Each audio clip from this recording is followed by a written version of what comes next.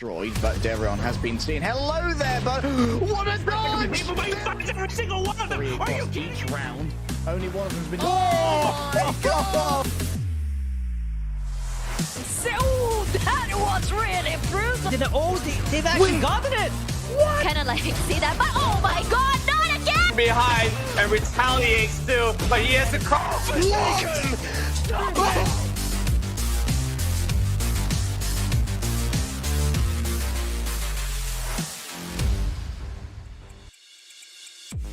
Hello everyone and welcome back to the VCT MYSG. This is Split 1 and today we have two jam-packed series that will be playing today. I'm Tashman alongside Xeno Viper and we are going to be your casters for today. Absolutely. It's been a while since we last shared the desk together, and trust me, today's match is going to be a banger. So I hope you guys are going to be ready because there's going to be a lot of statements to be made, especially for, let's just say, a Todak that's going to start off today, and also to end the day with the last series, there's going to be Bleed. So yeah, after the past few days, which of course you yourself has hosted a couple of watch parties, all right? What do you feel of the benchmark of these teams versus the kind of like expectations that's going to be lived up to it? I feel like for Todak, this is going to be one of the major matches they're going to be running against. Pat, they are actually running against a very, very new and raw team talent. It's a little bit more inexperienced when it comes to the competitive league. Okay. So now, with this experience they have and seeing these improvements, I really want to see a different sort of play and dynamic and different sort of play styles coming from them, especially against Heiakiniku. Heiakiniku, they may be a new team that is rather sponsored by a restaurant. But these players have had competitive, I would say, experience. Regardless, let's have a look for those who just came today. Let's see what the format is for today. Greetings, challengers! So good to have you joining us once again for another year of VCT Malaysia Singapore. 2023 marks the first installation of the split system, namely Split 1 and Split 2. Each split will primarily consist of a Challengers Qualifier, Challengers League, and Challengers Playoff. Now, let's jump into the breakdown. Split 1 will start off with the Challengers Qualifier to obtain the top 4 teams via a double elimination bracket who will proceed to the Challengers League. They will be seeded with the 4 directly invited teams, Bleed Esports, Enigma Gaming, Todak, and Ascent Esports to compete in a round-robin format. The 6 teams with the highest placements at the end of the league will move on to the Challengers Playoff as well as qualifying for Split 2's Challengers League, whereas the bottom 2 teams will be up for relegation. In the Challengers Playoff, teams will play a double elimination bracket for that sweet chunk of 25,000 USD. Now, let's head into Split 2. Similarly with Split 1, there will be a Challengers Qualifier to obtain the top 2 teams. The 2 teams from Split 2 Challengers Qualifier will join the bottom 2 teams from Split 1 Challengers League to battle it out in the relegation promotion bracket. It will be a 4 teams GSL bracket whereby the top 2 teams will be promoted to Split 2 Challengers League, joining the other 6 teams from Split 1. In the Challengers League, these 8 teams will once again engage in a round-robin table in order to obtain the top 6 teams who will move on to Split 2's playoff. The top 6 teams will now go through a double elimination bracket where the winner gets a direct invite to the Pacific Ascension Tournament. In this phase of the tournament, the top teams from the other Pacific domestic leagues will compete against one another for a slot in the international leagues.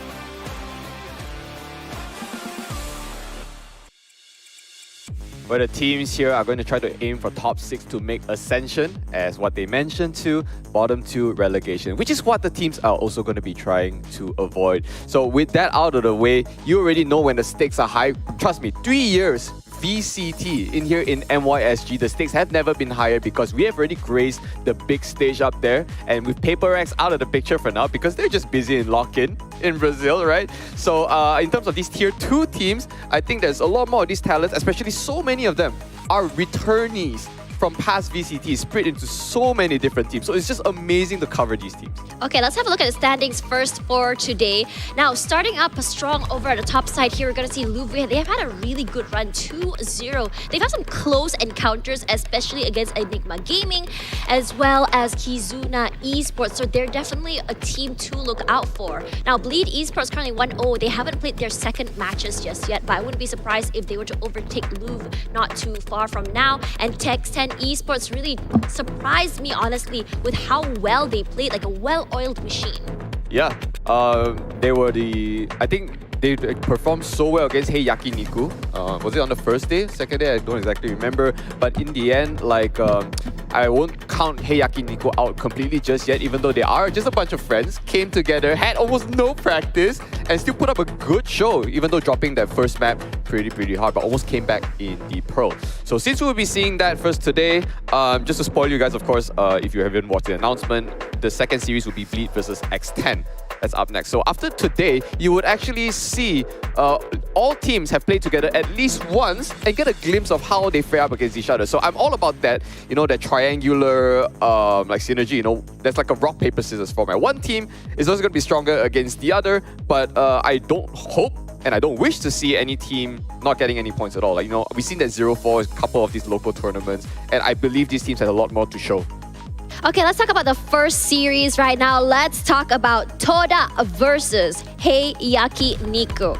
So when we talk about Todak, one of the best teams in Malaysia, actually currently the best team in Malaysia, now that we've seen it, they have had one of the longest running standings and histories in Malaysian VALORANT scene. Okay. They are, I would say, there was a lot of hope riding on Aduka's shoulders back then as the I would say the duelist. But now Aduka has taken a step back. He's now on the Sentinel role, and with the pickup of Frosties, we saw an insane test of synergy, speed, and I would say ability ever since he's been picked up. Well, we want to go back to the first few days of Todak as well, and you talk about the growth, how they've changed so far. So only Sube, Aduka, and G kind of still remains here, even though we lost Kale, and both Kales. Actually, there were two Kales, right? There was two Kales. And the Doctor and Click were in there for a stint as well, where Click is now a coach for Team Path, right? Yes. So I think this is probably one of the most formidable lineups for Todak we've seen in a long while, because Frosties,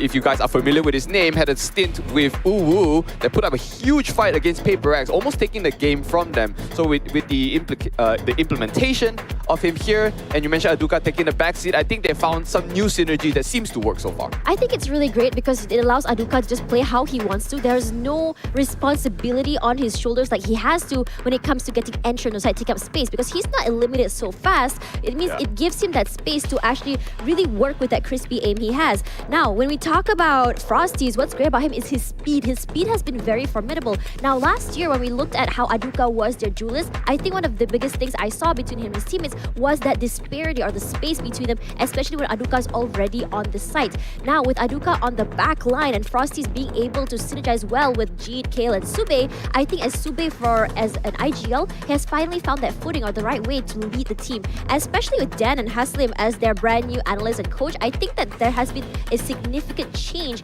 in how this synergy between this team has gone. Yeah, for the longest time, I think Todak has gone without a coach, and then I think it was last year. I got the timeline wrong. Mid toward last year. True. That it finally happened. But for now, let's talk about the other side of the coin. Let's talk about Heiakiniku. On the contrasting side, Heiakiniku, even though they are sponsored by a restaurant, hello Heiakiniku, Yeah, when are you gonna bring me? They don't have a coach. They don't have an analyst. And I was talking to Musi, hey Musi, do you guys practice? And Musi was like, no, I've been in Malaysia for Chinese New Year and we've had zero practice. Great. But their team has had some insane time here in the VCT leagues. We've seen Benaf. I casted him before. We've seen DZ, a really crazy, I would say, Jet before this. Redla has been really great as well, when especially during his time in Bleed, and Musi as well. You know what's the funny thing? 4 out of these 5 players have their stints in paper racks. Yeah. I'm not joking. They were in Lays, they were in Huatsai. Okay, anytime you hear the word Lays, Shiba and the homies, Huatsai, you know, KP Moon, and UHR, some weird name that they just slam their head on the They keyboard. do that all the time. It's just Singaporean teams, all the one. They just mix and match. Literally, this is just a huge melting pot of talents, and just happen to come here in Heiakiniku, and they are ready to cook. Especially as I said before about Quack.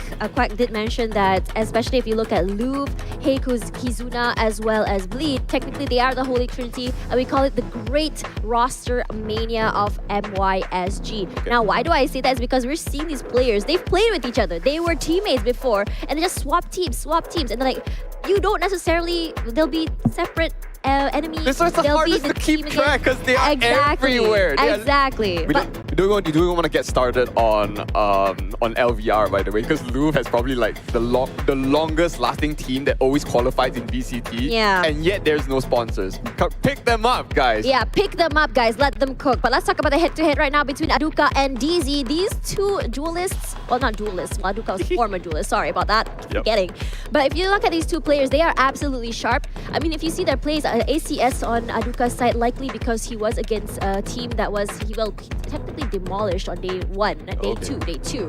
So it does give that higher ACS in terms of that. But if you look at the average kills, it's going to be toward DZ's side.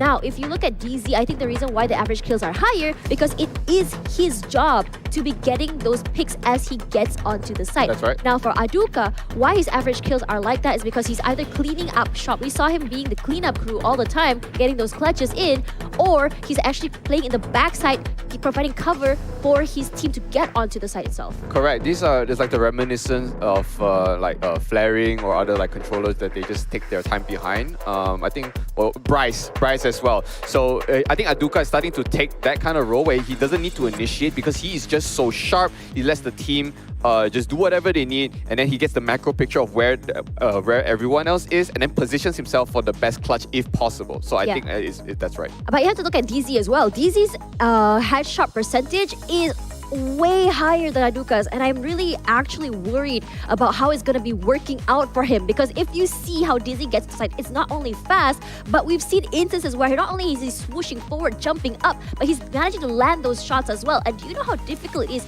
to actually get that crosshair to be stable as you are in that movement? Correct. One day or so, I guess we're gonna have the Jet tier list very soon on this broadcast.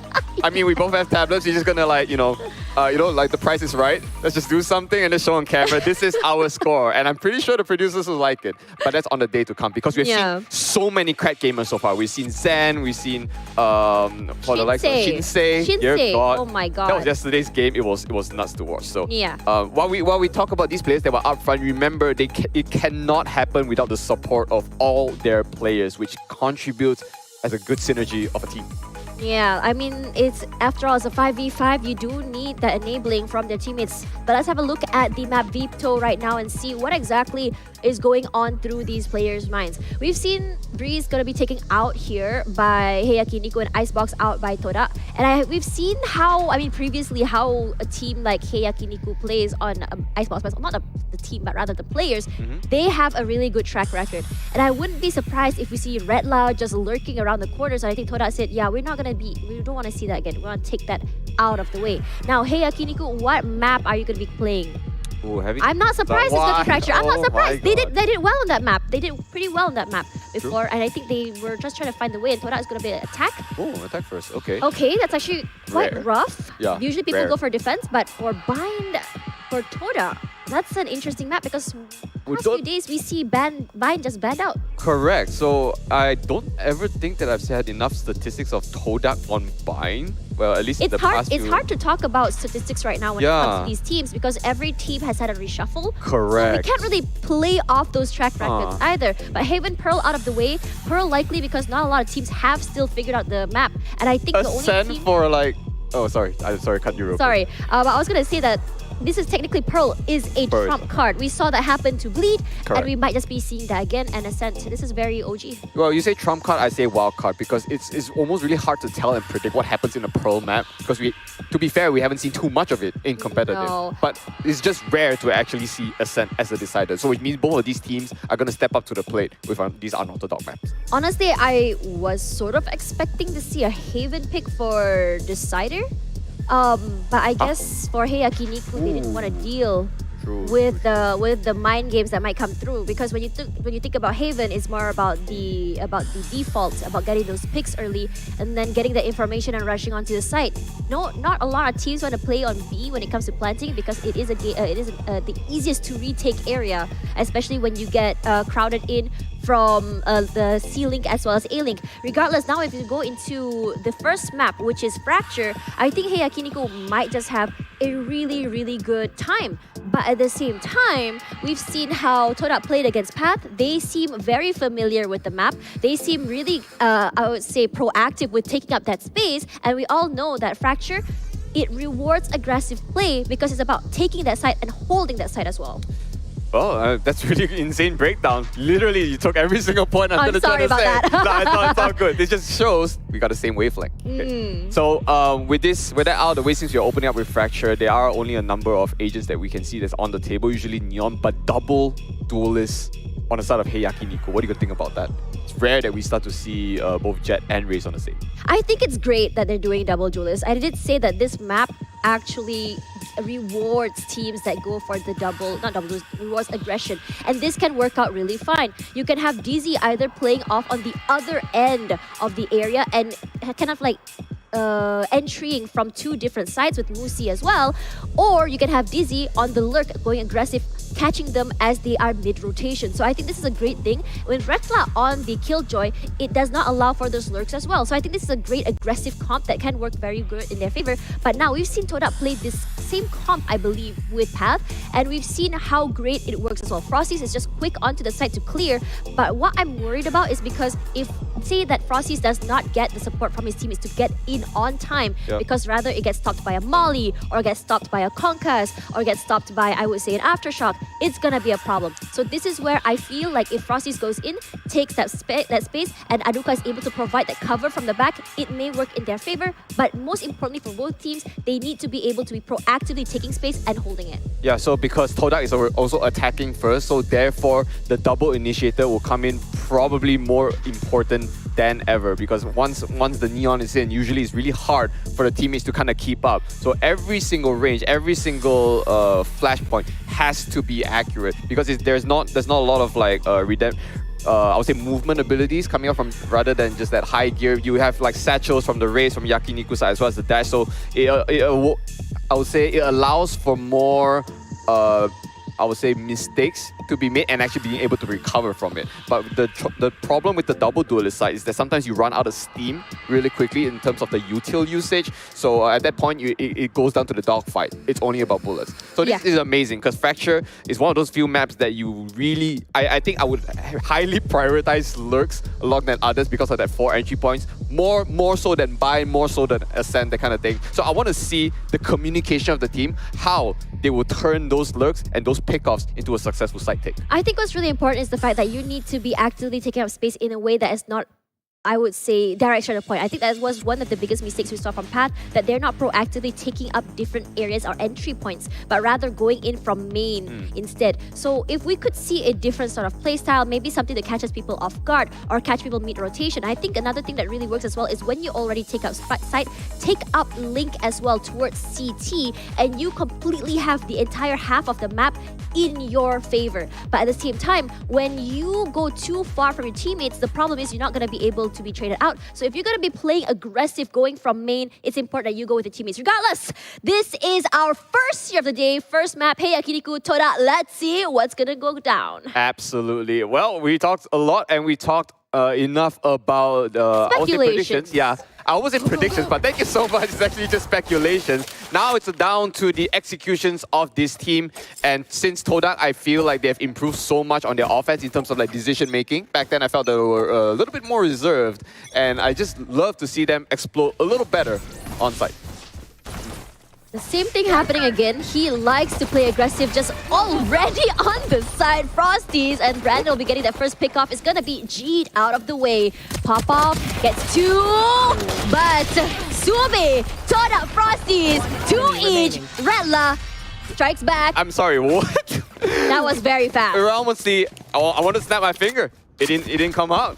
Suddenly, I think they just never got the kitchen and CT. Did I say kitchen? Sorry, cafeteria and CT side cleared enough to the point where they got really inefficient trades. First, it was a 2-for-1 in the end, and then the rest of Heiakiniku just came back and just demolished them on site. So I felt like that was a little bit too quick of an execution, but something was missing in that equation. Yeah, it was mostly just because they were just rushing onto the site, and I think one of the problem is that they were not able to take up space and the disparity. That's the void I was talking about just now. Oh, there's another fast one in with Frosty. This half shield. It might do it. He doesn't check quite right, and yes, he does. He does check his corners, but look at this man making so much space for his team. Here's the second stun. Unfortunately, Muzi was actually fine for that. And a couple people down half. They're so low right now in main. It's a little bit hard because this is not the round that Todak has their guns. They just gun dipped here and just getting sprayed down. That's right. But when you talk about this Redla coming from their side, this is the pincer I was talking about, and they bring their guns over to the next round. Now, this is where things get feisty, at least for Todak, because this is where they get their buys. Look at them right now. They don't necessarily have the full shields, prioritizing on their utils instead. Especially for Kale, I did notice that because of Frosty's, I would say, speed, Kale wasn't able to match that up with his utils. They need to work a bit more together because right now they're kind of desynced. Do you think that the pistol rounds would have been important in this sense? Because, like I mentioned, they lack that double duelist site in which if they get caught in a corner or an angle, half the time they won't be able to make it out, So, I guess those clears are extra important for Todak compared to Heiakiniku, who has more space to breathe. Yeah, when you look about Yakiniku, if they're just coming in from main without coming in from different areas, not pincering, not being proactive, the double duelist comps works well in their favor because they have the extra firepower, they have the extra damage. But what is great about Todak is that in terms of utils, they have a lot more to work with. And I want to see this utilized more. It felt like for the last two rounds, they weren't able to do it. And I think I understood why. They lost the first round. And then they want to kind of bring in their utils to the next side. KO has no prowlers. Muzi comes out, instantly gets the ding before it's even started. So this is an easy side take because he was the only one on site. So you mentioned about the rifles. The headshot was pretty crucial. Let's see if they can turn this up around. There's two at ropes, one onto Sands here, and both Grim Smokes used so far. Does he have one more? Yes, he does. Wait, no, he's out of smokes. He's out of smokes, but immediately they're coming in through doors. Jade gets one and immediately two. Subi trades one more for the other. Great area retention from Todak. I have to say, them playing in and holding those areas, knowing how exactly Heiakiniku takes up the space. They've learned from the past two rounds, and they're just playing it to their advantage. I wonder if Red Light's actually going to save here. He needs the rifle here. Oh yeah, this is going to be a problem. He still has his turret up, 12 HP left. He might be trouble. He might look to die here actually. He needs the rifle. Yeah, there we go. He needs the rifle, he needs the extra income, and down he goes. As I have to say that them bringing all 5 rifles to the next round was crucial for Todak because they want to make sure they are fully prepared as we come into the round where things get dicey, where it's even playing field. DZ with the op. We talked about headshot percentage in the pre-show just now, and this is exactly where things are going to be scary. With DZ in the backside, this allows Muzi to not only take up space, but DZ can provide the cover with the op. Headshot percentage with an op, I guess you're pretty too generous because now you have more space to work with. You can easily body shot with that, but you just got to watch out for the heads. And as a defender, it'll be easier to hold. I think Todak should be aware of this. The problem is they just don't know where he's playing, which we can see he's just playing on the main. I mean, it's good as well. It's technically giving Aduka space to move forward. Correct. Aduka doesn't have to watch the same angles as he does. And that's the beauty of KJ right now. We know that Chamber has been nerfed. You see Killjoy picked up. There has been a buff as well. But here comes explosive play. Todak loves this straight onto the side. And Muzi gets him out of the way. Space was taken, but Muzi denies it. Muzi with 3. Not before Sube actually takes him down. Got excited for a bit. He held it down to the wires. 72 HP with the spike control as well.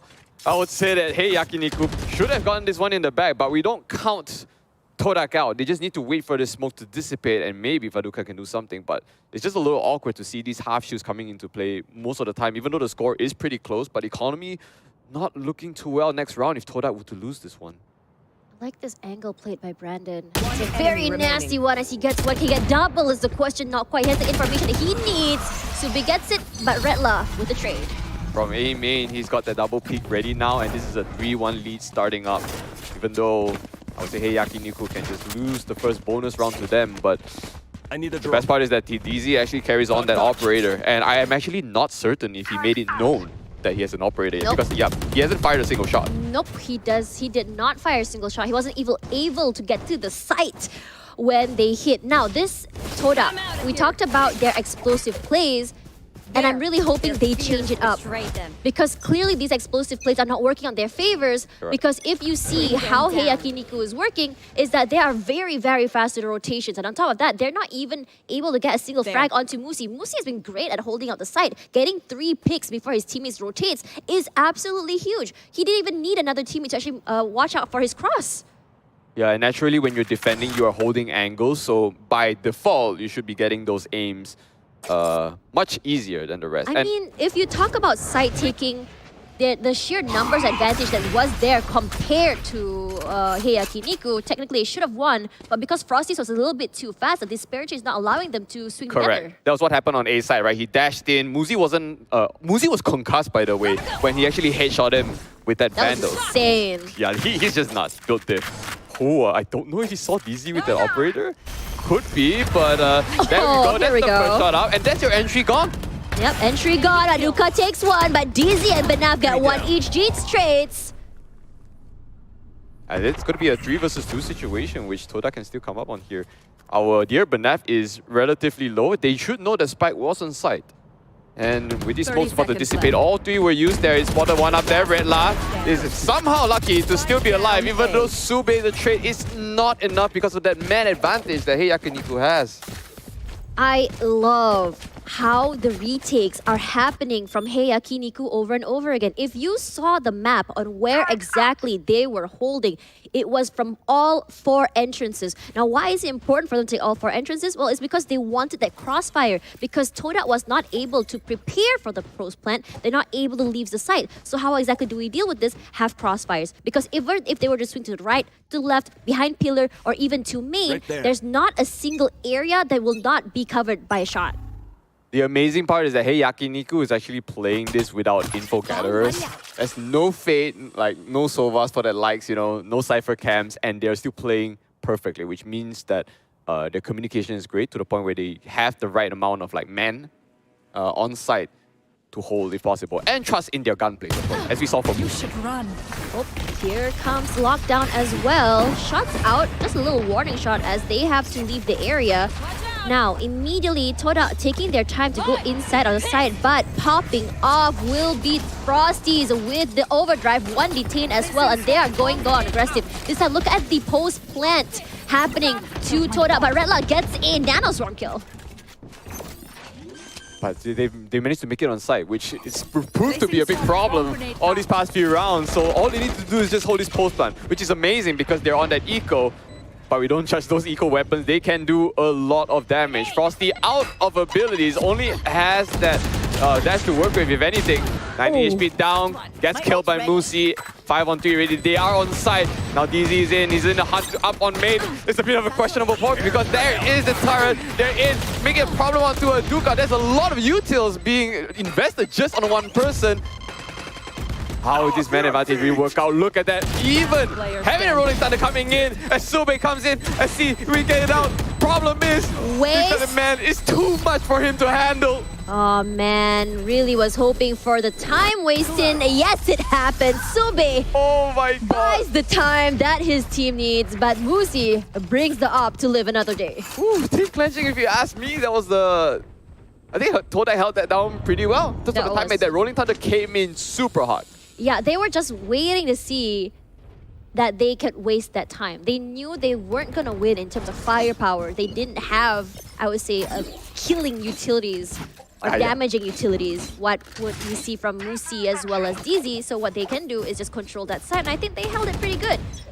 Would love For to see eco, more. yeah, for an eco, I think eco that's as pretty well. good. Yeah, and now look at the Heiakiniku's economy. Not so great. All they have is an op, but if Banaf makes it work, Got that's it. not Banaf that made it work. It's DZ. That value from their op they took from the last round is immaculate. Didn't all of them die, or was DZ the last one? Musi grabbed the op and ran with his life. Ah, that's why.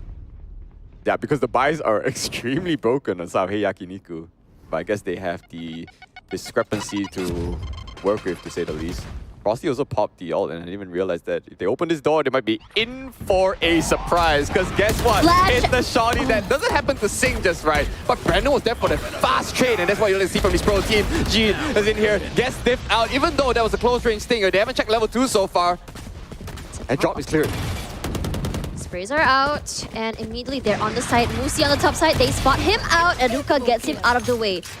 Want to see another segment of Aduka's cooking show if possible at Redla with the lurk, but G trades out. planted. It's a trade on trade between these two teams again and again. They know DZ had this operator, so they do not wish to peek this one. G can definitely play from mid because he has that molly. I mean, Subi has a concuss to work with if they hear a lot of things. They definitely heard the floating. Oh, DZ, 97. Woohoo, the They're time gonna swing thing. together. Gets one, doesn't hit. Surprise! A bit hard. He tried the no-scope first. Yeah. We saw the attempt, and I respect that. I mean, we saw a no-scope on day one, Yeah. and he Okay. tried to bring that back. I salute him for that. No, Todak keeping this close is something that I won't say I'm surprised, but I look forward with. Because that just showed that like they won't even get steamrolled by ranked demons on Heiakiniku's side. And you can tell that Heiakiniku has this semblance of like team synergy to the point where their communication is, I would say, close to flawless, but in terms of the adaptation, I would say Todak is definitely up there as well. Now, if you can get that equalizer and then switch over, that would be so good. So, to be fair, I'm still surprised that Todak started first with the offense, but the more points they put on attack, then the better it is on defense. Yeah, they have a benchmark that's gonna be happening, but the running gun from Sube gets one, but Kale and Frosties get one each, despite Brandon getting one pick. It looks like Toda is finally awake and online. Consistency is key, they say. It looks like enemy remaining. it's gonna go out. Nice trade coming through there. Look at the amount of area of control Toda has. This is so good because this is actually the buy run for Heiakiniku. And Toda actually just cleaned it right now. It is very clean. Not only they lost their buy/operators early on, but this is going to be sort of broken where Todak can start bringing up their economy a bit to start feeling comfortable edging to the end of the first half. And for the first time, we are seeing, this time, Aduka on the operator. I think what's really great about this is the fact that for Toda in this particular round, they want this momentum. This is a very momentum-heavy map. Now with Heiakiniku on this eco, if they're able to get value, take some guns away, this might just work out in their favor. There was a point Frosty would have died there if the fault line actually connected much earlier. They don't have heals and no real ultimates to use, not even a Blade Storm for DZ. So they gotta have to rely on these sheriffs to try to make some magic. Other than that, Toda can easily just play out this timer, which does seem like they're doing it perfectly. They're trying to keep Heiakiniku on their toes. And if anyone knows, Fracture is like the easiest for the defender to rotate real quick, so they need to try to play out sound cues and the timer a little more before they commit to a site. I think Heiakiniku is very aware that Toda likes to play these explosive plays. Take your time, beat those utils, the sprays come out. Lucy, shut it out of the way. Kale is trying to give that space so he doesn't get sprayed out. They're already taking up that space, but Nightfall comes out as well. They do get one tag. Only one though, to push him out from doors. I'm not sure if that's good enough. That's easy! Easy made it work with that double, even though he gets that trade out, but that's value trade already. Now I think they can't skip. They have to need a rolling thunder. We see it coming out. Tuga, beautiful spray control, but that actually trades down. Going to be 2 versus 2 situation. And Banaf, oh my god, Redla shows it up hot, and they will take this one from Todak. Exactly what I was talking about in terms of that thrifty. Heiakiniku played that so well. Grab those, get those kills, grab those guns, use their weapons against them. as the equalizer is now broken. Now, what exactly was the problem there for Todak? The explosive play, once again, being read like a book by Heiakiniku. They are very, I would say, very disciplined to not move until they have made up their mind. And their rotations were absolutely on point. One person holding the door by time until the rest of Heiakiniku rotates over and they can frag out together. And of course, it doesn't really matter what weapon is in your hands when you can use it well. And that's exactly what DZ did. I think the teamwork from Heiakiniku's side, especially with their own halls, contributed to that win, because you got to remember, like, Musi was getting tagged left and right once he got first contact. Even a solo Nightfall was used onto him, but they couldn't proceed because there was DZ holding the main itself and they couldn't move forward. So once they decided to try to commit, they just whiffed everything onto DZ, which got 2 beautiful kills with just 1 Sheriff. That's the main issue, I think. So I think they call this timeout to kind of reconvene a bit, because that is definitely not a round you should lose, but I don't think they should be demoralized from that. We've seen some pretty impressive thrifties during VCT MYSG, APAC, as well as Champions. It is harder to achieve compared to having rifles, but it's not undoable. Especially if you saw Musi just now, who was the bait with DZ getting a pick onto KL. It's so tough. You lose one of your... Oh my god, sorry. Frosty's on fire! Pops the Blaze Storm just in case, so they have to respect it. He zooms in. Gee, what a return. Red Line 1 trade 2 is gonna be beat. Versatile last man says, sorry, I am so sorry. It just ended in a blink of an eye. Todak is here to play. Todak showing us what the restructure is looking right. The coach, the analyst, Aduka taking a back seat, and with Frosty's pickup, it is looking very good for them. They are making a statement why they're the best in Malaysia and why they want to get out of Malaysia with this particular lineup of players. Regardless, I have to say that these two teams are in a tug of war, back, forth. Love to see it. The amazing thing is that I didn't expect this to be a steamroll, but at the same time, I never expected it to be this close, which is gonna keep me at the edge of my seat. Now Redla gonna be zoned out. Got a Nano Swarm, and for some... Okay. Again? Alright, killed her, but we don't take away the fact that Todak is actually starting to roll Heiakiniku with this, understandably, because it's not a full buy. Got Musi on that Sheriff only, and once again, they've got sight. And they will have all the time in the world to hold this beautiful post play. Well, both of them coming from arcade, it's gonna be easy to hold, I guess. Musi, we know he's sharp. Gets the tag. Immediately gonna give up that space. But the C's does grab onto Musi. No follow-ups. And I'm really wishing that more team actually swing out with that. Oh, you got first pick advantage. I don't think they have the man advantage. Oh, Musi! Okay, that's respectable. Credit where it's due. That was a beautiful shot. Man advantage a little bit too much. We are closing out the first half in a very close one. Close out the first half with a close one. All yeah, right. 6-6 I think will be really good. Would be good. Yeah, would be good. But given the fact that Todak is on attack right now, and they are already way above 4, they can finally have a little bit of a breather.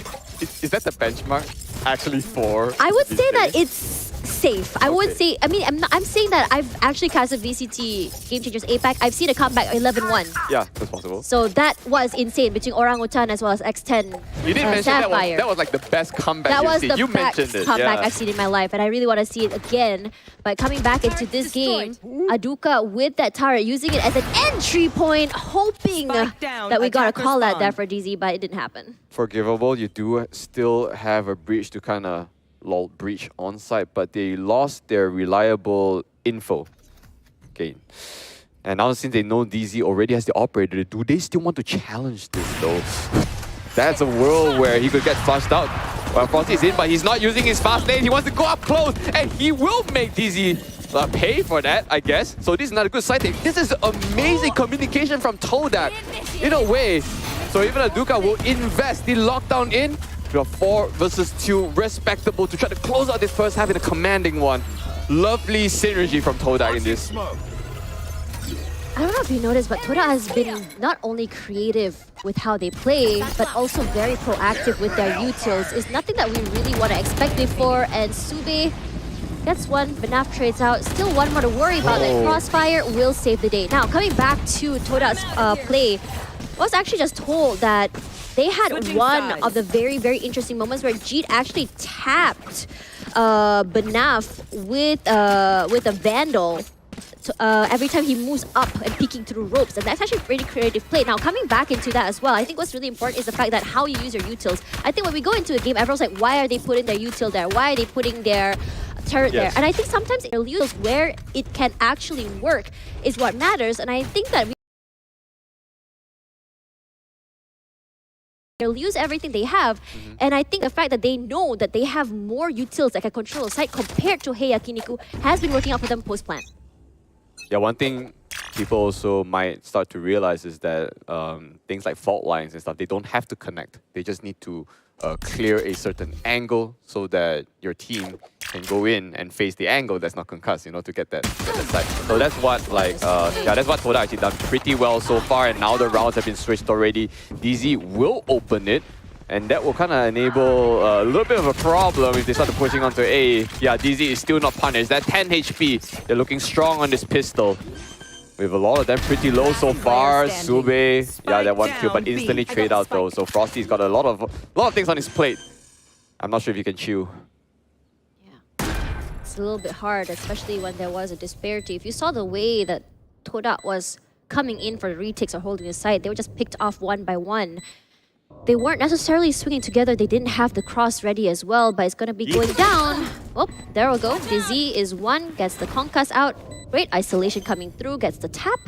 And now I think he's anticipating that someone is going to go up from tower. Flash is out. He just sprays, and they're just buying their time. Everyone says that you should be wasting time. But Fortuna says, time waits for no one. Go next. No, the play from Frosty is absolutely right. It was right. He wasn't aware that he was in the right corner. Correct, because he was full blinded. Yeah, he was full blinded, right? He did. That was actually really smart when you think about it, because Flash reposition does not allow to see the free position. Correct. And the thing is that he actually knew there was one on main because he heard the gunshots, but he needs to pick his fights wisely. So he wanted to clear the one in towers first, which proves that, you know, Breach Flash is just still one of the best flashes in the game. The shortest wind up, you know, and the most effect. I feel like clearing tower was the play, but honestly, he was also very, very low. It's a 1 versus 3. Doable. It is isolated, but when you're against an agent that has concuss, flash, might be a little bit hard, which is why I always say that if I see a very aggressive, I would say fade or an aggressive breach, it's always fun to watch because it's almost like it's cyberbullying at this point. But speaking of that, it's going to be a fast into side. G taking out Musi quickly. The cross comes through. Brandon finds G, sprays him out of the way. Brandon already for 2 as DZ takes another one. Well, the gun dish should have been starting to show up because I was starting to get afraid of Heiakiniku because Todak was actually getting some pretty good kills with that. Those are losing 2 members, that's still fine. They will equalize this after the pistol, and this is time to play. The Vandals and the Phantoms are coming up. And I would say that since Heiakiniku is on the offense now, I think for Todak's side, with the number of info gatherings, they should be able to get better isolated kills, to say the least. But I'm not sure if they have the same MO as Yakiniku to just always play default, because I haven't seen really successful lurks so far, and not to say that it's necessary, you know? Sometimes it can, but Frosty's with that reposition gets that value. That's the push I'm talking about. Yeah, that's what I wanted to say, is that playing aggressive can be very, very beneficial on this map. If someone takes A, you push up from B, or vice versa, but we want to see that multi-person swing come through because you can be traded. Regardless, you do hear the plant come down as DZ, Musi going to be taking the place here over at Cafeteria, not allowing them to push out. And I think this is great because it catches the mid-rotation. But the problem is, where Todak is, yeah, it's Banaf on this side, and they spray him out. I was so worried that Banaf was actually going to get a headshot with that. Oh my god, 2 people placing out on CT, and no one's coming through CT. So this might look really good for Todak. Oh my god, what a slide. And yes, it is! The rotations from Underpass caught them off guard completely. Call it luck, call it will, if you might say. I won't say it's a gun diff for that matter, but that is a round definitely working out for Todak, and they needed that. Only losing Frosty, and I would say that's good for economic value. I love how different Todak is this year from last year. Last year, seemed very rigid. It seemed like they were just playing the same thing over and over. But this time, look at how fluid they are. Look how they're able to adapt. I'm really liking these round changes that we're usually seeing from them, taking underpass, adapting on the fly. I'm not sure what exactly happened there within the team, but this mindset is fire. Love to see that. Just try to carry it forward to take this round, to say the least. Anything. Because yeah, next match we got buy-in for you guys since we haven't seen this in a row. Oh my god, this is the amount of information that the DZ has obtained for his team too. Getting Kyle, which means they try to commit, but Frosty will get one return. Gets down pretty low. Frosty still has a lot of uses on his belt. Will make short work of Musi like this. And they will actually have to back out. They've lost way too many members on this side. And they had to force the default. And this is what we've seen for Todak on the first time we see them play on Ascent. They don't really like to push the issue, if anything. They are comfortable with just staying back and getting first pick advantage. Oh, that fake. Everyone thought they have rotated, but the problem is Todak had not moved an inch. They are not going to be swayed by the numbers advantage they have. Playing together is actually the best thing.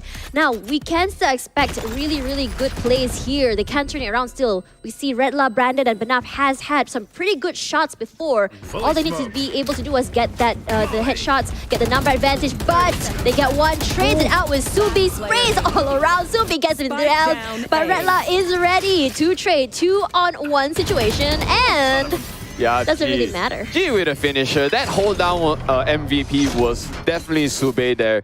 So disciplined. This is rare we see of Todak. So that's why I want to say this iteration seems to be the most formidable so far with this 2-point lead now.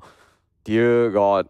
And plus, very, very weird buys will come out for Heiakiniku.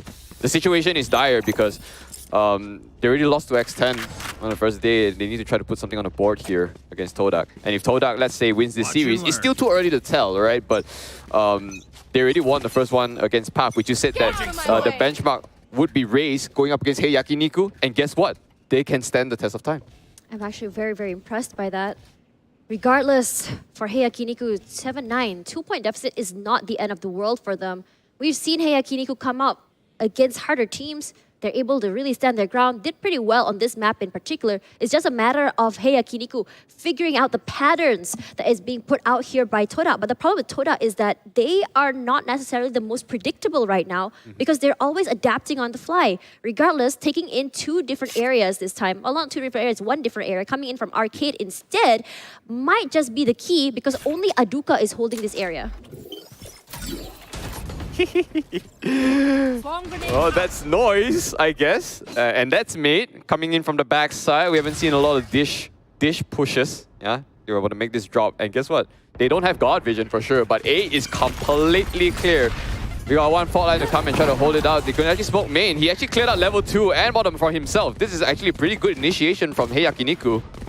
Yeah, but the rotation from Todak needs to be faster because if not, the biggest problem we've seen from Todak is taking up that space again that has been taken up by Yakiniku. Regardless, you can see coming up from ropes here, it's only going to be Subi. Subi does find Redla, but his teammate is right there, ready for the flash. Comes out here, jumps out, clears out any area of anyone coming through. Jit catches someone off guard as Dizzy finds Jit in return.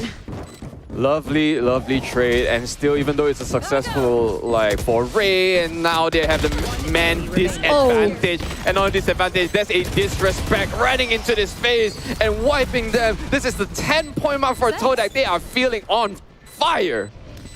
My favorite part about this match is going onto Frosty's POV because it looks like you're riding a roller coaster. It's just zooms so fast. Just don't get motion sickness because some people do, you know what I'm saying? And this is not a specific shooter that I don't want to talk about. But yes, playing on Neon, the key factor is actually movement. Sometimes it's not even about shots because Neon can clear angles insane. You can do a sudden reverse with her. A reverse? Yeah, a reverse, that's what I say. Because I'm just surprised she doesn't get whiplash from that because, in real life, that ain't normal. Yeah, it's not really normal. But coming back into this 7-10, I'm trying to figure out how exactly Heiakiniku can come back from this. Yeah. Because just now it seemed like they had a great moment onto site. They were actively taking up that space and holding it. The problem is they weren't winning their duels as someone comes through. The double, I think the friendship initiative, I would rather call it, for Todak right now is working out so well. They always have a trade potential coming through. We rarely see anyone walking alone. Yep, we also rarely see this 1-2 buddy system happening so far because it's always like a full team synergy moving in. But with this underpass lockdown, it might actually lock them. Just a little bit of a weird situation, which will put anyone in tower out. But Aduka still goes down. Somehow, concussed. Oh my god! And they trade. They are on side, and Redla will still manage to be the last man standing against 3. Got a lot on his plate. I love to say this. 2 Nano Swarms left, but his turret is sort of on cooldown. Once again, the foray from Heiakiniku a little bit hindered, even though Spike is on site. So yeah, this is a bit of a problem for him to get there. He can either save, or he can either go for those picks. Ooh, he's made a footstep. Yep, they know exactly where he is. I think they're waiting to flash and immediately spray. God. I am really liking how much proactiveness is coming in from Todak. You see a flash come through, you see a swing out. You can already pretty much anticipate it. And if I were Redla, I saw that flash, I'm like, okay, I'm dead, guys. There's nothing I can do against that.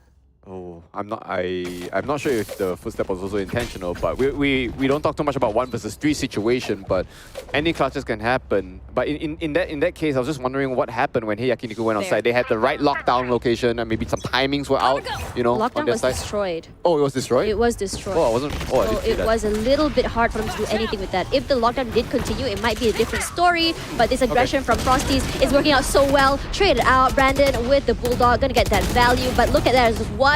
Brandon already with 2. See him all alone. This It's is an easy swing. Oh, that's unprecedented. Sort of like the Bulldog getting so much value. Now G's holding it down. Man of the hour here to try to move in on site here. 2v3. That is right. Still very winnable, and Brandon is very low. And the worst part is they actually don't know if Yakiniku has rotated. So they have to try to make this gamble. And so far, they're looking good. Oh, Jeet got 1, Jeet got 2, not enough for 3. As we see a Killjoy versus Killjoy. Adurla taking in so much damage. Turret is destroyed. All he needs is a headshot, but Aduka will be the one coming out alive. Remember I said man of the hour? He got 2 for the price of 1. I take that. Hey, Yakiniku in a lot of trouble. They need to try to find a way possible now to get 5 flawless rounds to even force an overtime. Wow. What a play from both of these teams, both adapting to each other and circumventing those strats coming out. And it just seems that Todak has the upper edge in this map. They look a lot more confident as well. If you notice where Aduka was just now, he was playing the spawn site ropes. What's really important about that is it allows him that fast rotation, actually just buy some time. And it's actually smart to put him there as well because he has the utils to buy time as his teammates finally catches up for that rotate as well. Regardless, technical pause coming through. So let's kind of break down again what exactly is so great about Todak and how exactly they're figuring out Heiakiniku. If we remember as well, Todak has played against Path, and to them it felt like at first I thought, okay, that was not the benchmark game because they're playing against a team that does not have VCT experience. A Sunrise team. Yeah, a Sunrise team. Regardless, when we look at the team Heiakiniku, these players have actually played before in VCT. And I was a little bit worried for Todak. But when we see them play together, the synergy, it's not as disconnected as before. We're seeing them playing a buddy system, and I'm really liking this because they know that this is a momentum-heavy area, lots of angles, and like it or not, you need to swing together to get that trade value. In a lot of situations, it's always a 1-for-2 for them. Could be a coach diff as well. I think Todak has improved leaps and bounds ahead. I wish we could talk more about Heiakiniku, but the thing is that like I said, almost all of them has insane experience with 4 out of 5 of them has like they were in Paper X, then they were in What Side, the kind of thing. So as individual players, in terms of the mechanical, I don't mind. Like literally, they have what it takes to do that. But as a game of a 5v5, everything comes together, right? It's not that they're not playing together. It's more of like they're getting picked off one by one, especially since Todak was always there with the trade. And they're not given the chance to play together at all. And Todak is just punishing them over and over again, even before they could position themselves. True. Yes, it starts off great for Heiakiniku, but Todak was able to get the momentum, put it in their favor, especially on a map like Fracture that really needs the momentum to just swing themselves forward. Yep, since now Todak is on the defense, which arguably I don't know, in my opinion, should be easier to hold if you have proper communications with your team. You know, if you're on Heiakiniku's side on offense, what else do you think needs to be done in order to try to enable a successful side take? So, you have to wonder.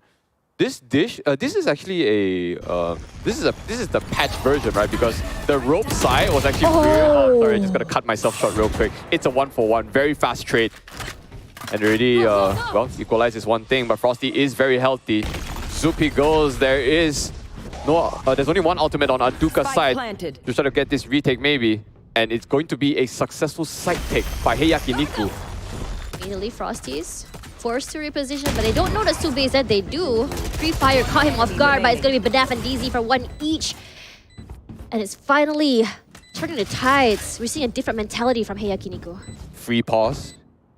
We could take that, but I 100% say Todak cannot rest on their laurels right now. They do have the lead, but once Heiakiniku ramps it up, they could be in a lot of trouble.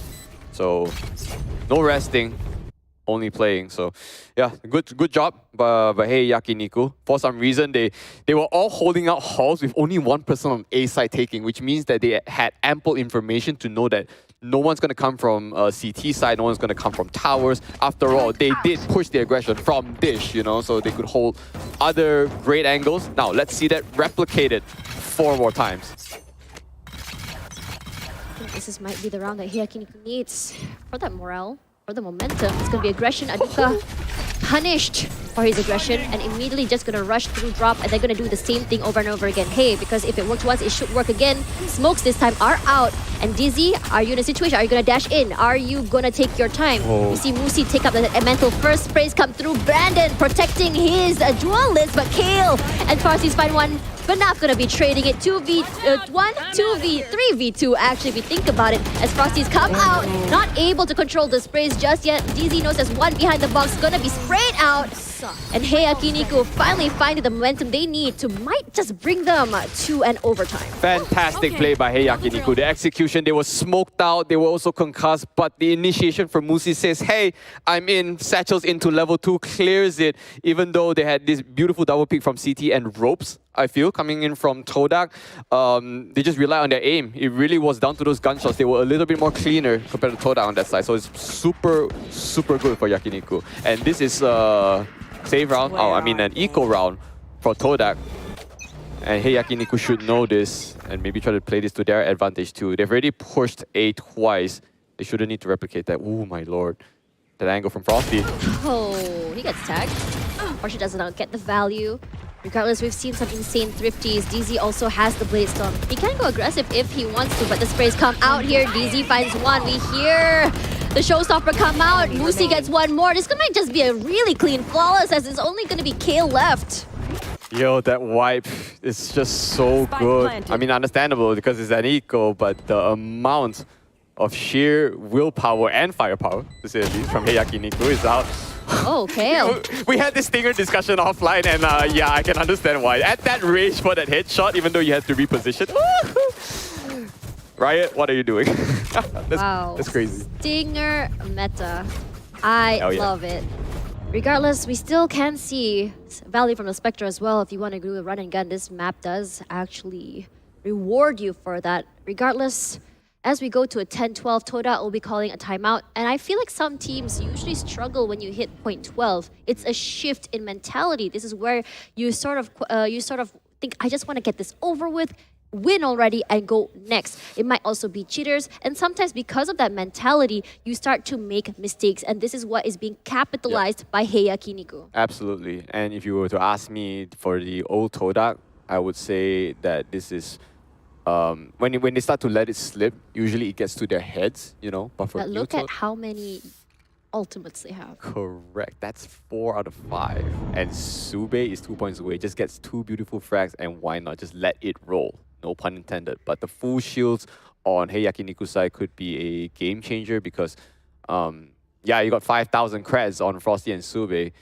On Aduka, though, I respect the commitment to that operator, but he needs to be holding down side. Remember, he lost his life pretty early on that Dish side. He's going to have to play it differently this time around. Yeah, we are starting to see perhaps either an overheat or he just really wants to challenge it. Regardless, I think the buddy system should come back. Again, you want to play aggressive, fine, but you need to have a trade potential. I don't think he was expecting 3 to come through there as well. So, might not happen again. Might be a different story altogether as we see Yakiniku playing it a little bit more safe. They cannot risk any mistakes this round or else they'll be 1 point down. Correct. Well, the frosting on the cake is that if they do bring it to 12-12, it's an overtime. So Todak technically has a second chance at redemption, but they don't want to go there, right? Like, they want to close this out as fast as they can. Here we go. Ropes. Immediately 2 abilities up there, and this is an opening onto A, which will catch Aduka though, who is so unfortunate because he cannot scope in due to the concuss. And they are it. DZ double before now 3-on-3 situation here where Kyle coming in here with red lines down will take out that Frosty, that trade. It is still even so far.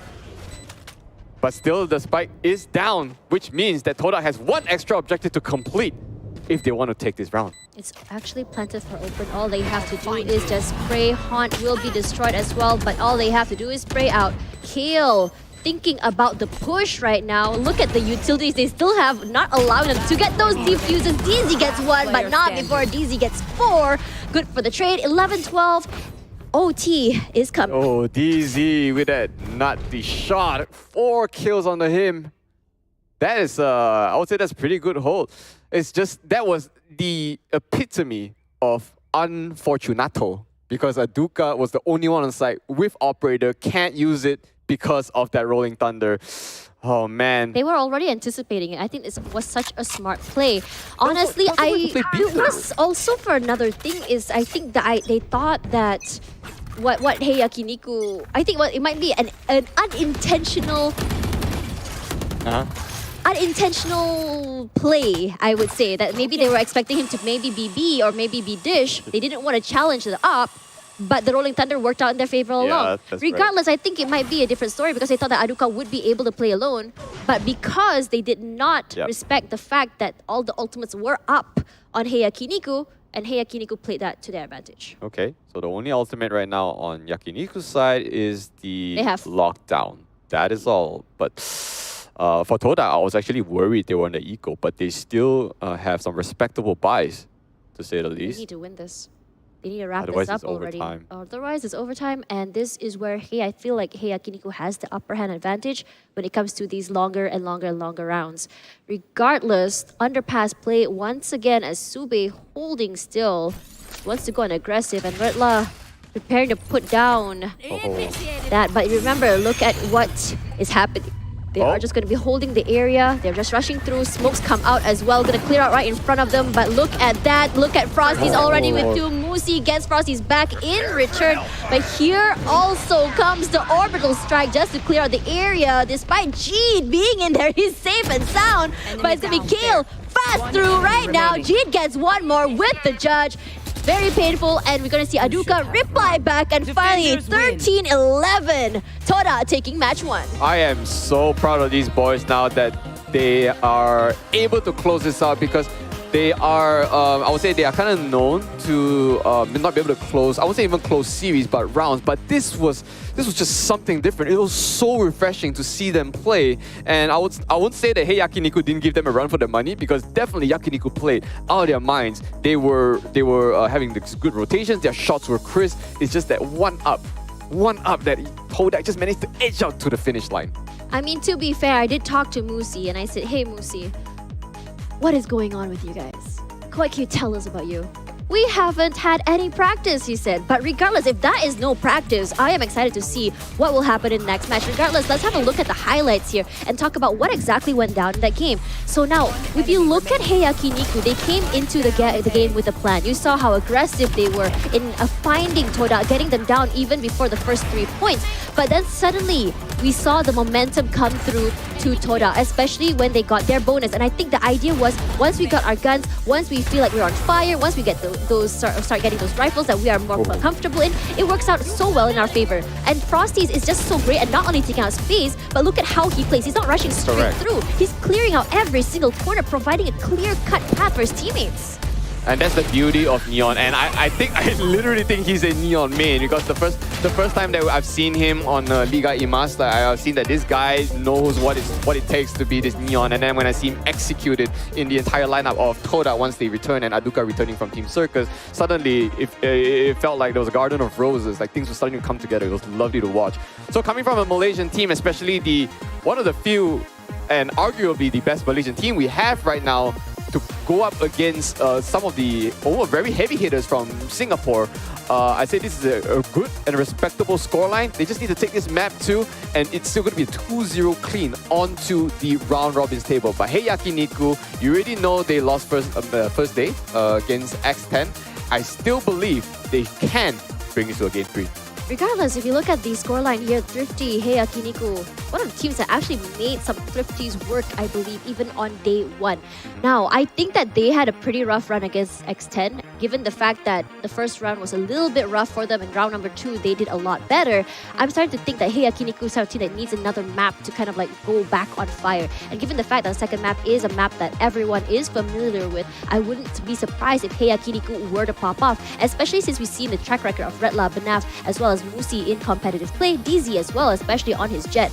First, look at the first frags from DZ. 8 first kills, which means that every time he's on the site, he's already multi-fragging, giving that space to his team. Now, the problem is that for Todak, what's happening is that they're always having that trade potential. That, yeah, we have DZ popping off, but we also have Sube, Jeet, and Kale ready to trade out in return. So now, if DZ still maintains this momentum going to the next game, we may just be seeing a 1-1 going to map number 3. Yep, that's what I said. I absolutely do not doubt that they do have the potential. You did mention, you know, if they don't practice and this is their performance, what happens if they actually get together? So I mean, Chinese New Year is over. They could actually be having some practice down. This is only first week, by the way, of Split 1, and we are already seeing the level of plays coming up. So when the teams start to get even comfortable against your opponents, they can start to really do their research, and that is where I am so interested to see how they will switch up their strats, right? So now we know what Todak can do. Now next map is going to be Bind, which arguably haven't seen too much as of late. And some people would be both in disdain and also in great joy to see coming up here. But before we move that though, this is our 2 MVPs for today, but I firmly believe it might be maybe easy. No, it's actually Frosty's. Arguably though, the amount of angles that he's taking for his team to clear, and in a map like Fracture, if you don't have a Neon, it could be a lot of trouble. So, you know, we might come back to the double duelist conversation early on, which maybe the two initiator to give that info and clear angles that Neon can cover. You know what I'm saying? That could be a factor too, because it's not a mirror matchup. Who knows what happens if it was a mirror, right? Yeah, mirror matchup might just be, it goes down to skill matchup at that point, and we can just sort of see where the skill disparity are in between the players. Regardless, as we go into our second map, this is where things get a little bit different. Will Frosties continue the Neon play, or will he be playing a different duelist? Will Aduka and Frosties be switching out roles? We've seen it happen before during Bleed, when we saw a double duelist on Pearl, and then we saw Darion take a step back onto a Cypher, where he actually played that very well on Ascent. Regardless of that, as we go into our second game, guys, don't forget to give this channel a follow, whether you're watching on Facebook or YouTube or even on Twitch. So we're gonna go on a quick break. Tash Bunny and Xeno Viper will see you guys on map number 2. Hey guys, it's DZ from Heiakiniku. The reason why we ended up with this name is because when we first originally formed the team, we didn't really know what to put as our name. So since Redla's father actually owns the restaurant and a lot of us have actually been there and enjoyed the food, we decided to just roll with it and have some fun. The reason why I'm the so-called IGL is because honestly, the 5 of us, we play for fun. So whenever there's an interview, they just push everything to me basically. Other than that, I'm actually the duelist for the team. In the team, they always say I speak very fast, so sometimes they can't really hear what I'm trying to say. So a player on the team is Redla. He mainly plays the Sentinel role. He's actually a pretty cheeky person. He likes to joke around on the team and sometimes does stupid things. And he's also a pretty sharp player. So the next player on the team is Brandon. He primarily plays the smoker on the team, one of the more quieter ones on the team. But I think he's a very consistent player as well, and he's one of the key reasons why we are able to win our games as well. So the next player on the team is actually Muzi, who actually plays as the second duelist on the team. So to us, he's actually our resident rank tryhard because sometimes he will literally spend 24 hours of the day just playing ranked and nothing else. So the next player on the team is Benef, who plays the flex role for our team. So the funny thing about him is because we are just 5 people that just form a team and come together. One funny thing is how sometimes he stumbles upon agents that he's not really super comfortable playing also, but he just plays for fun. So some of the stuff he does is actually quite funny to watch. Our sixth player, which is First Love, he's actually really comfortable on most agents. He was Radiant 5 last act. If you ever have to bring him in, he will surely destroy everyone. When we are free, we usually might go to Heiakiniku to eat the brown sauce. It's damn sedap. The team would like to be remembered for being able to qualify without any practice at all. So I'd like to please out there to all the other teams that we are going to eventually face. If any one of you lose to us, a team with no prac, 3 people who are in the army, 1 in school, and 1 crazy rank guy, honestly.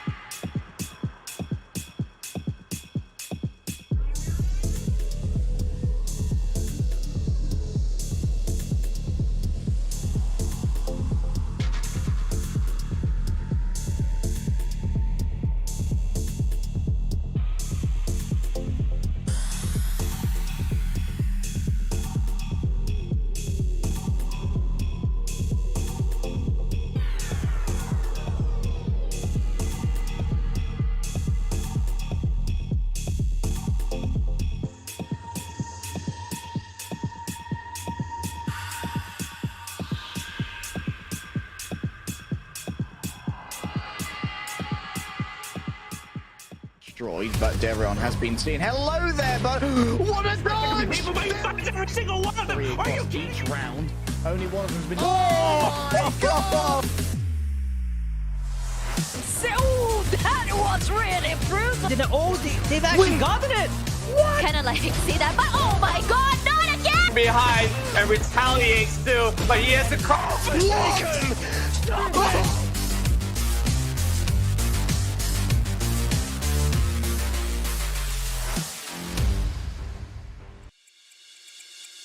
You're watching the VALORANT Challengers. This is Malaysia, Singapore, week 1, okay? Split 1, and it's also day number 4. My name is Zeno Viper, and on broadcast with me is the amazing Tash Bunny, where we witnessed an absolute banger of a game between Todak and Heiakiniku. I'm so excited for map 2.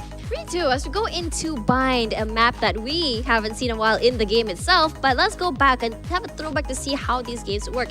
Now, Bind is the map pick by Todak, and I'm really curious to see what exactly they're planning on as they go into map number 2. Similarities between map 1 and map number 2, I would say very quick rotations in between defensive side, but I would say that Bind is a little bit more complicated to play in my opinion, because there isn't necessarily a mid side to control. It's more of the teleporters that you have to worry about, as well as the 2 different entrances. Now, the most important part is that it's very, very defense heavy. Getting onto site can be a little bit tricky, especially if you try to go in from B hookah as well as A main. Correct. So, like I said, it's not very forgiving. When it's not like when you have a mid issue, you know, it's not like Ascent, Icebox. You have a mid that you can kind of brain the defenders a little bit. Bind, you have this gimmick, which is the teleporters you already mentioned, in which way sometimes if people want to make last minute pushes, it can be pretty awkward. So like they need to clear hookah, which, you know, without a raise or a jet, it's hard to get on site. So it really comes down to this execution for offense. Here we have the recap on what the map picks were, where funny enough, Heiakiniku actually lost their own map pick for Fracture. We've seen this happen before yesterday, where Louvre lost their map pick to Louvre played against who yesterday? Louvre lost their map pick to the enemy, from the enemy, and the enemy won their own map pick. So this is where things can be a little bit more dicey as they go into map number 3. Now, this is an old map, and everyone has played this. And hate it. Yeah, and hate it. I And mean, hate it doesn't really matter though if they hate it or like it, because I remember last year Bind was an almost perma-ban map in split number 1. And then as we headed toward Champions, everyone was picking Bind over and over again. It was also the map that Paper Rex struggled against FPX, if you remember. Now, if you remember how FPX countered the W gaming before, it was basically by stonewalling. How do you stonewall it? It's basically just holding your angle. Do not move until they have committed. Do not allow them to take any more space than they should. That was the way that FPX played against Paper Rex. However, this is, after all, Malaysia, Singapore. W gaming is on the rise. Are they going to go aggressive on attack? We can see it happen, especially on B long, especially if they do have the op. They can get that first picks if they want to, given the fact that they have an anti-flash as well. They can just swing around and get those picks as they push through long. Well, or they can take full control of hookah. Sorry about that. You see, the thing is, like, for W gaming, like, which we see actually pioneered by Paper X themselves. We talk about Malaysia, Singapore, right? They were Paper X against Bleed earlier, where they picked Bind for the very first time in that stage, and also Yoru for the very first time. We saw a lot of mean plays that happened. So that's why when I talk about gimmicks, it's easy to see that, where you can do a lot of fakes with those teleporters using sound cues. But when we come to a map like Bind, we may see a lot of these unorthodox picks coming in, like, you know, this Yoru. I mean, it's highlighted here, and it's amazing to see Cypher, by the way. It is locked in. That is a Yoru on Aduka, which, once again, he's going to take that front seat on being a duelist. It's arguably, because Yoru, I don't think that he's a duelist. I think he's more of a space. I think he's more of a space taker than anything. We could call it a hybrid, if you may. I think that what's really important here is the Fade and the Yoru combo, and we know how strong this can be. If the Haunt actually, if the Prowler hits, then immediately he can teleport. You're not gonna hear it. If the Nightfall happens, he can break into his ultimate or just teleport behind and get those multi-frags. Especially if he wants to run a Bucky, a Judge, it can work so well in his favor. Now, if you look at on the other side for Heiakiniku, they're going for a more standard pick. And honestly, I prefer this better because it doesn't put so many winning conditions on their rounds. Right. It doesn't have to have Aduka and Frosty's having to make certain things happen in order to make it work. Now for Redla, what's great about Sky is I would say the clearance control and compared with Banaf as well. So you have the Haunt for site control, for site information gathering, and then you have the Prowlers, and then you also have the Trailblazer as well, clearing out so many different areas. Correct. Now Dizzy is taking a backseat this time. He is gonna be on top of the Cypher. You can already imagine B-side filled to the brim with utilities, and I think he will be having such a good time just holding there on his own. And by the time everyone's in and just finally got through the tripwires, his teammates would have already rotated in. Filled to the brim. But in the end, like when you see the lineup of those agents, I was trying to see if there was any loopholes they can cover, right? Because Bind, especially as a map, we need reliable flashes, and that's where Sky comes in better than the likes of Breach, because of these little tight corners. And not only that, the Hawk kind of gets you information on where the enemies are. So when it comes down to, let's say, the likes of Yoru and Neon, you were talking about it, it's a win condition that's pretty awkward because it requires a lot of setup, you know. But one thing that people don't think about when picking a Yoru is that we did it invulnerably with the ult. I'm not exactly sure if it's 7 charges or 6 charges now for the orb, but it's immune to raise ults. It's immune to a lot of these AoE abilities coming out from the opposing team. So that could be something to come on in. And since we don't see a lot of Yorus in competitive, maybe you guys can learn a thing or two. It'll be really interesting to see how exactly it's done. I mean, we've only seen Forsaken actually run it, and on top of that, satcheled up by Jing, the ultimate duo. Would love to see that again. So there are a lot of playmaking potentials, but then again, as I said before, I do not really like agent compositions that have a lot of win conditions in order for it to work. Regardless, this is our Map 2, Series 1 of the day. Will it be a 2-0? Are we going to Map 3? Is the question here. But personally, I still have to say that I'm preferring Heiakiniku's lineup. Well, I'm all for gimmicks, so I can probably go with the Todak. After all, they didn't disappoint on Fracture, on their execution. They definitely did not. But this do require a higher level of not just planning, but also execution to perfect this. So if Todak can take this one, I'll be more than impressed. I'll be hella impressed. Five gifted on your channel. Okay, y'all heard it here first, chat. Five gifted. Yep, y'all heard it first here. 8 short, when you push in, that teleporter is already in, by the way, and Banaf needs to try to throw out this C's to try to catch it, but Redla will throw this Hawk out. He doesn't even catch anyone. They're in. Muzi down that quickly already. And what seems to be an explosion. Oh, but Brandon somehow still managed to get 2 before it goes down. But man advantage still on Todak's side even after the Fiesta. It's very, very messy. Regardless, putting the decoy down, it's gonna be a little bit hard when you hear those footsteps. Is it really the real person or is it fake? I want to see how Aduka plays this. Regardless, no information from that Hawk. 2 inside of elbow right now, Lamps rather. Taps come out. God. You know that Dizzy is close. Sprays come through. Redla goes down and immediately gets flashed out, and Sube finds him in the end, and that is the playmaking potential. Aduka shows us how it's done. He got the fake out. Beautiful play. I mean, technically it's smart, because if you see Sube on the other end, you hear the footsteps, you might think that it's a crossfire, but honestly, that is the way to play it. Correct. Players at home, stop using your fake. I mean, to all move together, it to it's like, side. I mean, because that fake out walked into the cage, Yeah. it triggers as like a real character walking through it. So he thought that Yoru was there, but nope. Guess what? It's Chuck Testa. I'm still up at mid. So a good pistol to say. We don't harp on that. Heiakiniku's got this eco to work with. Musi is actually investing on that Marshall. Might change a thing or two, considering he's on the defense. B, some commitments, but no one will be out there so far. And with the likes of Cypher, flanking might be close to impossible. So they might just go for this default. But Nav starts a hot. That's Sube gone. Great situation for them. Banaf going aggressive and also getting that value from it. Sprays come through from Frosty. He's not allowing anyone to come in from heaven. Spike down, not gonna be an issue. They take up the entirety of Showers. They're already pretty much suspicious that Banaf is gonna be close, and immediately Aduka turns around. I wonder what his sense is, honestly, because that was honestly a really sharp turn. That's true, but Even at 1 kill, is that going to be enough if you want to try to get as many kills as possible? We talk about the value. Kale. That's value kill on Musi, but Kill hold on with the spray. Who says Spectres aren't good? It's still pretty fine, but losing 2 members is still a little bit tough. But with this lineup, I think it should make it an easy post plan for Todak to hold this.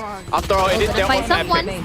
Oh. Immediately finds one, sprays through the smoke, and immediately Kale with the 4K, not the ace. 4 kill. Yeah, 4 Kale, not the ace. All good. Explosive start, but rifles are in. So games are here to begin. This is where things will start to reset out. Can we carry this bonus into an extra? Oh my lord, Kale is already 1 point away from that ultimate. And if you're attacking first, that can translate pretty well. Let's say if they lose this bonus, you know, and take 1 away from Yakiniku. Yakiniku is always like, you know, they won't carry this big of a lead, but they are always able to catch up. Okay. Yeah. They always come back. They take a few more rounds, and then suddenly you start to see Todak sort of figure it out. Regardless, with the Nightfall, if it does happen, what's really great about this is the fact that it does enable Aduka. Regardless, Frosty is going to be punished for his aggressive play, and Musi immediately finds Frosties in return. Musi, his teammate, will be seized. No push out in the end. Was kind of hoping for it to be, and that is the push happening in the end. Redlock at 2, what a spray! That max level seize was not capitalized at all. What if these gone to waste? But Sume Retaliate, unfortunately, can't land it on the Banaf. He has been doing so much work in Hookah itself. I was so disappointed. That was an insane seize, but he just couldn't move forward. Unfortunate. So this is the retaliation I was talking about from Heiakiniku. And they will be able to save most of their guns now. Todak had to devise a plan, knowing that Heiakiniku can adapt to them. They still lost 2 guns for Heiakiniku, so they only kept 3. And this is what exactly Todak is banking on. Because you remember, the Nightfall, they were just waiting for it for a moment that is going to be worth it. And this is exactly the moment they want to work with it. Because Aduka can put in his teleport, and they won't even hear him teleport in the back of sight. Regardless, Frosties once again with the explosive plays, slides in, gets 1. Can it be a 2? Not quite. No one is through, but look at how much damage Red has gotten from that wall bang.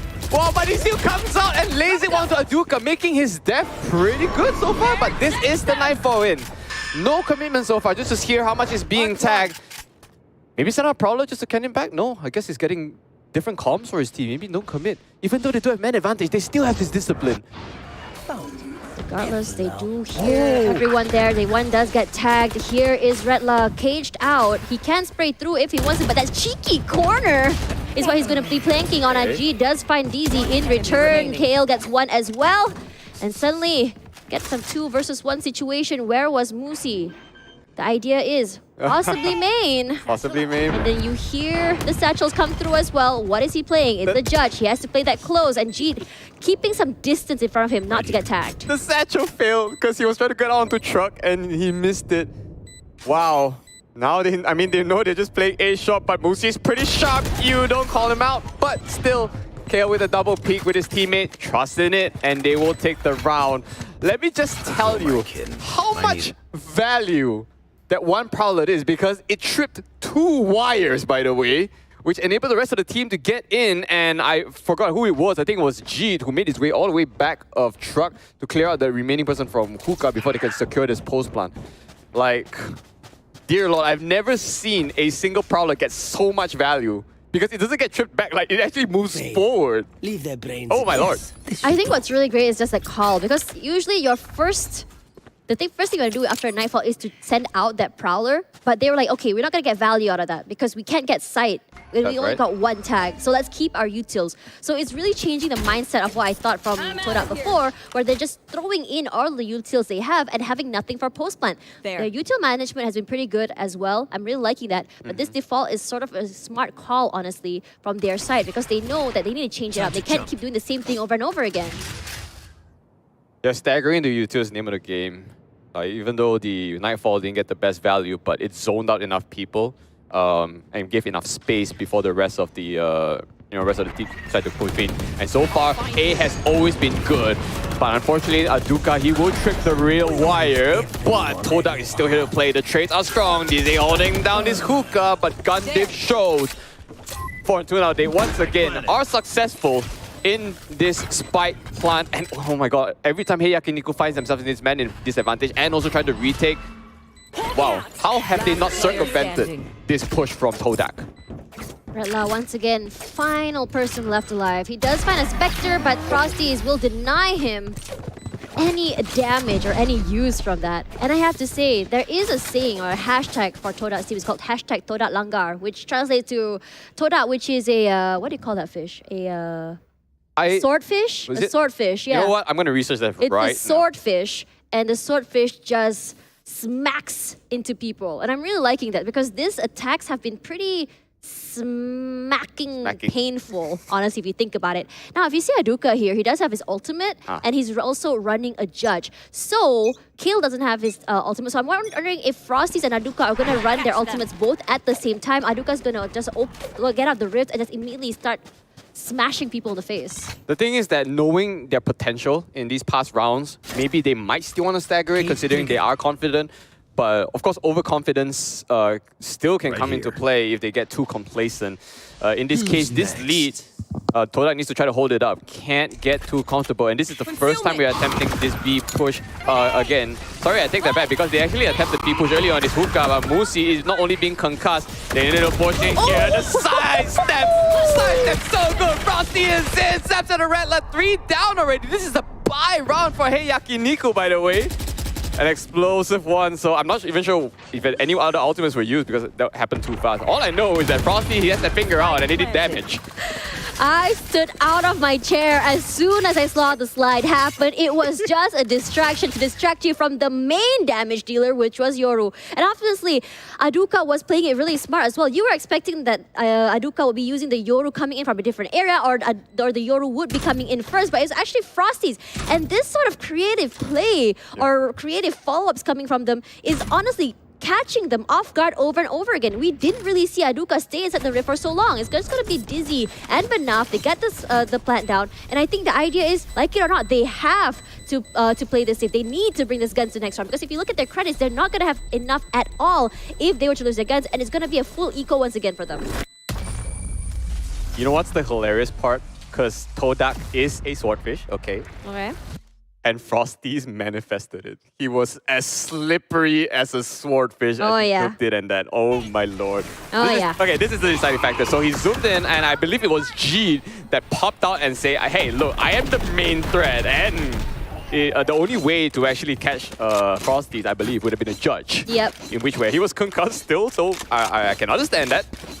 It was a bit hard. He was playing very, very aggressive. And I'm really liking the fact that Todak picked up that Heiakiniku like to play very, very close inside of hookah itself. Regardless, they are down 2 ultimates, but Jeet has his orbital strike out. They can clear out so many different areas if they want to. They can even deny that post-plant defuse.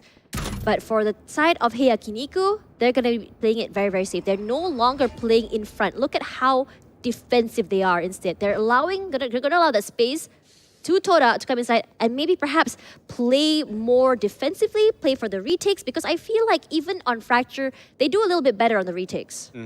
But considering they are also on eco, so might as well they just stack one side and gamble it because 4 out of 5 rounds, Todak has been actually attacking onto B. I say 4 out of 5 even though this is the 7th round, but you get what I mean.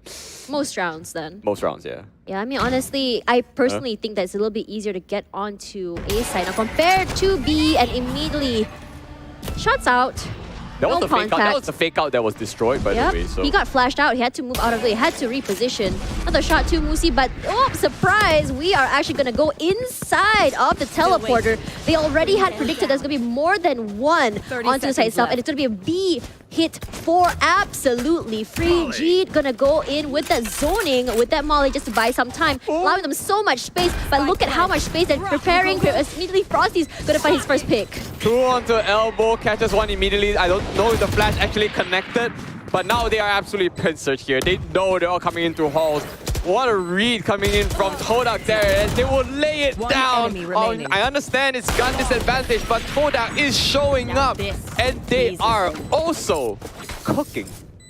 They're actually showing exactly why they chose this map. They're like, if we are gonna be able to play this map one more time in tournament, let's show everyone how exactly we are gonna be playing this. And it's getting so much value. Kale already and Jeet already have their ultimate. No, Jeet didn't use his ultimate. Kale already has his ultimate once again. He's been farming those orbs, and not only farming, he's been fragging out as well, giving his team so much value with that Nightfall. Now this is where things get dicey because it's a full equal buy. Full equal buy is the thing.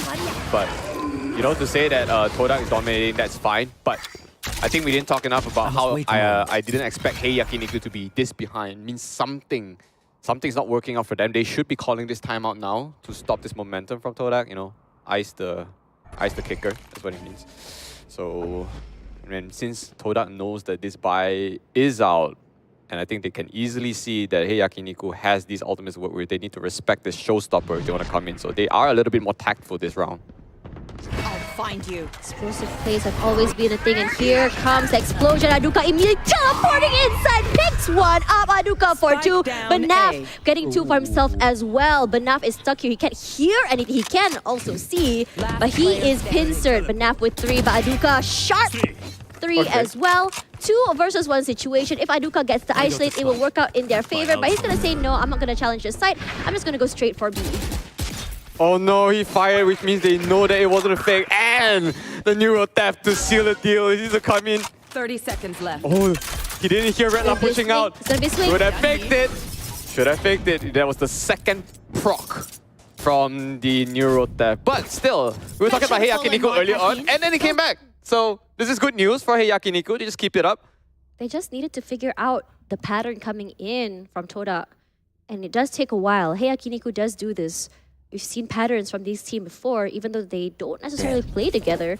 But patterns and how exactly they played with previous teams is more about solving how exactly they play it. How did Todak play before? And we're going to punish them when we figure it out. And now this is where Todak need to figure out, okay, that didn't work. Let's go into plan B.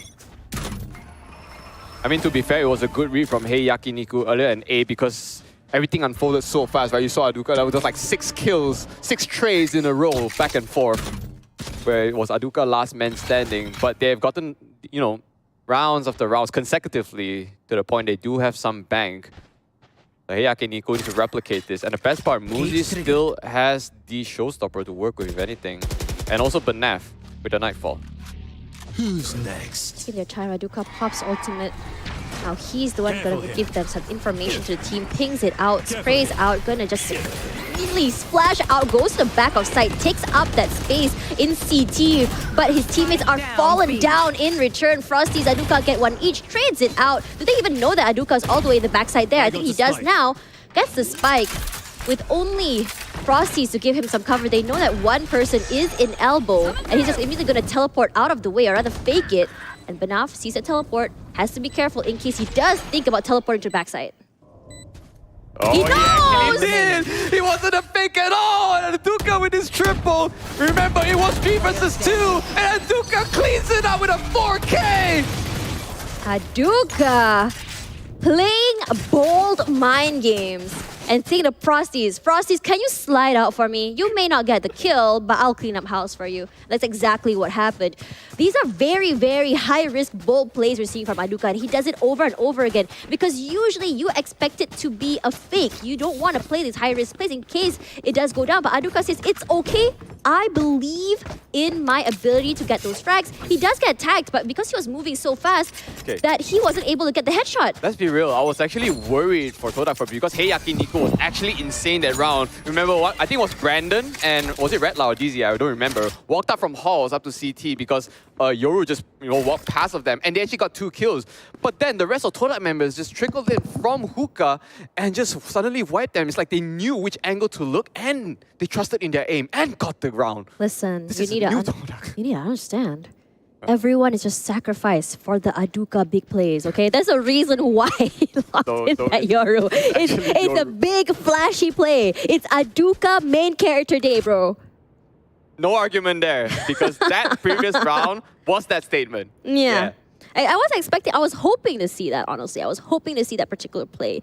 But it's a very, very high risk play that you don't really want to do it. And now look at that. Even Heiakiniku is destroying all of the teleports because Aduka has done it once. Immediately, fast lane comes through. We do hear the showstopper comes out. Frosty sprays, but Muzi does find Aduka in return. Immediately, Redla gets the headshot as well as Subi gets one in return. I say Frosty overheated a little bit, but that's what we call 30 seconds left. overcooked.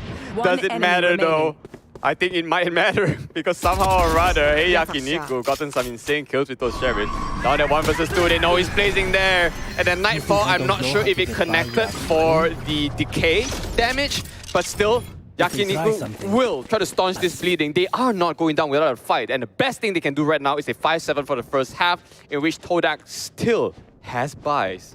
I'm really liking the fact that Heiakiniku is just taking the time to figure out Aduka's plays. And once they figured it out that Aduka is either going to fake or not, they did not take any chances, immediately got rid of those portals, and did not denied Aduka the chance to even get a teleport to the backside. And even if there was a teleport, I think they kept their eye close on it, and because of that, Aduka was immediately disabled, and this is why we have to say that this is a very, very conditional situation. Oh no, this is the Oh, team! he's stuck! Oh, He got saved! he's alive. Oh my god, he's probably just like... Monka. Monka situation. Was it too late though? Did the C's expire just in time or was it out of range? No, he got satcheled out. Oh, Satchel Who's breaks next? C's? Yeah, he got pushed out of the satchel. Oh. You know what? I might need a replay to fully understand that. But it doesn't matter though. Look at this. Aduka ulted in already. Gonna be tag teaming with Frosty. Already, the U-Haul control is Time to relinquished to the side of Todak here.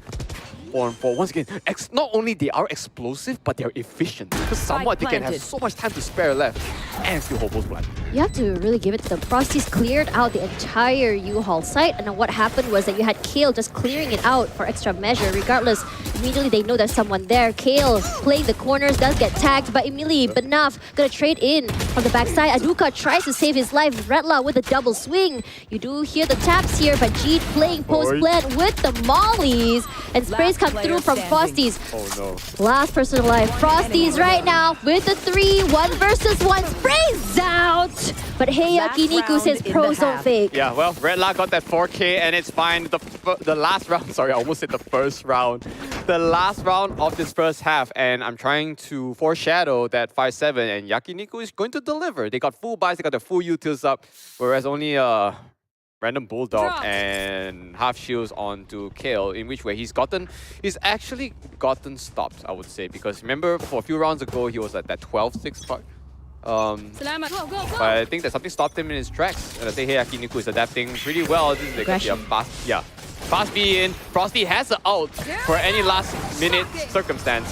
Overdrive is out. Haunt is not going to get any value regardless. Going to concuss the side here, allowing his team fade into the side. He walks through the cage. He is not afraid at all. But Banaf, Muzi, Redla get one each. Oh my god. Oh, they were ready. I am Switching not sides. sure that level of explosiveness should have worked in their favor, because I was very amused how he hopped over all of the tripwires. I'm not sure if it was planned, but you know, it's amazing to just see him hop. And I think there was one point that they could actually hold it down, but maybe the other half of their mind just say, I want to get done with this first half and be comfortable with a 5-7. Do you think so? There. I don't know though, because There. that shouldn't be a round that they lost that fast.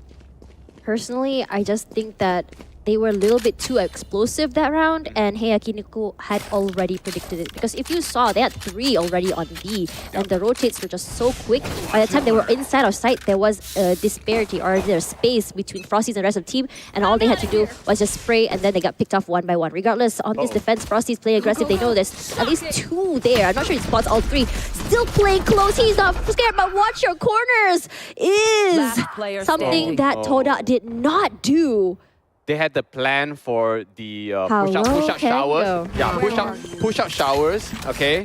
And then B with the teleporter coming from behind. But unfortunately, Todak lost too many members, I would say 0.5 seconds too early, because that plan might have worked out if only Frosty didn't lose his life too fast. Yeah, been a different story, but it's just gun by. It's just fire guns. So this is where Heiakiniku will have that I would say advantage rather, as everyone runs into the Spectres. The sprays are really good, but you can get a lot of value from the frenzies as well. Now, if they're running frenzies as well as the Stinger, I can already expect to see Todak already rushing forward for the aggression picks, because if you see Sube as well, he's running that shotgun, or rather the shorty, can jump up, get those picks, play those corners, can play around his cage as well. You should teleport, so immediately break. That was some commitments for the teleporter, even though there's all sounds right now onto showers, and they will know now. And who's up close is Kyle with a better spray control to take him out, even though Nate gets some value. Aduka is already behind triple actually, and just try to hold it down. I guess the Guntif really trying to show up here. There's a Guardian, by the way, onto Bennett. Oh man, they really want to just snowball their lead if possible. Regardless, they lost 3 guns that round, which means that projection is, whether it's a 7-7 or not, Whatever happens, next round, as Todak has the full bonus, Heiakiniku only has 3 guns, but we're already seeing a force from Musi. Having that plant is good, but oh gosh, 4 light shields? So they do prioritize their utils a little more here. Don't blame them, because the way they play with their utils have been phenomenal. You see a util out, you see a spray, and you're going to be seeing a death as well. It does translate into their plays, but suddenly you see Aduka not enabled anymore. He's not able to do his usual crazy flashy plays, especially on defense. It's a little bit harder. So, I mean, if you're on Heiakiniku's side, you should be glad, because this usually a Yoru on defense is actually harder to make plays because there's very limited kind of options you can work with here. Yes. Are cooking with that pincer, but Heiakiniku was prepared for it. Yeah, Fuzzy is low, but I'm not sure if you can call it a gun. Yeah, Red Light only has the Sheriff. Muzi only can play up close with this Judge, and they hear the TP, they know. But look who's actually playing up close. That's a camera that will spot both of them. Even though it's not playing mid, Sube lying in wait, and they can play. This is the Judge. He's actually, is he triggered? I have no idea. He manages to jump in. I mean, he takes 1 consolation maybe? Still a tall order. I mean, he can get the ice if he wants to, but look at how Todak is playing this. I was a bit scared that they were a little bit too close, and the collapse was very possible, that angle. And now we are gonna go to a full buy round for both teams. Is it full buy for both? Well, not full buy, rather. Maybe... Oh, Banaf struggling a bit.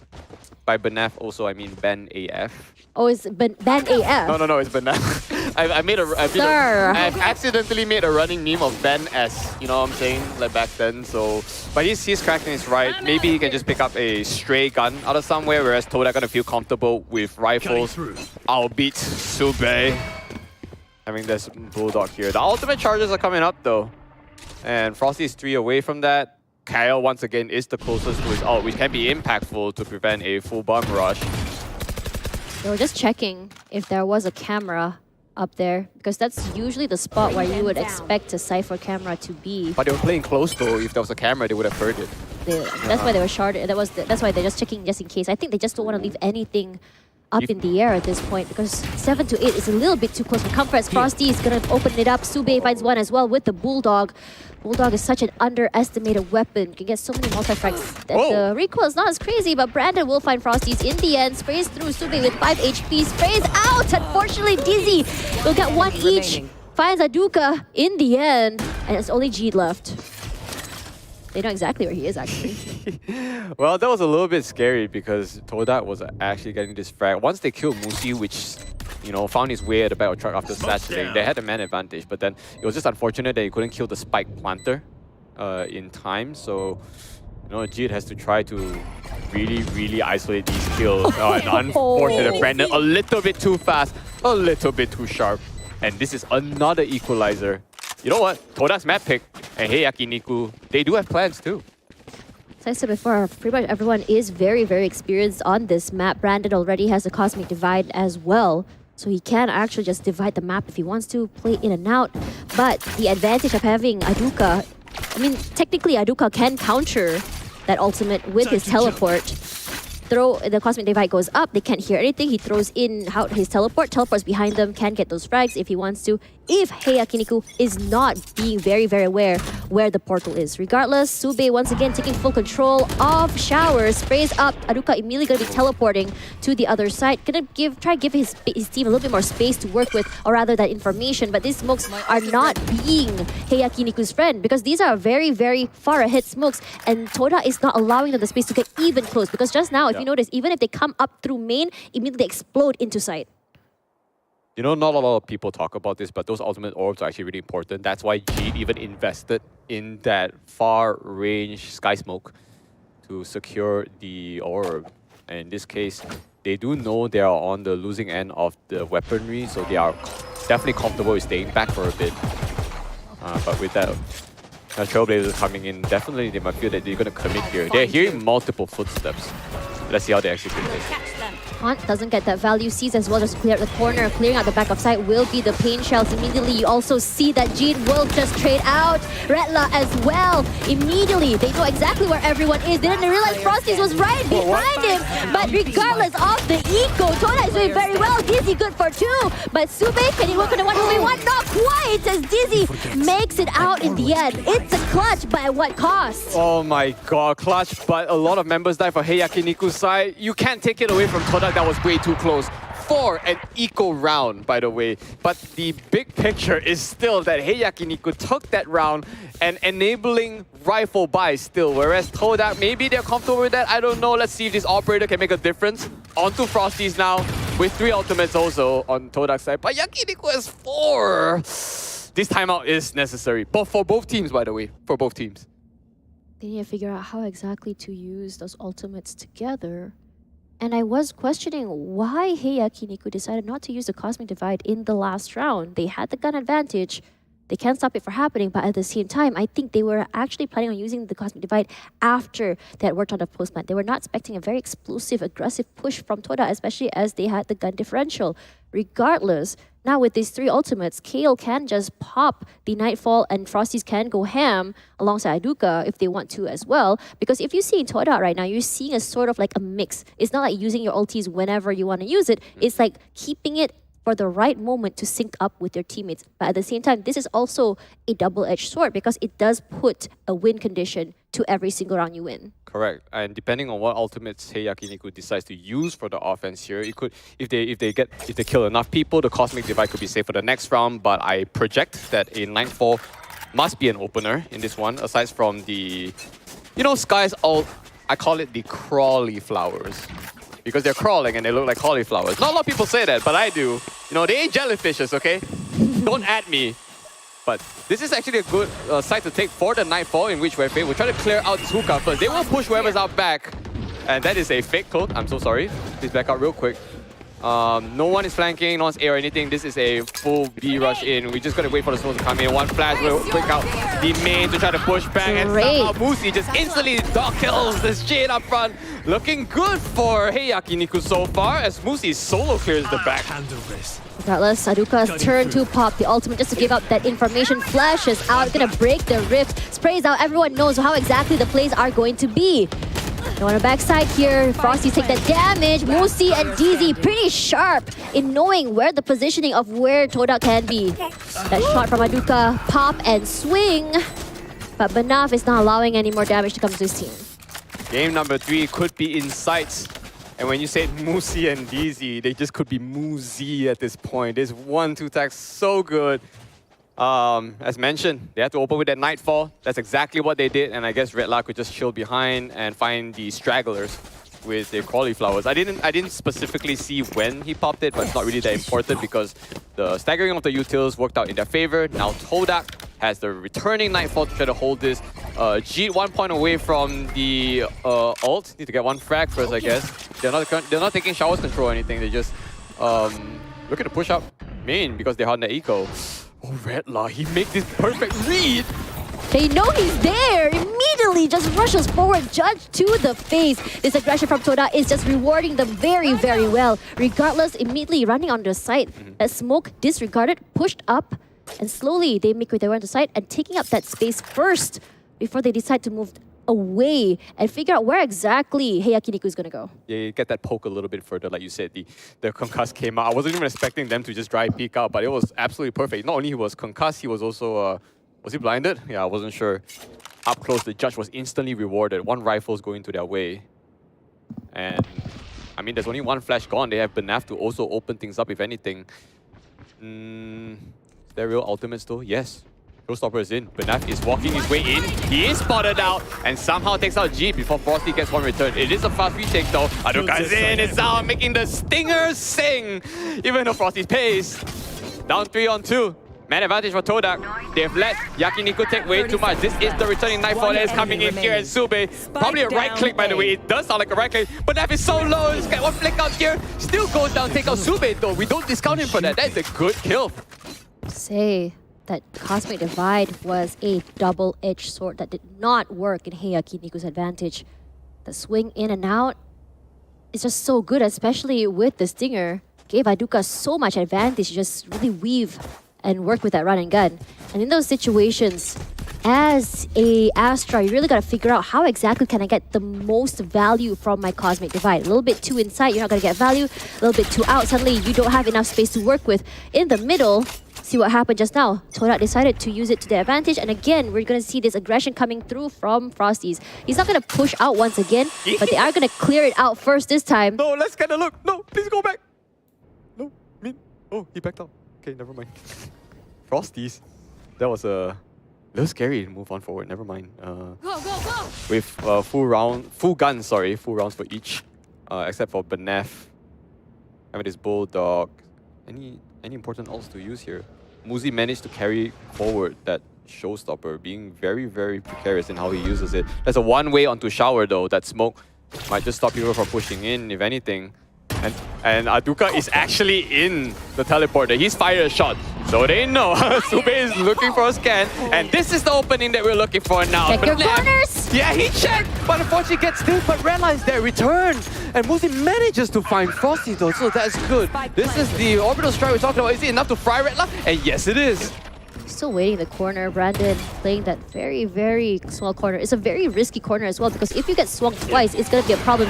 Flashes out, immediately sprays, but Brandon is the one to get the kill.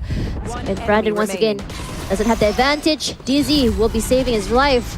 Smoke criminal for Brandon. Rushes through, catches Aduka off guard. Ooh, you saw Dizzy. He's hot right now. He's heating up. So that's what they say, let him cook. 2 more rounds to kind of end this game, force a game 3. Todak needs to call this timeout. Is this Todak's timeout? Yes, it is. Reconvene. What has been working for them, at least in the first 3 rounds of the second half, that Heiakiniku managed to steal away from Todak. These rounds are really not working out. Are they just really stronger? Any doubters up there in chat? Some people said Heiakiniku was a little bit maybe lackluster in this attack, but I guess they've proved us otherwise. I wouldn't say they're lackluster, it's just that they couldn't figure out how exactly Todak worked. And this is one of the downfalls, I would say, of this comp that Todak picked. It's very, very win conditional, and it felt like, yes, Aduka got those frags, but in a lot of situations, Aduka has to step up, especially after Sube and Jeet goes down as well. Frosties will be the first pick, and then we see maybe Sube and Jeet go down. And finally, Aduka makes that teleport behind. Yes, he gets a multi-frag, but not enough to whittle down the numbers of Heiakiniku. See, there's not a lot of maps that I say sometimes it comes down to the wire of outplays as heavily as other maps like Ascent or Haven. Like in a map like Bind, a lot of outplays are required not because of the angles, but because of things like, you know, teleporters and audio cues. Especially if you have a Yoru, you have to make extra effort to set up that condition, especially when you're on defense, because you need to really, really push out in order to get more information for your team to feel comfortable. You know, push out B long, you know, clear out A if possible, and hold those angles. So while I hold that thought for a bit, because we got this entry, Musi is coming in to try to clear showers a bit. Frosty a little bit, doesn't check the back, immediately gets punished for that. Double for Musi. But with the judge, jump shots all around regardless. to clear out the area, at least for the front of U-Haul. Flashes out onto DZ. DZ doesn't care, pushes up. He still wants to grab that area if he can. Now with Musi, he does spot out the teleport there. Redla immediately gonna find Subi in return. Redla rushing onto the site, taking up the back area, and immediately Aduka with 2 from Heaven. One enemy Here's remaining. the flash, but Musi was ready for him, and DZ cleans up house. Where did And we go to 12. But I saw Aduka on short though. Maybe that's how he got 2 because there was 2 on Yep, default. Yeah, he default. teleported too.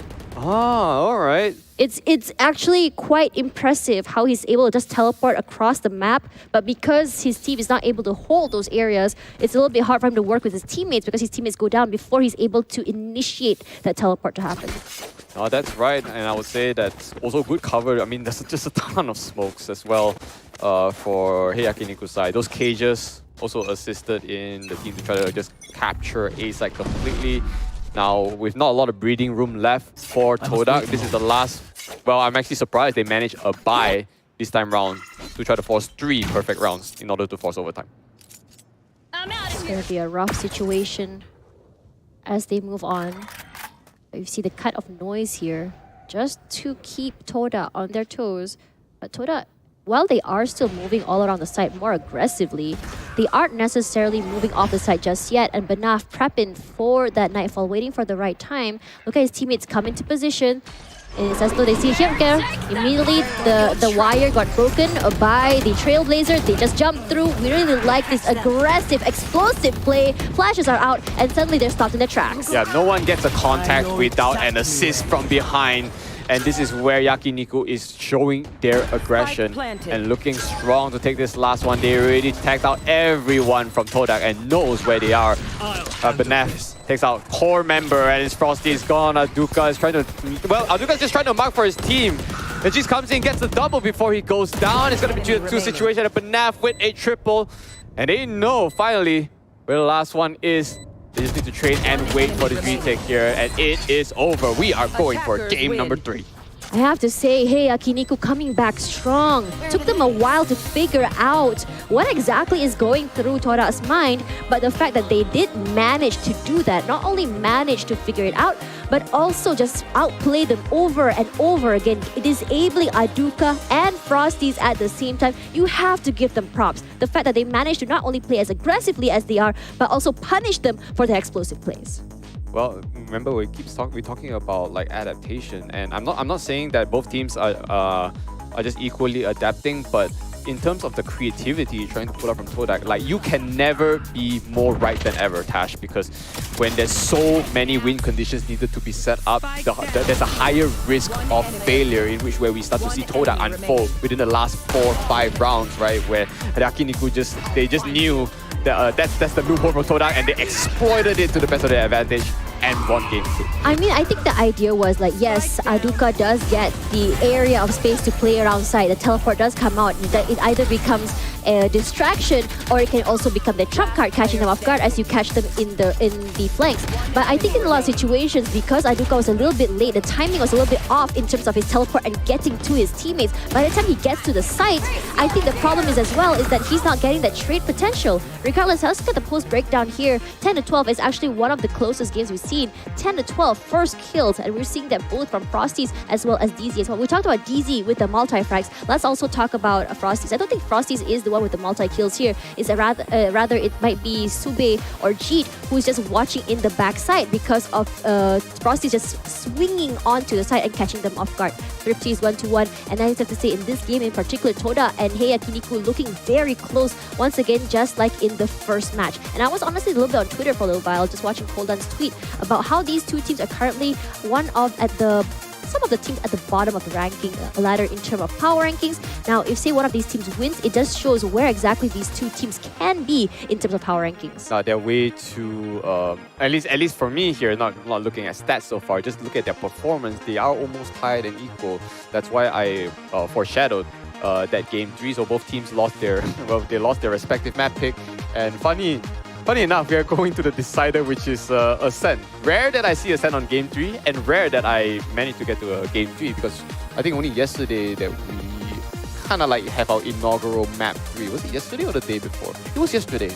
Yeah, that was Choo Choo and Contrast game. So here we are. We are blessed with it here, both equal in firepower, and now it's only a matter of who is going to finally take the point. I think a lot of pressure once again lies onto Heiakiniku because they are 0-1 right now in this round robin. Yeah, 0-1. They really want to come back on top if they can. If they do get the 1-1, I'll just put them right beside Enigma Gaming. Now, if you look at these two teams for Ascent, I think both teams are also very, very aware of how this should be played. I wouldn't be surprised if Frosties once again picks Neon, but it would be nice to see a little bit more flexibility on how the duelist is played. Not saying that Neon is a bad agent to be playing there, just want to see their agent pool if possible. Yeah, I've only seen him on the one trick, right? I have not exactly seen Frosty on a different agent just yet. No. I mean, he's been performing. Yes, we are not going to take that away from him, but if the team start to study Todak and come to understand all their plays just because of that one duelist, then I'm not exactly sure how they're going to switch it up. So I'm waiting for that. I'm sure you are too. I think what's really great as well is the fact that for Heiakiniku, they're not afraid to play something that's, I think what people call vanilla or normal. Sometimes I think direct is the best, and what they've been doing here is having so much control. Initiators allows them to play as aggressive as they want to as well. It really enables Musi to go as aggressive as they want. But for Heiakiniku, it's going to be enough for the MVP here with a 25% hit shot and a win rate of 59.1%, which is actually really high. Now for Banaf, we've seen him getting those multi-frag kills. We've seen him really great in terms of cleanups as well. Not afraid to go aggressive and just go ham for the team. And I really think that he really pulled his weight on that map just now. I'll say go ham specifically, but as an anchor, I think he did really well despite not being a sentinel. I think he was the Fade, right? Yeah, he was the Fade. I like how he played his Fade. It doesn't necessarily have to enable his team, but the fact himself as well, how he was, sometimes you would see that he's not necessarily controlling his Prowler. Sometimes you can see him walk with his Prowler, or sometimes you can see him tell his team that, okay, I'm going to prowl now, have someone swing out with it. And it's been working out very well for the team, especially for that map in particular. And I think one of the biggest downfalls as well for Todak is the fact that the double initiator, the Sky as well as the Fade, made it a little bit hard for them to not only get onto site, but also play on defense as well. Because there's so many clearing things. You got the Trailblazer, you got the Prowler, you have the Nightfall, you have the Haunt as well as the flashes coming through from the Sky. It's something that's very, very hard to play around. If you want to play very, very, I would say, close angles, you're gonna get spotted out regardless. And on top of that, they also have DZ on top of the Cypher. It's gonna be hard to even rotate without them getting alerted for that. You see, the thing about those ciphers is that we actually didn't see a lot of cage procs as we expected. You know, they were low. You know, they were just trying to catch them. But both these teams are actually smart to not only avoid it but use enough utilities to take it out. Like, you know, raise nades. Even though there was a recent patch that kind of changed the damage values of that. But the Prowlers also are equally great to try to clear those cages, and both the team make those great reads. Yeah. What's really important as well is to know that how exactly Heiakiniku cleared out those trips is actually with the Trailblazer itself. But more about that later as we go into map number 3. We're going to Ascent, and don't go anywhere because we're going to go to break right now.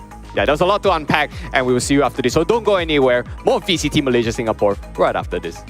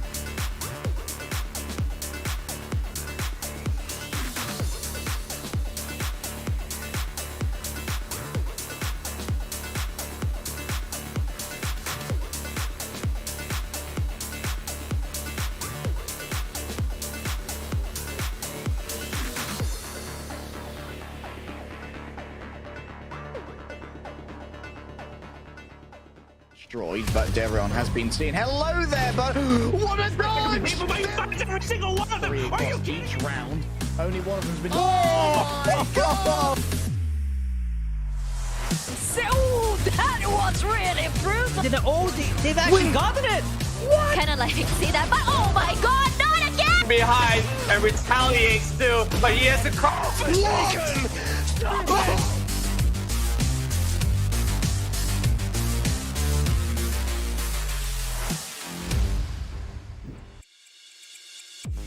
Heading into our third match of the day for series number 1 will be Todak and Heiakiniku. I'm Tasha May alongside Xeno Viper. We're your casters for today, and today is looking like a tug of war between these two teams.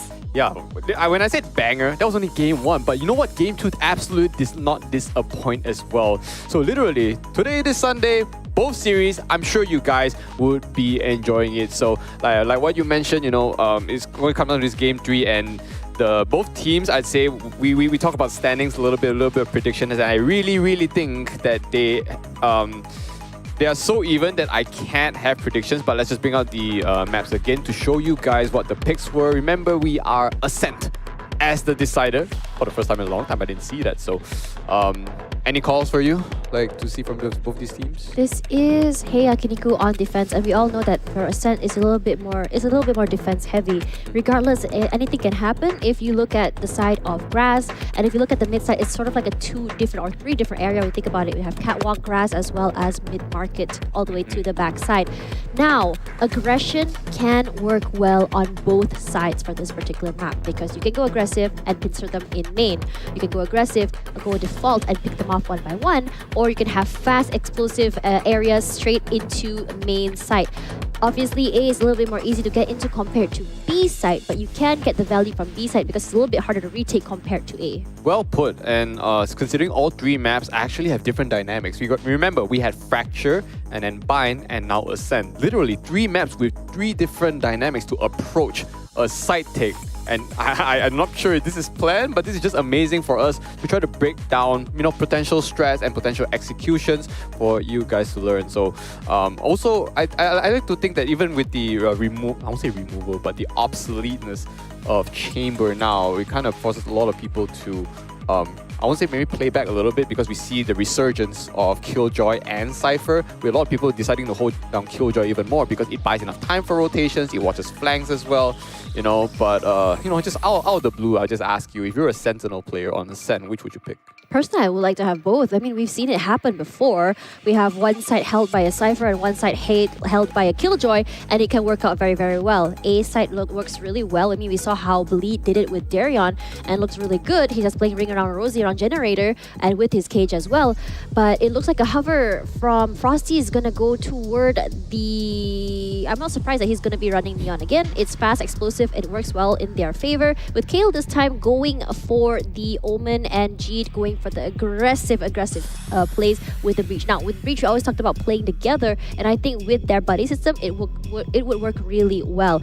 Aduka this time going down. We've seen Aduka on the Killjoy before. It worked really well. I wouldn't be surprised if that's a thing. Now, Redla as well has had a really good track record on the Killjoy. I think he's been really good for those blanks, those lurks, and it's something that we've seen him play last year as well on this particular map, as well as Icebox. Now, for Musi, he's taking a step back onto the Sova, and I think I'm really liking him on Sova as well, because he's such a flex player. It allows him to play so many different agents, which means that the mindset is different about how he approaches the gameplay with the Sova. DZ, we know that he does pop off with that, but Naf has always been a really amazing, I would say, KO, and it's great to see him back on this agent. Okay, of course we see when DZ is back on Jet, which means that plays are about to happen again. And the best part was he was taking the backseat in the Bind game, and they won. Yeah. So, not sure what's going to transpire when you're back on this Ascent now. I didn't talk enough about the Breach as well, which is actually on G. I think it's actually a pretty slept-on agent on Ascent, because not a lot of people pick it, but there's a lot of pretty useful spots for good aftershocks and even flashpoints. So, not a complete mirror, although both teams have Sova. I think that's just something you can't take away. It's reliable information, that kind of thing. I mean, I think what Sova is great about is not only for clearing mid, to know where exactly each agent will be, given the fact that usually mid, sometimes you don't even have someone holding mid, you just have utils there, because it's such a narrow area. You can either put a tripwire, you can put a nano swarm plus an alarm bot there, you can even drop a turret there if you want to. Now, there are some times we've seen this very interesting play where we put 2 sentinels on the side just to lock it down, and you can have one player stand in mid instead, so you have full control of one side, and an aggressive push off of the other side as well is very, very much possible. But I can already expect a civil war to happen on mid side between the two teams. Civil war. Well, you know, you argue with that there is a possibility with just one alarm bot and nano swarm, or even the Chambers trademark, right? They can just detect people. But what if it's like a bomb rush? Sometimes that single trip's not going to be enough because it's like a mid to B area. It would be explosive. But not a lot of people kind of attempt that, because if you get stuck midway, you can get flanked till Kingdom Come. Yeah. So, yeah, they could be just funneled in there. There's a lot of dynamic within Ascent. That's why, till to date, it is one of my favorite maps, because the design of the map enables the kind of flexibility of agents and also flexibility of strategies. Regardless, look at how aggressive Todak is going to be on the attack. They're immediately just going to clear out area. They know that there's going to be someone picking it up. Really fast lane rushing onto the site here. Going to allow Todak just straight up the site. They did not clear Heaven. There is one up there. Jump shot toward the area, and looks like Brandon will be winning that. That elevation just gives him a little bit more advantage in terms of his views, but look at where they're actually going. It was actually toward B, and it was actually read very well by Heiakiniku. They already had 3 on that area. Yep, good read, like you said. That fake all the way into A didn't do nothing at all, as Todak is now pushed back, and they lost the Frosties too. Oh my god, how are they going to adapt here? Aduka just took almost a full shock to the face. What's the second one? Oh man, not the best situation to be in. Regardless, I already expected this mid area to be taken from Todak as they decide to rotate onto A, given the fact that they weren't able to take B. There were so many people there, but DZ very, very fast on those picks. But Naf as well, looks like it's just falling apart for Todak right now. It's only Aduka left. Nope, it makes that just G'd. If he can get one more, just for the extra creds, I think it's going to be Pinsert right in the middle here. Where are you going to look? And also a gun diff there with a ghost, compared to that classic. But, headshots could mean a world of difference.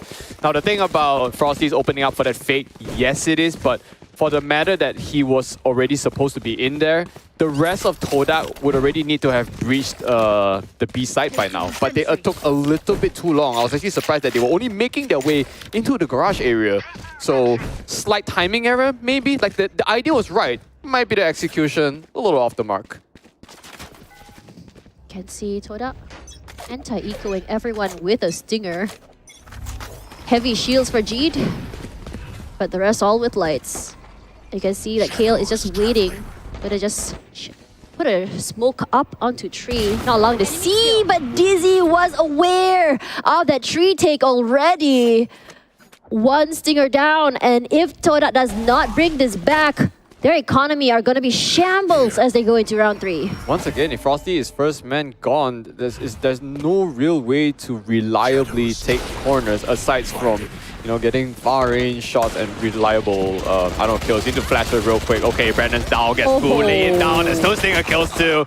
But there's a lot of massacres happening in that main. That smoke is just kind of not really working out for Todak. Goes Redla. He had to reload so many times.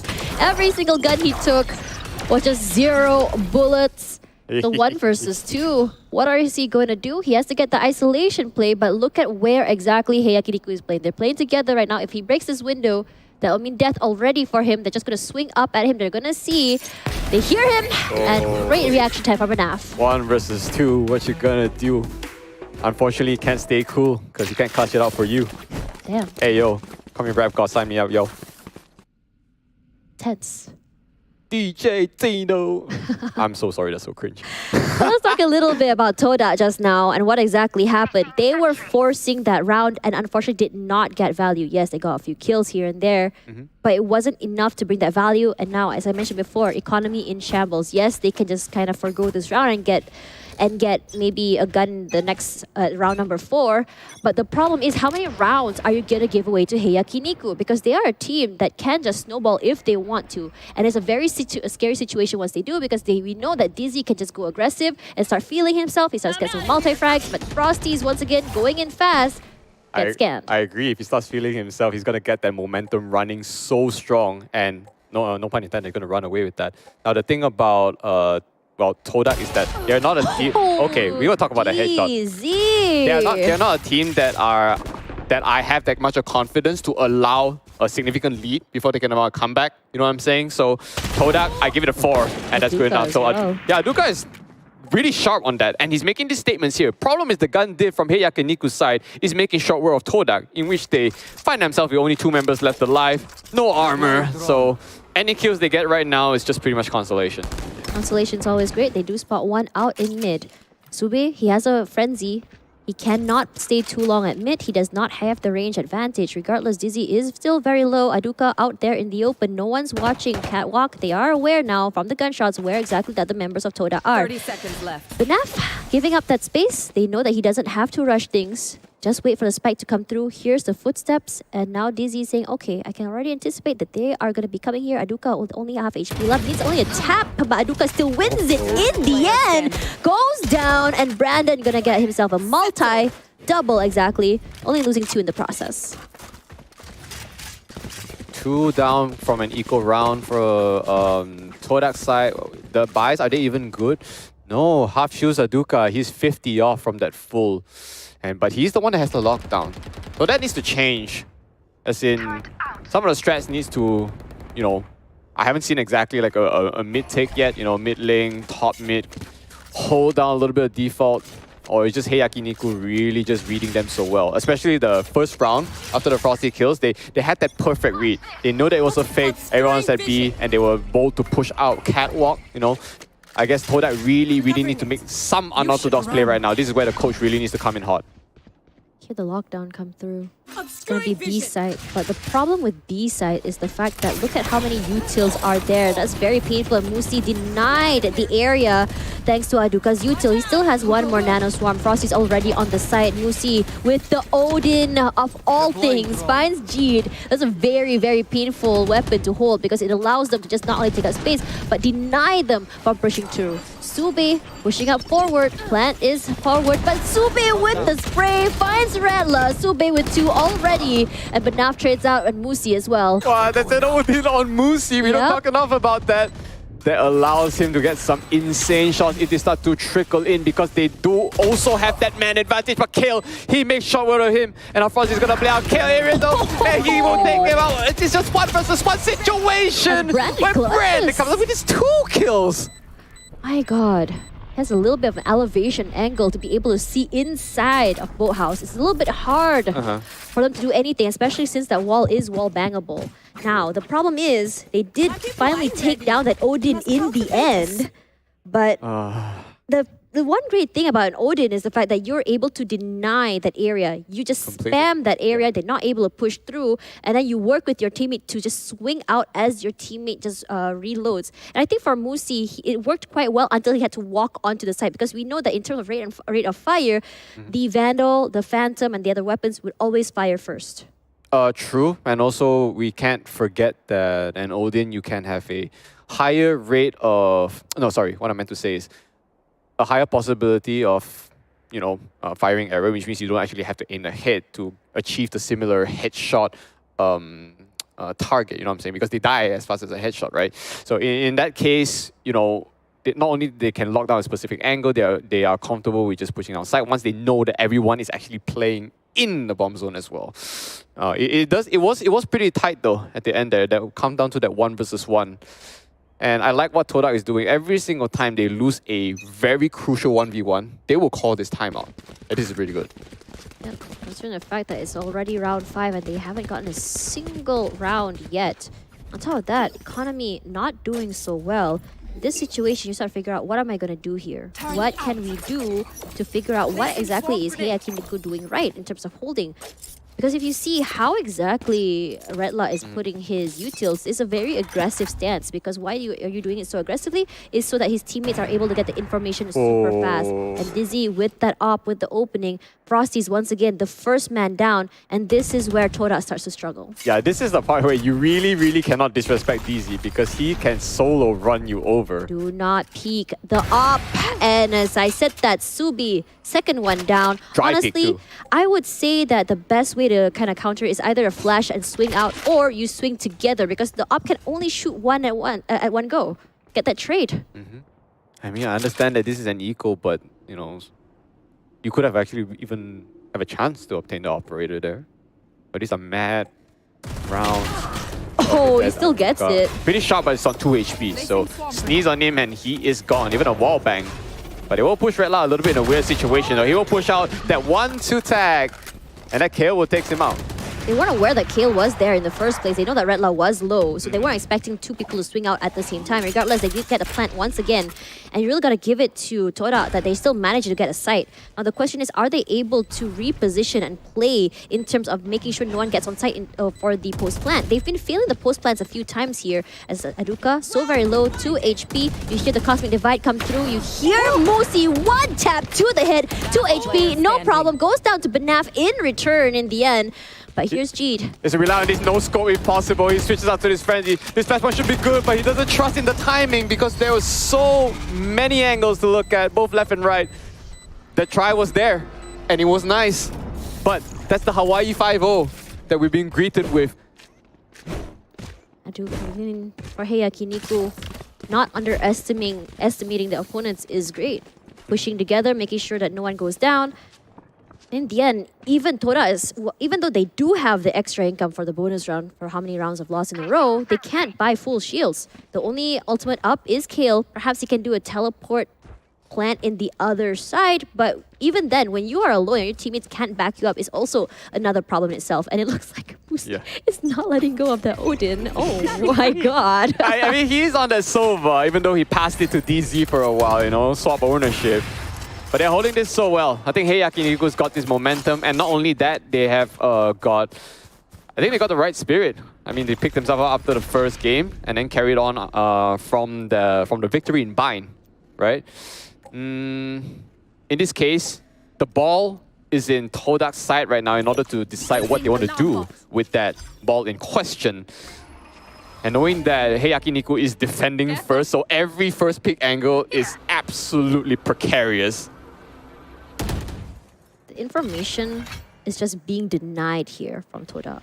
They're not able to get anything out of them as Team Heiakiniku hiding away from any of their recons. And given the fact that Sova can only work with the recon is going to be a problem. Rushing through, here's Frosties, takes a little bit of damage, clears out the area, but Kale finally takes out Muzi. No more pesky Odin to work with. Lovely. I would say that Kaya had 2 angles to work with, but he trusted his teammates in market to clear the one at main, and he only focused onto the CT side. But DZ is still alive. That jumping from Frosty, he takes him out, swaps it instantly to this Odin. Could be valuable though. Instantly, we're trying to throw this count first. Although Sube and G, short work, running over to Todak. He's landing it down. No way. Lateral. Triple kill for DZ. Remember, this is the round. They have the man advantage onto Todak's side. If we get this half, and Aduka lets it out there, maybe can't whip out the Odin in time, and finally, Todak can crack the egg.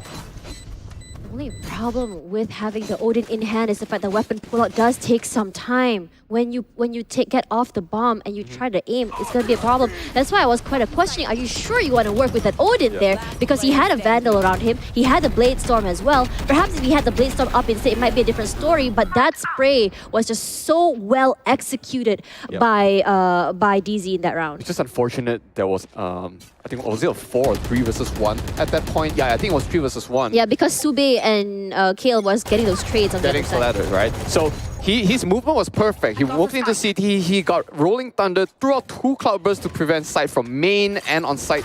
But when it dissipated, you know, when he made his way there, I think a lot of his teammates died way too fast. That was a good attempt on Heiakiniku's side, but a round needed to be going towards Todak, and I'm sure Todak is feeling good about that, as Aduka actually retrieved the Odin for himself. Musi. Apparently with no Odin taken away by Aduka. Aduka wants to be a turret himself. Embodiment of the agent he's maining right now, honestly. An inspiration to all Killjoy mains like myself around the world. You know, regardless, if we talk about that though, let's talk about this mid take instead for Todak.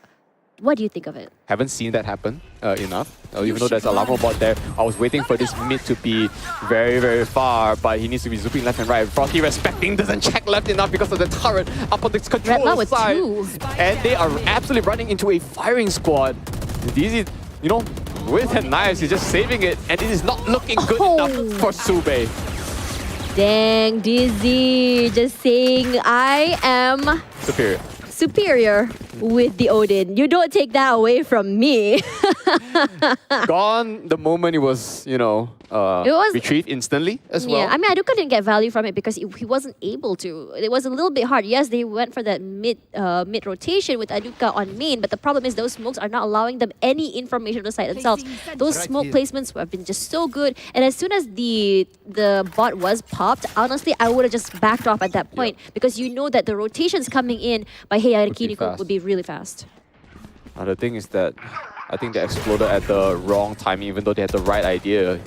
We kind of prospected their mid push, but okay. Todak coming hot there. These are eco weapons, remember, even though this is taken out Sube.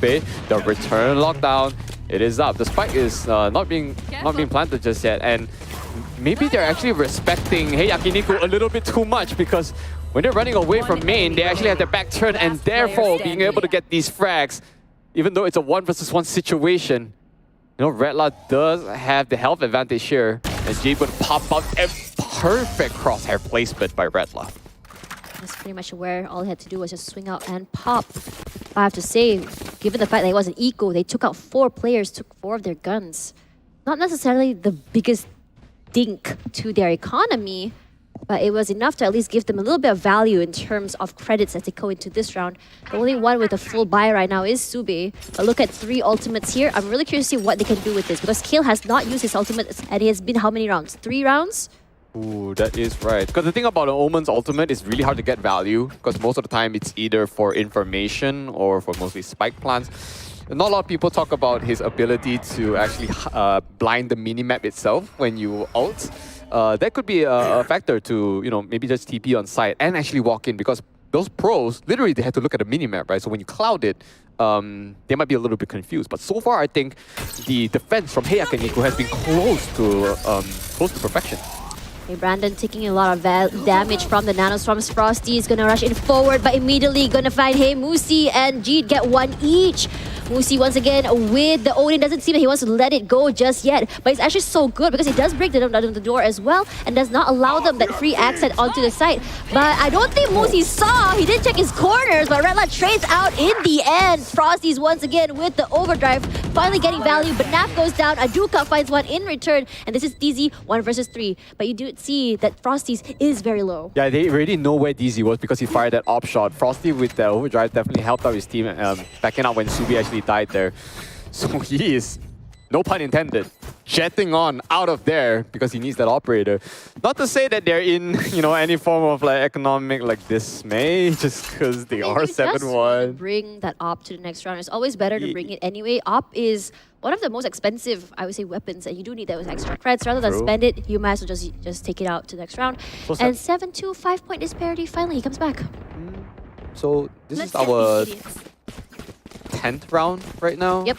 And I think Yakiniku's doing impeccable almost on that defense. As Todak, they are finding some cracks in Heiakiniku, but haven't exactly been able to further that fissure, if I would say. The cracks are there, just, you know, it's a matter of whether applying the right force to take it out. They have always been doing the rinse and repeat.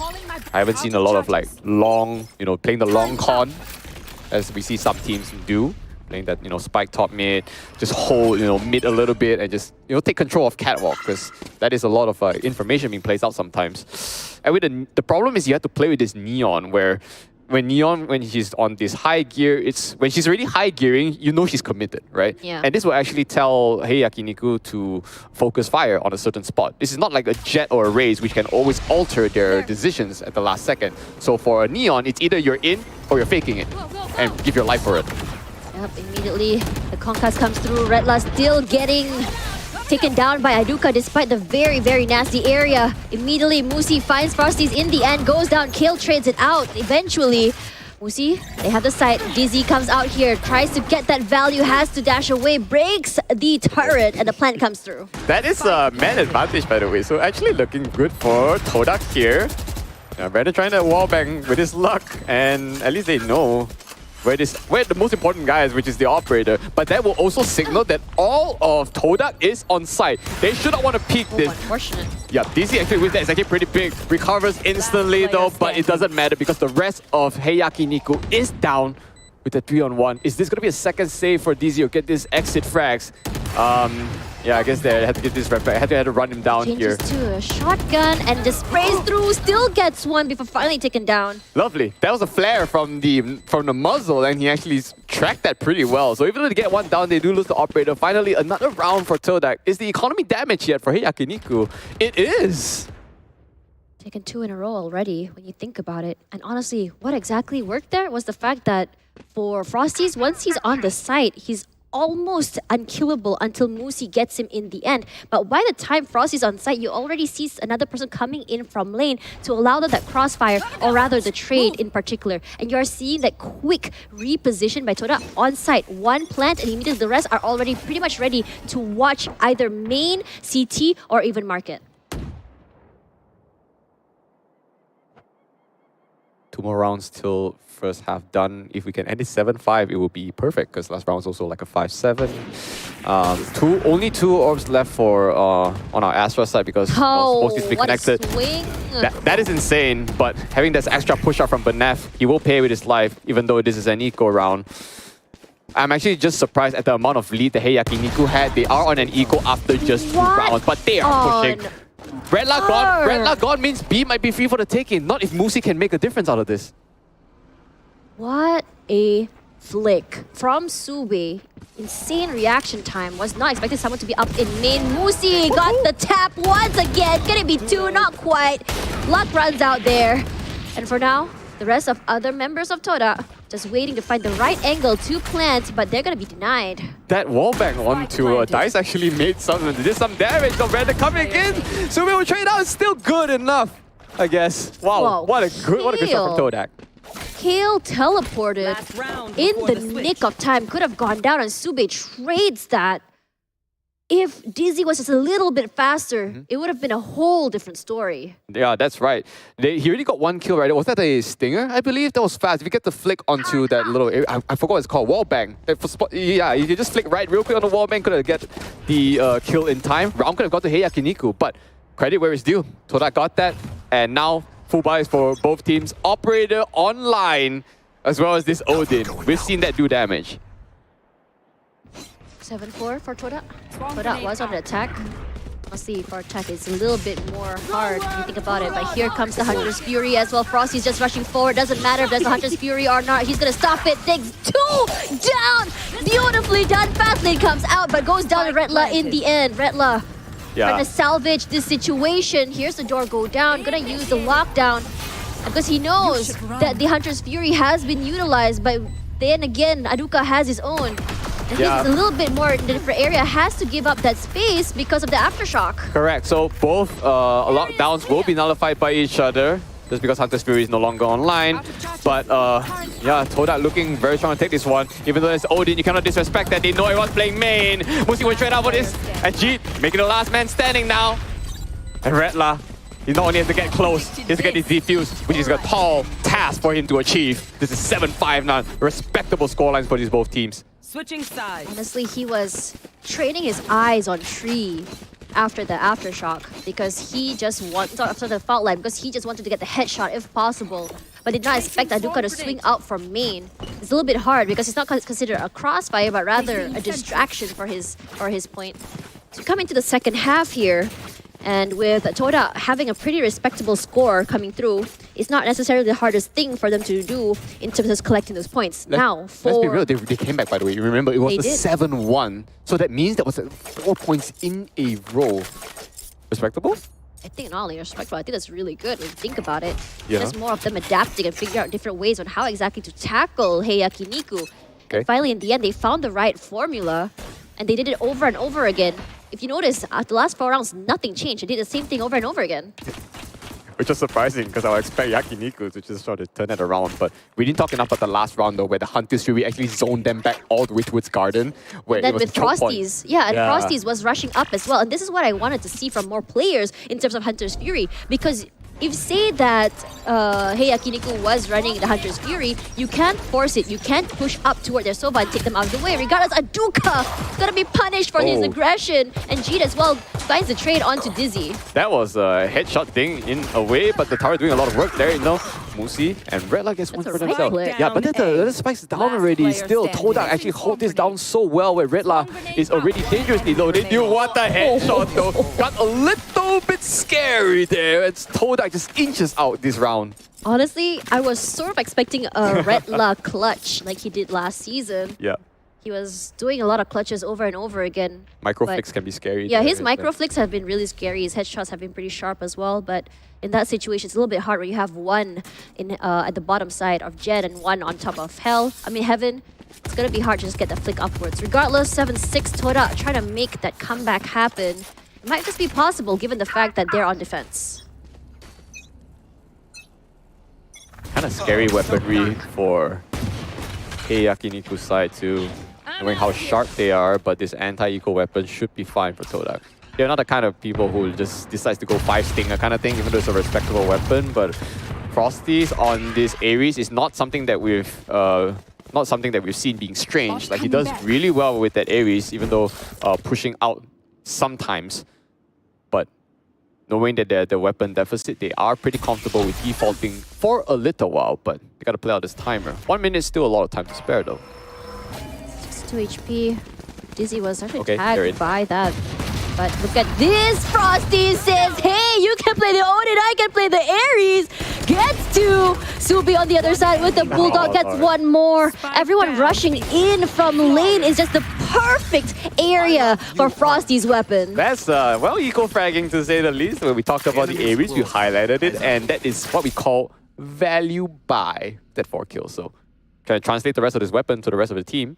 This is a 7-7 respectable score line with Heiakiniku also replicating that back in Fracture. They tied it, and then it was an even scoreline all the way. We haven't seen a overtime for both of these teams. Both teams, remember, they ended similarly. The first round was a 13-11 in favor for Todak. Next round was like, what, 13-10? Was it 13-9? 13-9, yeah. Still pretty close. 7-7, Todak finally catching up, equalizing the score. As we hear the door closed, it's going to be Todak playing a more defensive angle. Only one person near the area of mid. Redla taking a lot of damage from that Ares. 14 HP left and he's down a turret. This is the problem here. Even with all those utils, the Vandal, they're not able to do anything. You can't push through an Ares, like it or not. Now, the downside of the Ares is that it doesn't have a lot of bullets, so he can run out real quick. Now, whether or not Frosty's able to get that value or get a kill so that he's able to get a new weapon is also another question. But Jeet waiting, he knows that it's going to be a mid 2-3 push. Is that enough to actually hold them back a bit? It is. They are pretty stunned. So there's one smoke. No, well, one cloudburst and a smoke onto the garden side. And they are retreating. They're not just committing. And guess what? He's free. And Aduka will kind of signal to them that they are coming. And he has a Bulldog trained and ready. They're looking in. This fast hit. A very good fast hit from Frosty, by the way. Oh! And he lays it down. It is massive. And Aduka picks out at a very crucial point. This buddy system is absolutely impeccable for Todak. Oh, that was clean, and they got free guns in the process as well. Now, the problem with peeking through that fast lane is that it's very, very narrow. You want to get that first hit onto his head, but Frosty's was primed and ready, already ADSing with that Ares. And you know how annoying the rate of fire is once it goes crazy. It's working out so well with his playstyle. That's the thing. The thing about fast lane is that if you're not in there first, it acts like a wall. Like, you have first pick, and that's exactly what Frosty's was. I understand he gets the first kill, but the second one is just icing on the cake. They were trying to swing together, but he was already firing, which is what happened there. Regardless, with Frosty's right now, he not only has a Vandal, but he also has the overdrive. He can go aggressive, but he knows that he gets punished every time he pops the overdrive earlier, so he's changing up the way he plays. Here we go. Are we being given that opportunity to see this synergy again from Todak coming out onto this main area? I mean, yeah, there was a lot of people dying there. This is just another eco round for Heiakiniku. There's nothing much they could do. They can take some guns if they want to, but the problem is they're just getting suffocated by the sheer oppression coming through by Todak because they are playing so aggressive. They play aggressive, push up, get those frags, back up again, playing for picks. Absolutely. I mean, Chaos getting tagged a little bit, but understanding they're on the 5 versus 2, they can't even get guns, they can't even get close. Sube holding this hard left, and it makes it a last man standing as Brandon finally, after countless attempts, they will take down Kyle, who's been shooting to heaven a lot. I mean, they know where he is right now, and every one of Todak is comfortable now to try to get this rotate, and Brandon is literally 1 damage off lethal. That double elevation, having each other's backs. They want to bring as many guns as they can to the next round, and Todak takes the lead now, 2 points ahead of Heiakiniku. And this is actually crazy because they went 7-1. And I was worried, but I think there has been an idea for Todak is that it's okay to go attack first. We'll figure it out. Try and get as many points as we can before we finally go into a more comfortable position, which is why sometimes it's just best to go on the lesser preferred side of the map first, just to put you in the right mindset. Regardless, let's see what exactly these lineups are going to be doing. I love a good lineup. The thing about, especially we talk about Heiakiniku's side, DZ is not being enabled yet. Brandon immediately out. This is the aggression, the push out. Todak is so comfortable. This is their bye round, by the way, for Heiakiniku. And they've lost 3 members before the round even started. They are just One enemy remaining. approaching and choking at this point. DZ is just running away for his life. It's still a 4 versus 1 kill. It's quite low. But let's talk about it because even though Heiakiniku wants to play back because they're trying to punish them for their aggression, they win in the back. But look at where they came from. They came from mid, from catwalk all the way to main. So even though their eyes are trained on B main, suddenly there's always someone else coming in from the other side. And the only thing they can do is maybe play a little bit more back, but that just wastes their time, sets them back, and allows a lot of information. Like even though there's no information for Todak, they are the types like, okay, there's no one here, fall back. There's someone here, get those picks, fall back once again. And I'm really liking this push and pull sort of situation they have because it allows them picks and also get away safely. Do not over peak, do not double peak. They're a little bit, they're aggressive, but they're not overdoing it. Oh, he made footsteps and they know where he is finally. Yeah, the odds were stacked heavily against him. In the Malay language, tonton dan puan-puan sekalian, mereka sedang dilanggar. Todak langgar. Okay, I get the hashtag now. Yakiniku sedang dikena langgar. No, sir. Just hashtag Todak langgar. Okay, hashtag Todak langgar. Have a nice day. No, I'm so proud of them. Like, this is a comeback that is absolutely unprecedented. You know, like they had the, Heiakiniku had the lead, which I firmly believe they should be able to close out the round easy. And Todak just absolutely tabled the turns. It's actually really interesting when we talk about Todak as an organization in Malaysia, as I was doing my watch party and everything.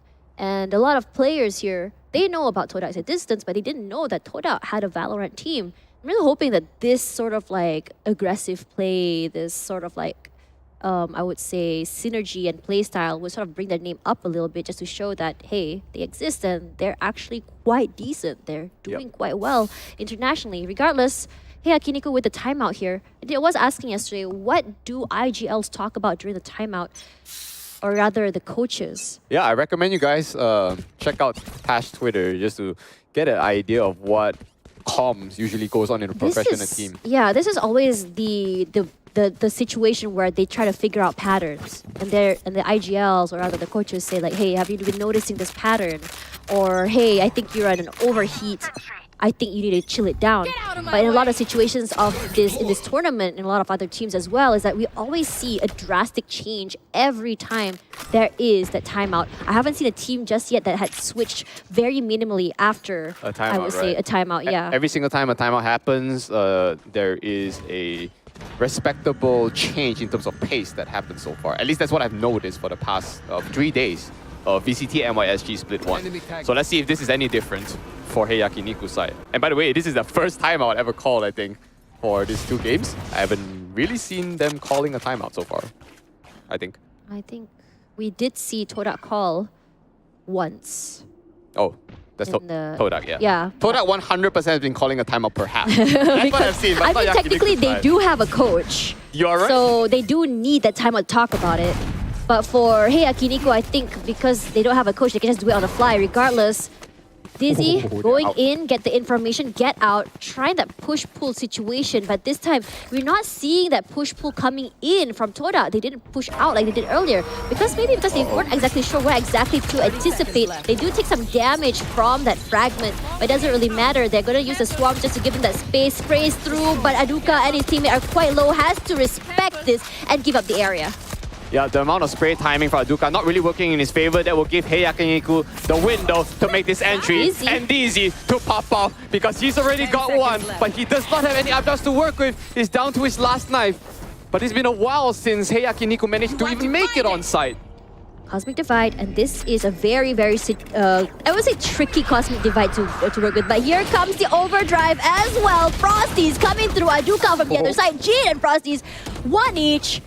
And it's so clean. Man. It's a 2-on-3. Very, very winnable, but the smoke is not allowing them. And also, there is a defuse coming through as well, but there is a lockdown to come through, and it's going to be a little bit hard as it pushes Redla to a corner. That is absolutely beautiful. The cover fire, knowing that the spike has already been diffused more than half. They just laid it down and zap. You know, when we were on Dizzy's perspective, all I just heard was zzz, and he was gone. What a take. Honestly, I was sort of curious as to how are they going to do a retake from Heaven since everyone was coming from there. And the idea of dropping that fast lane and popping that overdrive was genius because it allows a very explosive push out of Heaven, clears out Hell, and suddenly everyone is gone.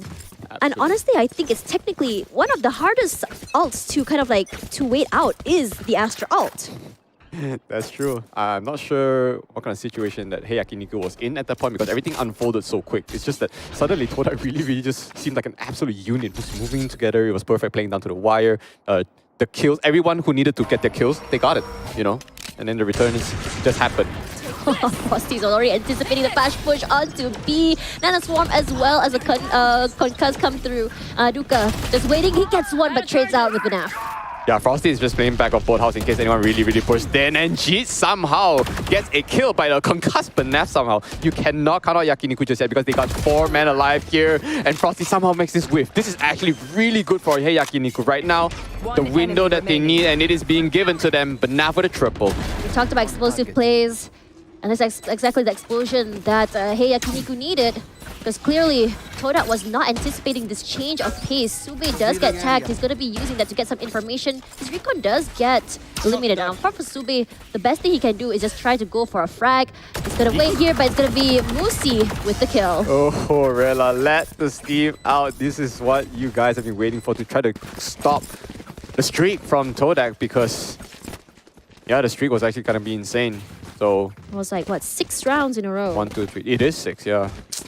They just needed that time to just really figure it out. And it looks like taking their time is allowing Todak to punish them. So what if we change it too fast? And now Todak will have to recalibrate, rethink how they want to play this because they can't be doing the same thing over and over again. How do we counter a fast push from Heiakiniku? Stack more, put more aggressive utils, have someone to rotate really fast perhaps. We don't sugarcoat yet. Let's see how they take this. But the thing about trying to stop a fast push is sometimes you have to gamble a lot more of Sometimes your it's better to defenses. just go for the retake. Correct, exactly. So if they want to make this gamble, then, you know, they just have to make the perfect read. Doesn't have to be perfect though, because if you trust in your ability for a retake, and it's good. Yeah, that's enough. It spotted 2 people. And with the load, it is laying down. Frosty got the fallback of the Redla. This is just Ascent things, guys. If you're Soa, you have to play that. Other side, well, DZ's make his way in. The playmaker of this team, Sube, takes out another member of Heiakiniku. And this is why they hold it down. DZ manages to return the fire for Sube, but it may just not be enough because it is last man standing, but Nav will not go down without fighting. But as mentioned, not enough because of the man advantage. We are looking at a potential series point for Todak. Are you kidding me? Banaf with a 3K and with an Odin. Oh, map with wall bangable walls and everyone is running the Odin. Looks like Frosties will be keeping that. But look at Heiakiniku's economy. Redla is only able to buy a light with a bulldog, and the other members, they have what, 2 rifles, 3 rifles, and another Spectre for Banaf. Now Banaf can work out very well with that Spectre if he's able to play close, get the pop flash and just spray through. It can be quite strong, but as Todak reaches 12, they cannot afford to make any mistakes. Yeah, that's right. Every round has been cutting it close. Wait, you can wallbang through that? Oh, that is scary because that's honestly something new. never knew that that's as well. Casters, by the way. Yeah, haven't seen that before, but it does serve as enough of a warning shot. But as we hit 12, we have seen Heiakiniku come out through worse. We've seen it happen the last map. We've seen it happen the first map as well. Regardless, Yakiniku is not having the best of bite because it's one Spectre on Banaf and Redla having this bulldog. Oh, with this look at DZ. He's all the way up to the backside. He does get flash. He does get smoked out as well. But if he does get the backside here, it gives him so much wiggle space. But look at the lockdown put in the middle. It's not allowing him to go anywhere. But here comes the Hunter's Fury. DZ taking advantage of all the noise. Kill gets one. DZ trades it out. Okay, DZ was really crucial for that, but laying it down. Whoa, those kills suddenly happen. And Frosty finds himself in a 1 versus 2 situation here. Frosty doesn't know there's one in the corner, and Brandon doesn't even need his teammates as they go to a 9-12. What a shot. Suddenly, it was an absolute firing squad where everyone just hit the ground. This 9-12, still very doable for Heiakiniku if you ask me. And they made it through with that, you know, sort of a weird broken bye. So half shield still for Brandon, and I don't think they're too concerned with that. DZ has the, has the Blade Storm available, and if not, I believe he might have bought for his teammate because there's no way he's sitting on 500 creds now. Todak with the very deserving timeout. It's been a long while coming. What do you think it works? Sube has kept his Hunter's Fury all the way till now. Didn't get a chance to use it during Redla's. Yeah.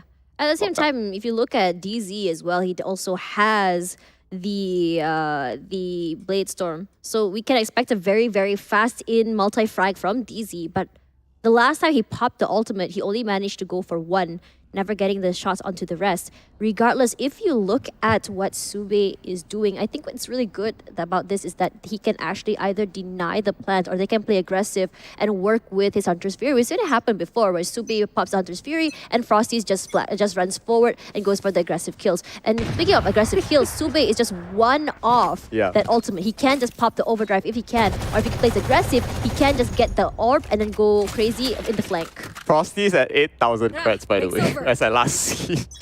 So if they drop this one round, they have one more buy before they are in trouble.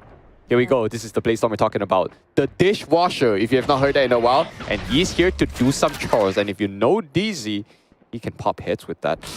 You do see Aduka as well as his teammate only with a light shield. Yes, him and Sube only with light. So they were able to do that, but Aduka sharp, just punishing and not allowing any value from the Blade Storm from DZ. Regardless, now that's their, I would say, their duelist on there. Gone, their I don't even know. On there, yeah. Just go ahead. On there you get it? Yeah, we're foreshadowing the Bleed game that's coming on next. You know what, Tash, I got you.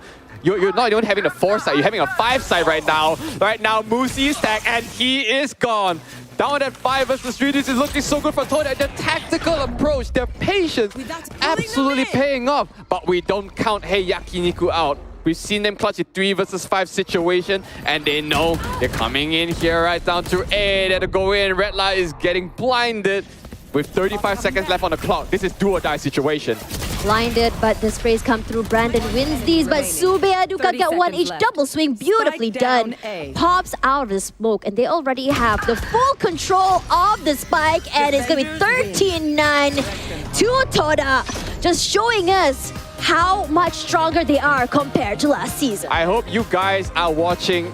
We go hashtag Todak Langga sekarang. Tuan-tuan dan puan-puan. What a show! Like, I've absolutely enjoyed this series, both from these teams. First round from Heiakiniku, a team that doesn't have much practice, able to put it so closely with Todak. And the character development, the improvement journey from Todak to be able to isolate really important objectives at these critical positions and coming out on top of that. This is a whole new generation, ladies and gentlemen. And you are watching it here first on VCT Malaysia Singapore. I think what's really commendable from Heiakiniku is the fact that they didn't have an analyst or a coach and they're able to adapt on the fly. But as for Todak, looking at how creative they are and how they're able to adapt every single round, you have to really give it to them. But now, I would say that every single player were not only just pulling their own weight, but also very creative when it comes to the push and pull situation. Sometimes you can't really expect where to see Dizzy, where to expect Aduka to be, where to expect Frosties to be, because sometimes he's on the side, sometimes he's already pushing out. The crosses that come through as well, when you expect it to be just a B main cross, you see one coming in straight from grass. Yeah, see, half the time, it's not even like really, like mad pushes out, like mid kills where it happens for some of these teams, but most of these frags actually happen on site itself, which means that the teams actually manage to get to their objective, but it's a matter of whether they can hold the objective. So call it default plays if you will, I don't know, but when it comes down to these duels, I think both teams are neck and neck. So we are seeing a repeat scoreline of what happened on Fracture here, but damn will I say that Todak really learned how to take their angles and hold it. Yeah, not just take out the angles and hold it. It's a matter of, are you willing to let go of sight and play together? And I think Todak was willing to do that. Because in the beginning, we started to see them play one by one, getting picked off one by one. And then suddenly we saw a reshuffle on how they're doing it. They're like, okay, that's fine. Let them take the side. They're already on. What can we do? Play together. And this buddy system, we did see Heiakiniku try to do it. But the problem is the whittling down of numbers from the side of Todak and Heiakiniku not able to trade back is one of their massive, I would say, problems when dealing with Todak, especially in the post-plant situation. Correct. Compared to being on bind where Heiakiniku most of the time gets value trades, like usually a 2-for-1 or 3-for-1 for that matter. We didn't see that occur in Ascent again. So this is, I don't even know it's a map diff. Maybe Todak is a stronger opponent on this map. But the the MVP here, look at DZ, is really just trying to open a lot for his team. But halfway through, his team couldn't enable him as much as possible compared to the first 6 or 7 rounds. It's a bit difficult for DZ because DZ and his teammates actually had to be separated to get the information. And while they're going out for information, if DZ goes mid, he gets picked off, whether it be with Redla, whether it be with Musi, whether it be with Brandon or even Benaf. Now, if you look at the side of Todak, because Aduka was able to play alone and play with his utils, Frosties was being enabled, and he was always close to Jeet. Jeet was there for the flash, and immediately Frosties would just come out with either the Odin or the Overdrive or even with the Vandal. So because of that, because of you see the buddy system coming in for Frosties and Jeet, you saw them always together. It's rare that you see Frosties all alone because we did see that in the first few rounds and Frosties was punished over and over again by DZ. Yeah, and I'll talk a bit about Heiakiniku's side where DZ, you can see him trying to open up, right? When I say not only take side but take angles. The rest of the team from behind, I would like to see more proactive drones. Maybe wait a bit for the recon to actually cool down and reuse it again. Because I feel that most of these teams, they didn't run down the timer enough. We only seen that once happen onto mid side. I wasn't sure if that was Todak or Heiakiniku, but I would say that the games today have gone really fast. Even though we have run a full 3-game series today, hope you guys are not disappointed. This is the overall MVP for today, and it is Aduka. Surprise slightly because I think there are a lot of other players in contest with this position, but I still think Aduka is one of the top 3s at least for the MVP slots. I think it's quite funny to see how fierce Aduka is in game, but if you follow him on Instagram, all you see are just small cats on his Instagram. But coming back into him as an MVP, honestly, not surprising for me, seeing his track record as not only a duelist but also as a sentinel. He was actually popping off on day number 1. He has so much map control and he manages to not only hold down the map on his own, getting those multi-frags even before his teammates come onto the side. And even if it's not his side, he can gets there and just on the nick of time, getting that crossfire while his teammates is the one making as many noise as possible. Correct. That's why we're seeing so many multi-frags from Aduka. And I think it's actually commendable that he does this because he's giving that value for his teammates, because there is the possibility that if his teammates go down, he needs to be able to get those value trades in return. Not only talking about value for him, whereas like the teammates are providing value for him, because once they obtain this information from the other sides and able to funnel the rest of Heiakiniku into like B or whatever. So we know that Aduka was sharp, and him playing as a sentinel with a turret to even hold down for him, there's so much more window for him to even start to just swing out, get those aims with those mollies to add on for effect. So yeah, that's it. But yeah, regardless, that is all for our series number 1. Todak going 2-1 against Heiakiniku, and after this, Bleed versus... Wait, I believe it's Bleed versus X10. Yeah, Bleed versus X10, the game that I have been looking forward to since day 1. Don't go anywhere, because after 15 minutes, we'll be back for Series 2 of the day.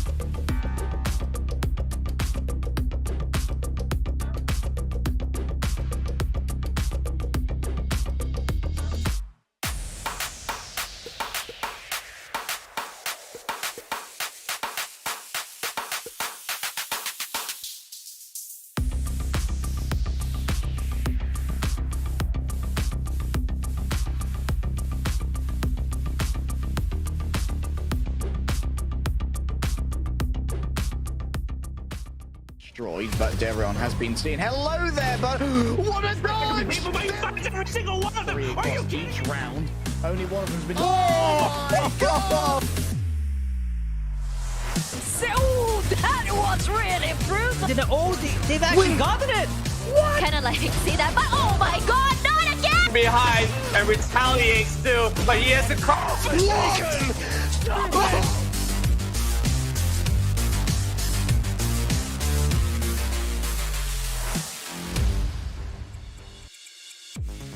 Welcome back. This is the VALORANT Challengers Malaysia-Singapore Split 1 with me, Xeno Viper, and the amazing Taj Bani, where we already saw Todak and Yakiniku in almost an unprecedented scoreline of a 2-1. While that is clear and dusted, guess who we have right now on the board? It's my most anticipated match. It's going to be Bleed versus X10. We saw X10's newly formed roster based in Singapore. And I think what's really important here is the fact that a big organization picked them up and they are playing like a well-oiled machine. Speaking of well-oiled machines, Bleed today will be playing with their core roster, and this includes Scary, who will be playing all the way from Thailand. So I'm wondering, will this affect their teamwork, their fluidity? This is all what we can see in the game itself. Regardless, previously from Sersha, Scary has been one of the scariest players here in Asia Pacific. Now playing for Bleed, I'm wondering what will happen in the game next. But let's take a look at the standings right now as Todak goes up to second place, or rather the first tied with Louvre with a straight 2-0. And this is not something I anticipated at all from Todak. I think it will surprise a lot of Malaysian fans out there too, and we'll start cheering because I believe that this signifies a new beginning. Of course, I won't say that like this one Singaporean team is going to represent the rest of the competition. So Todak will have a long journey ahead of them. We just want to see if they can continue to strive on that right path. Whereas on the bottom side here, though, we see X10. They went up against, I believe, Heiakiniku. That was that day, and then they actually won that. So now both Bleed and Heiakiniku is 1-0 on each. I never got the opportunity to cover these teams, in which you did. So you can understand some of the insights, some of these plays, and I see some of the top performing maps like Pearl you were talking about that may not be seen here if some big brain plays or bans are coming out. I think personally, when you look at Pearl, both Bleed and X10 both played in the map and won. But I personally think that in terms of execution and plays, there is still an upper hand advantage to Bleed, given the fact that if you see Legiha, he had actually prepared and prepped his players for that map in particular. Given the fact that the teams Bleed as well as X10, these are two teams playing today, X10 actually did play the map itself, but it came pretty close with Heiakiniku. So for me personally, I would put the benchmark a little bit more on Bleed's favor instead of X10. Correct. And knowing Bleed's performance, naturally, it's always been topping the charts, even though they have a lot of players that have been seeded. I used the word seeded, but they just segregated into a lot of the other teams. All the players in there also has VCT experience. With the returning of Ego, is the time he was a sub, but I don't know if he will be playing today because I think on the side of Bleed though, you mentioned that Scary is in here, where Lexi was his sub, and they also performed relatively well. So when he's in here, maybe there could be a monster. Yeah, it's actually really interesting because we know that Juicy has been relegated as their main duelist, now giving Darion a little bit of space to play whatever he likes to. Kind of what we saw from Aduka from Todak. Now, with Crazy Guy as the IGL, we did see some crazy changes to the team as well in terms of their pacing. No longer are we seeing a very slow, sort of explosive play from Bleed. They're a little bit more fluid. They're a little bit more, I would say, push and pull. They're a little bit more able to flex on how they want to play or adapt mid-game. Now, with Scary in the roster, we've seen his performance in Sersha, and definitely one of the high-performing players in that team. And this will be my first time seeing them play together with this brand new roster. And it's really hard for me to predict because we saw Lexi send in, and they were actually quite decent. Not just quite decent, they were actually popping off as well. Now imagine with Scary, I think what we saw on day one was not even close to their final form.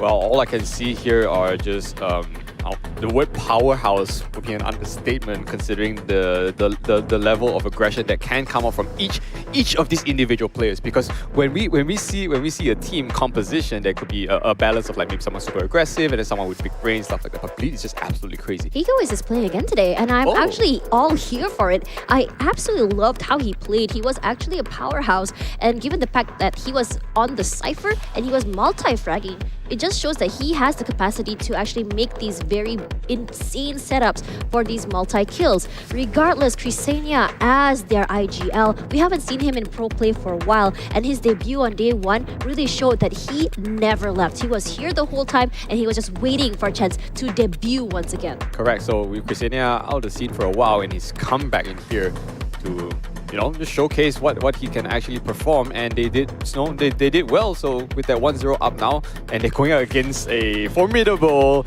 opponent. You see, Thames.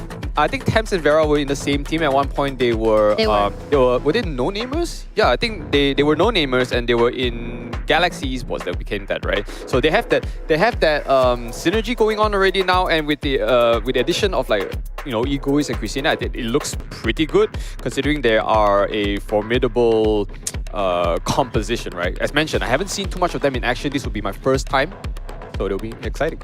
I think to look at Juicy and Vera, these are two very formidable duelists if you see them play together. Both very sharp and both very, very aggressive. I would say that I would give the heavy hitter more to Juicy, as he's a little bit more proactive compared to Vera, in my opinion. His average combat is a little bit more higher than Vera's, given the fact his average kills as well is higher, has shot percentage given it to fact to Vera. I mean, I'm not surprised because Vera kind of leans more toward the jet, whereas Juicy, he kind of flexes around between so many different agents that sometimes not necessarily you need those headshots. Regardless, that's why I said I give it more to Juicy because of his ability to play so many different duelists, as well as a little bit more heavy hitter. He doesn't really have to rely on his teammates to go into the site. Sometimes, yes, you need that enabling, but Juicy is very confident on his own. Is he able to do things by himself? So this is the difference, right, between the likes of Juicy and Vera, because we've seen Vera, the way he performed in also Galaxy Esports, yeah. He does rely on his team even though he has his pop-off moments, but it's these younger players, like Juicy is a young lad, him with the likes of Zan also, they have like a similar vibe in terms of getting control of certain objectives, and their jet plays are almost similar. Personally, I think I would rather compare Juicy to Shinsei. Very aggressive, multi-frags, up in your face, likes to go very, very close. Whereas Vera, while he does take up the space, his teammates will always be closer behind him, and I think that's why I would think that is a little bit more different. But then again, Shinsei and Juicy had been in sort of the same team and had played together at one point, Bleed Academy and Bleed. So that's why it kind of explains why the similarity in terms of how exactly they play those duelist roles. Fair. And I'm seeing a very, very protracted map that to show up is actually Icebox. Bleed performed absolutely phenomenal in that against Paper Rex in the last VCTs, even though Ascent going for defense. So second map, Ascent, and for some reason, Pearl is still in the pool that we talked about. If it really gets to that decider, that will be banger. Honestly, if we've seen Scary before, he's a pretty good controller. And X10 banning it out and going to go to Fracture. Honestly, these map picks are pretty good, and Bleed goes for attack first, and we all know that this can work out in their favor as they go toward defense. Now let's talk about the first map, Icebox. Why exactly did Bleed take this? Because they are very, very good at knowing how exactly to control a site, and Icebox is one of those maps. We talk about aggression on this map, whether on defense and attack. Talking about map control, we talk about those lurks. We saw it happen already in Louvre, and we know at one point Louvre players actually did play with Bleed, which does show a little bit of similarity in terms of play style, given the fact that they do scream together, they are from the same country as well, and I wouldn't be surprised if we were to see flanks come through, a very strong mid control as well as strong command of control on the site itself. Now my question is, what exactly can X10 do to break that control? Because if you look at how Bleed plays, in a lot of situations they want to control momentum as well as areas. It should be a tug of war because to give X10 the not benefit of doubt, but to acknowledge it, because when they were back in No Namers, Thames Vera, Sky SG, shout out to that man. He plays Mad Viper and he snakes around so much. True testament to that name. So both these teams, I would say, share very similar experience in terms of Icebox. It will really come down to that lurks usually. Lurks are important, but not for all different kind of maps. But for a map like Icebox, the amount of information you can get from a lurk is rudimental, potentially, to a team's success. Let's have a look at the agent pins right now. I think there's a lot of things that we need to discuss as in terms of their team. I think for Bleed, especially, even though the idea is that Bleed can play so many different agents. And I think what Scary is most known for has always been his controller. And I think since Zersha, we always talk about how scary this man is, and I would put him on the same pedestal, maybe a little bit lower than Mind Freak when it comes to his Viper. We've seen him perform during VCT LCQ APAC LCQ with his former teammates, and how he enabled his team to really just come to the side, come and rotate, buy a lot of time. And I think that's exactly why this pickup works so well for Bleed. They love the control game, and Scary has the control. Meanwhile, for X10, they're like an well-oiled machine. What you can expect from them is very precise timing and precise, I think, rotates, precise swings at the same time. You're gonna expect a very good buddy system, but for me personally, from day number one, it felt like they're very rigid in terms of how they play. They're very like, okay, this has to be the play, and if it doesn't work out, you start to see everything scatter. Oh yeah, but it's funny because we talk about both these teams here now together. Yesterday when I saw, that time when I saw Yakiniku and X10, I would have said that X10 was a more well-oiled machine compared to Yakiniku because of the amount of practice they put together. But now you got Bleed and X10, both teams, both big brands, by the way, going at with each other, even though this is it's the first time they're fighting each other in the round robins. I don't know, I won't say I have any predictions, but of course there are many Bleed favorites out there. But personally, I feel like X10 can give Bleed a run for their money. I really think so as well, given the fact that I mostly am just worried because we talk about game of control, and X10 is all about, I would say, controlling movements, moving at the same time, same phase, getting that timing right. But Bleed now, I think this season is looking a lot more fluid. They're able to make decisions on the fly. They're able to change up their plans compared to before, where it felt like they hit really hard, but they weren't necessarily fluid. They were kind of like an unstoppable force that's kind of like a boulder hitting your face. But once you put something underneath them in that move, and suddenly they got stuck under their tracks. Now, also another thing about Bleed that I did notice is that last season they had a little bit of a mental, I would say, block at certain times, and I didn't see that quite yet. I'm really hoping this is something that they have have managed to overcome.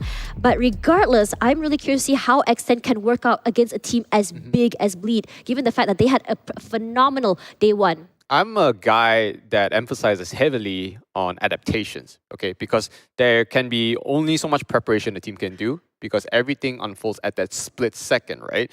So Bleed, usually known for their aggression, especially back in the day. I'm not sure how this reform will change up their pacing a little bit. I'm sure they're still one of the most feared teams here, but definitely I don't think anyone's going to look down on X10. I want to see strats come up, and I want to see circumvention. Immediately gonna get the recon. Two players, they already know where Scary is. And I think what's really important about it is to know where exactly Scary is gonna be. And if you see where they already know where Scary was, they say, okay, we're just gonna go straight toward A. Even though they did put the wall on B, they see Scary, they're like, okay, we're not gonna challenge Scary. We know what exactly he can bring to the table, and we're not gonna risk it. Oh, he's tagged out and he goes back instantly. Yep, Eagles is gone. Well, they already lost Vera very early on. This is actually rare to see Vera on the race. Maybe something different here. Usually we see him on the jet and his Icebox, but not to harp on that so far. Right now, he's on in, and they've got this plant now with this Ice Wall, usually in the pistol rounds, making so much impact and delaying this retake. That wall bought them a lot of time, and that's the power of a Sage in the early gun rounds. Not only is it good for those post-plant situations, but it also is good for buying some time. Immediately the wall breaks, but they have a crossfire immediately on top of ramps as well. And Juicy coming from the side, right-click by Egoist, 3K for him. And that is a great round number one for Ascent. I'm sorry, we don't talk enough about that flick in which the wall came down. I swear he should have died there, but for some reason, Ego just flicked out so well. Wow! I would say that is an insane retake coming out from X10. We already got a banger start. Damn. Tactic Penguin. That was really quite fast if you think about it. Immediately you saw the wall from Scary go down, and they're like, okay, we know Viper's on B. Let's not go there. But the thing is, even if the wall came down, they were banking on everyone to have rotated out of B. But they still had 2 people on A. What they did was just allow them that space for that plant and then play retake together. That's why they were able to break that wall, get a crossfire, just run and gun, get those right clicks. Immediately. The timings and their comms were actually pretty perfect on that part. And now with both teams actually going for this anti-ecos now, this is actually crucial. Any team that loses this will be on the back end, not once but twice. This is Crazy Guy makes a difference here. His drone is already expended. Recon still available if anything. Boombot gone. Rinse and repeat. No one's flanking or anything. Durian opens hot. Tam's gone. It's a big shot. And the attempt is gone. They don't have that Sage wall, but Nev and Vera trade 1 each. Juicy strikes back with no Vera. No more damage, no more heavy hitters. It looks like for Bleed, they're going to think about either cutting the noise and just faking a rotate or just holding on and coming back onto A. This is respectable because both teams have 3 members left alive and resetting at the same time. So you can tell like the push and pull, they are on equal grounds right now. But of course there is a weapon deficit because Nev only has the Sheriff. But if you get a perfect headshot, suddenly Bleed might be in a lot of trouble if you refuse the weapon. They are...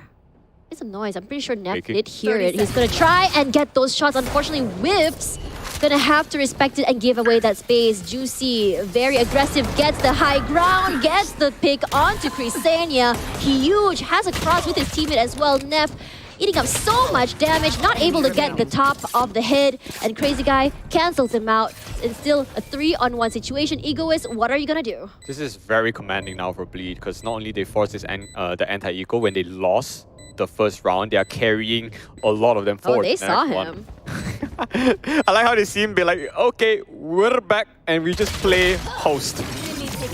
I think this is what I really liked about Bleed this time is that they're not going too aggressive. They're not trying to push and get those kills. We don't have to play aggressive. We don't have to lose our guns. Wait behind, swing together. And this is what's getting them that value. They're not getting whittled down and they know that they need to bring these guns up to the next round. Now for X10, since it's a 1-1, their economy, not currently the best, but the other members of Bleed, 1, 2 Guardians, and we know that Crazy Guy and Scary get those taps over and over again. Consider this a bonus, I guess, for them soon, if they win it. After all, X10 is defending. They can take the backhand just a bit, but you know the aggression from Bleed. I like this A push. It's like they're doing it so well. First they take belt control, then one guy goes up on pipes. You know, Egoist is just chilling to wait to see if anyone's flanking, but lo and behold, it is a full 5-man ride onto A. The air comes out just to clear that out regardless. Crazy Guy just spamming that. Look at how much damage he has tagged onto one of the members of X10. Plant comes through. It's a very corner edge plant and it's still a little bit hard for them to break it as well because they are on the eco. Regardless, Sheriffs can still do damage. Just need to tap those heads and none of the members of Bleed are actually trying to risk it, not trying to expose their heads at all. And that's actually what's great about this is the fact that they're not taking unnecessary risks. Wall does get broken. Look at where Darren is, a very, very close angle, can run and gun, that he immediately gets Crisania out of the way and Thames gets the top headshot onto Darion. Lovely though, even though he got the beautiful cross between JH and Darion, he still held it down. But Bleed with his superior firepower will definitely come up on top. That is actually a good, I'll say a good attempt or retake by X10. You can see the movements is fluid. They had the right idea, but just the wrong armory. Just unfortunate for these weapons, but they only got in like 2 members of Bleed. That's about it. So funny enough, Darion is a little bit short on the scratch and in an awkward situation, 1 point away from the Blade Storm, and he will still continue on with his rifles. But yeah, don't count X10 out just yet. This is very early on in the game, but you really can tell that the pressure is mounting. I think Darion really wants to force that ultimate. He decided not to buy, and immediately Temps is going to wall that out. And this is a smart idea because they do notice that Darion is 1 away from his ultimate. They don't want to enable him. They're going to disable him instead. And what they're trying to do here is by denying him a frag, denying him the ult point, and they don't necessarily know whether he bought or not. And this is a situation that's really bad for Darion. And you can see that Jay actually gave his weapon to Darion instead. Nah, he knows if he sees the cloudburst up on generator, he knows there's about to come down. I like that Crisania actually stopped on that wall because he would be on the losing end if he comes on through, but Juicy. Yes, they're coming out through Slick, and then Egoist lands out with a first frag on this retake. Now Crisenia holding a very tight angle, and he cannot push through. This is going to be a retake Killjoy ult, and it's enough to push everyone back at least up to belt. This is where Bleed has to take his time. Immediately, Darion gets one, but it's going to be traded out by Neff and Vera, one each. Crazy Guy as well decides to join in the fray as Crazy Guy good for 2. Great with the taps. 3K for Crazy Guy. 4 actually. Yeah, sure, he gets a 4K, but he's also the last man standing. I don't want to pull, the Crazy Guy is crazy kind of thing, because you're not going to hear the end of it. But it just comes out. Yeah, he's crazy for a reason, but of course he's trusting the rest of his team to hold it, but the post-plant positioning makes it so well that even though there is a defensive lockdown to push them all inside, but the plant is already favoring anyone that's, playing up on belt and Ness. So it doesn't matter if it pushes them back, Bleed in a commanding lead of 3-1, and we know that Bleed is a team that also thrives off momentum regardless of map. Whether or not Shock Dart is out just to clear out the angle, and then immediately to the recon, giving them a lot of value. No one does get a recon, but one of the beautiful thing about that particular recon is the fact that everyone has to move away to hide away from those scans, like it or not. So now, Bleed again, usual strat, go quiet, try and figure out where exactly everyone is, and then move on to those very, very aggressive explosive plays. And here comes the Hunters, furious, Egoist finds Darion, that's huge, and Juicy, Scary, one each, and Vera takes one down. Yeah, does Vera have a weapon though? I didn't get to see it. Instant shot, but Juicy with the Empress showing him who's the king / queen. SF is only last man standing. He can still make this work, but the tight angle that he's holding up on these rafters, and Neff needs to have 2 angles to look. Juicy, perfect movement, and they can just wait to hold his post on. They don't even need to force the issue. Juicy, repositioning, doesn't want to play too close because he doesn't want to be in a situation where he can be swung at and just tapped. And you also have no idea where Neff might be. Are you going to go flank? Are you going to go main? And Neff has to force this. Gets one! Very cheeky on the rope. Immediately not sure if he's actually in the backside or not. No idea that Crazy Guy is just playing for post. Oh, not only is playing for post, he also has a Hunter's Fury, but he may just not need it. He's already given Neff the information he requires. Waste your time is actually the name of the game. He gets the recon, wastes his time, breaks the recon. Crazy Guy not over peeking here. Gonna swing out. He knows that he's running out of time. He wins it. But unfortunately, he does not get the round. 1-4 in, and really, I don't know. I'm not even playing, but I can feel the pressure. This is, that's legit. I'm actually legitimately. I'm troubling on my words here. Look at the ammunitions coming out from both of these teams. Like, both of these teams can't catch a breather at all. There has not been a single time where we see the decrescendo of momentum. Both teams are struggling to keep up with each other, but every single time, Bleed just edges out to the end. I think what's really important to note here is the fact that both teams are on equal grounds. Even on equals, you can see Extend still manages to hold on to their positions and still got those taps. Now, if you see the way that they all play here is a push and pull situation where you see Juicy is just not afraid to take up the space. You see a really good, I would say, trigger discipline from him as well. He spots out one, he doesn't shoot first, waiting to see how many is passing through before he finally commits to it. And then the repositions from Bleed has been great. Unfortunately, if you see in terms of Vera and Temps, they're getting multi-frags together as though there's a crossfire between them. And it's actually been working out so well because every time there is one pick, there's going to be 2 going down in return. Yeah, the thing about defending first is that you get to hold those crosses before the enemy gets a sight, unless, of course, you are being drawn out or you're being mollied away. The thing about Bleed is that they love to get in your face and also get away with it, which is 2 things that don't really go hand in hand back then if you were not paper Rex, I like this aggressive play coming in from Bleed. I mean, they've always been aggressive, but they're more of like getting those long-range kills, go aggressive, go and push up. But seeing Bleed go and take the helm in terms of playing aggressive, pushing forward is the different thing to see.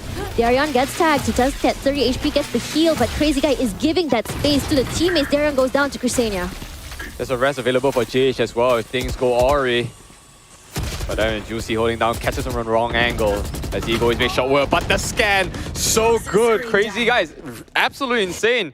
At least the first time round where Bleed's actually had the man disadvantage, and Neff might come out. Let's see if anyone's through jail. Just edge up on the right a bit. Unfortunate. Almost timing is just not on his side.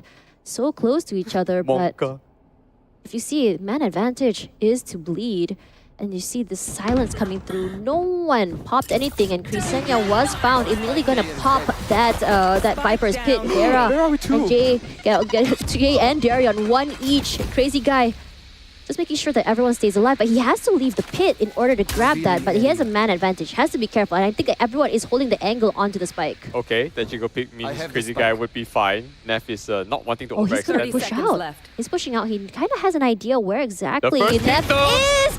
Oh, he doesn't take it down. He's so very low. Unfortunately, He's got that shock get dart. that recon, and Crazy Guy just swings out. Scary as well, being scary as usual. Vera, one more person up on ramps, and he gets the first contact, and that will be 5 points for Bleed. If you want me to be very honest, I am slightly disappointed in the execution for the from X10's side. I'm gonna have to agree with you there. Yeah, you have to agree, right? Because Bleed was definitely on the not the losing end, but the lower end of the pedestal, because X10 had the angles, they had the time.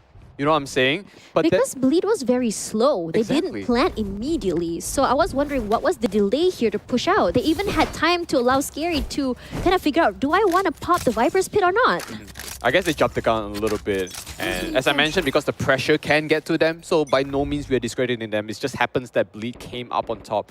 4 I'm points. just mostly kind of curious what exactly were they trying to execute there at that particular moment. Oh, juicy.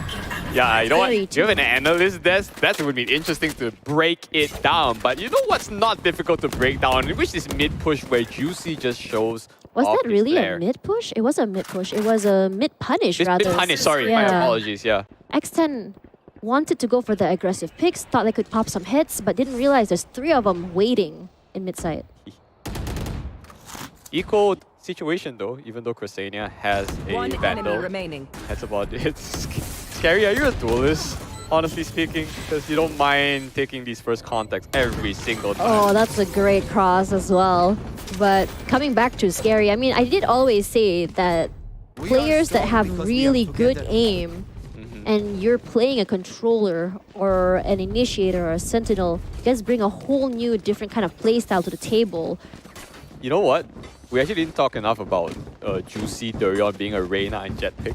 I think I'm really liking that Yeah. flex pick onto Darion. The fact that he can go into Sentinel if he wants to. He can play anything that he wants. He can either be playing alone, just holding a side on his own, because he can rely on his utils to get those frags, and allow Juicy to take the space instead. Or you can go Jason, Jing, kill. Yes, I was about to say, because the Forsaken and Jing, this is reminiscent of that. You know, sometimes having a raise, but They were the ones who start the double duelist on this map, if you remember. true. And then back then, Bleed actually went with the double controller. Yeah. And this time right now, they switched it up, be more aggressive onto X10, and they're looking to extend this lead even more if X10 literally doesn't stop their streak. But with his operator on Vera though, where is he playing? He's playing on B, trading on the garage side, and they are actually pushing Bleed into that spot. This is smart. I mean, personally, I would like to see walls used for post-plant, but I think for X10, the idea is to deny them entry onto site itself. Vera forced to reposition because of that drone, but look at Neff, pushing up forward, gets one, runs for his life. I think that's all that he needs. Push-pull situation. Sometimes all you need is just a frag. They're gonna break that owl drone. An ego is in him, holding out a double situation here, and suddenly Bleed is stuck on spawn. They can't go anywhere because X10 is pushing them from 3 whole different areas. You know what? You just need to say that X10 needs to stop Bleed, and then they can just do it. And the reason why they can get that cross is because X10 got control of Garage, where Bleed was playing default way too long, and that enabled the rest of X10 to push out through mid and actually get these beautiful crossfires. So good execution so far. Even though Bleed is not on an eco just yet, they still got some bank. 4 point, I also want to say this multiple times, that 4-point lead isn't really too much. And once X10 starts to get a read onto Bleed, they could be in a lot of trouble. X10 had already figured out Bleed. They knew that they were pushing mid, and they did it again, this time with rifles. Bleed was not expecting that mid rotation. Regardless, if they stay too long near spawn, they need to be careful. But look at that, they already put Crazy Guy on mid control this time, just to not allow anyone to come through either pipes or even mid side. Neff running up, and look at that, Spike running straight toward A side. B was merely a ruse. still saw the default. They can still fake it around. But how many? Wow. That was scary. That I'm was not talking about him. very close, actually. Okay, so they made it known that this is going to be an A hit straight in. And it's going to be a return. Out. Is that enough to push them back so far? Get a plant just in time. Darion is straining onto Heaven. That's Rafters now. He actually did spot out Crisania, but Darion is a little bit more, I would say, strong on that first contact. Neff does find Jay. And Egoist, he knows there's one player detained, but he can't push out because the other members of Bleed had actually just reconvened around the other members. The revive comes through. It's going to be Crisania up again. Egoist finds Darion. Egoist going for 2. Egoist is on fire and he hasn't stopped since day 1. Wait, Egoist is really here to play. Like, you know. What's a sub? I play to win. Yeah, it is sub, but still, this is actually really dangerous because when you play for a belt, there's a lot of things that can go wrong because Scary is still alive. It's halved. He still needs one more. He gets Egoist out of the way, but Pro's don't fake. Scary still gets it, and X10 takes the round. This is a tight clutch per se. Even though Vera manages to carry forward the operator, they still lost quite some members in the meantime. So some economy damage. I think Bleed should be fine for this, even though X10 can still afford this full buy. They just need to keep this up. Like 6-6 could be well. Now it's Bleed's turn to try to find a way around X10 because they've been defaulting a little too much. I think an explosive play can work in their favor. Just the problem is that that wall that Temps puts is not allowing them that fast pushes. Regardless, Garage one side is closed, which gives them a straight angle to just push forward. Unfortunately, Vera wasn't able to get the first shot with his operator. Now here comes the Hunter Fury. Temps gets 1. He's going for the aggression. Comes 2 before Scary finally trades him out. Yeah, this is the other strat we're talking, but really, X10 is just absolutely ready for that. Pops that and tries to take position. Oh, that is a very weird angle to push, so I don't blame Vera for that. He was distracted whether he wants to go for the person on top or at the bottom.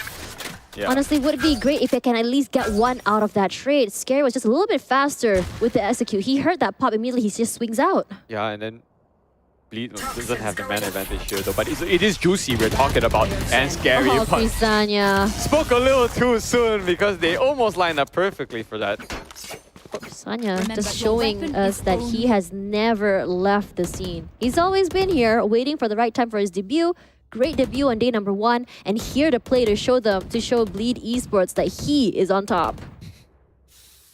Is that really a big kill left? Yeah, Crazy Guy and Scary is like 13. The rest of the team is just keeping up. So you can see the proactiveness coming out from these teams, from both of these guys, despite Scary being a controller, you know. So he has the Viper's Pit now, which I kind of foresee it being a B push. Yeah, if they can make it a B2B. Oh, that's beautiful from Crisania, but there is going to be a trade. Regardless, here is going to be Darion just trying to get some information. Does hear the footsteps coming on by his teammates. They know that he just close by just to clear out those kitchens. And here comes the Viper's Pit, the very famous area that gives you so much control of sight, and Darion does get Temps out of the way. Yeah, this is a level 2 plant for kitchen, I think. Oh no! He might have spotted Neff out there. Yeah, he is. He can't risk it. He only has 2 knives left. You can see Darion with a smirk on his face. He's not committing to that just yet. Just trying to get those frags. He's playing in a very controlled manner. Does not want to go down. Unfortunately, does.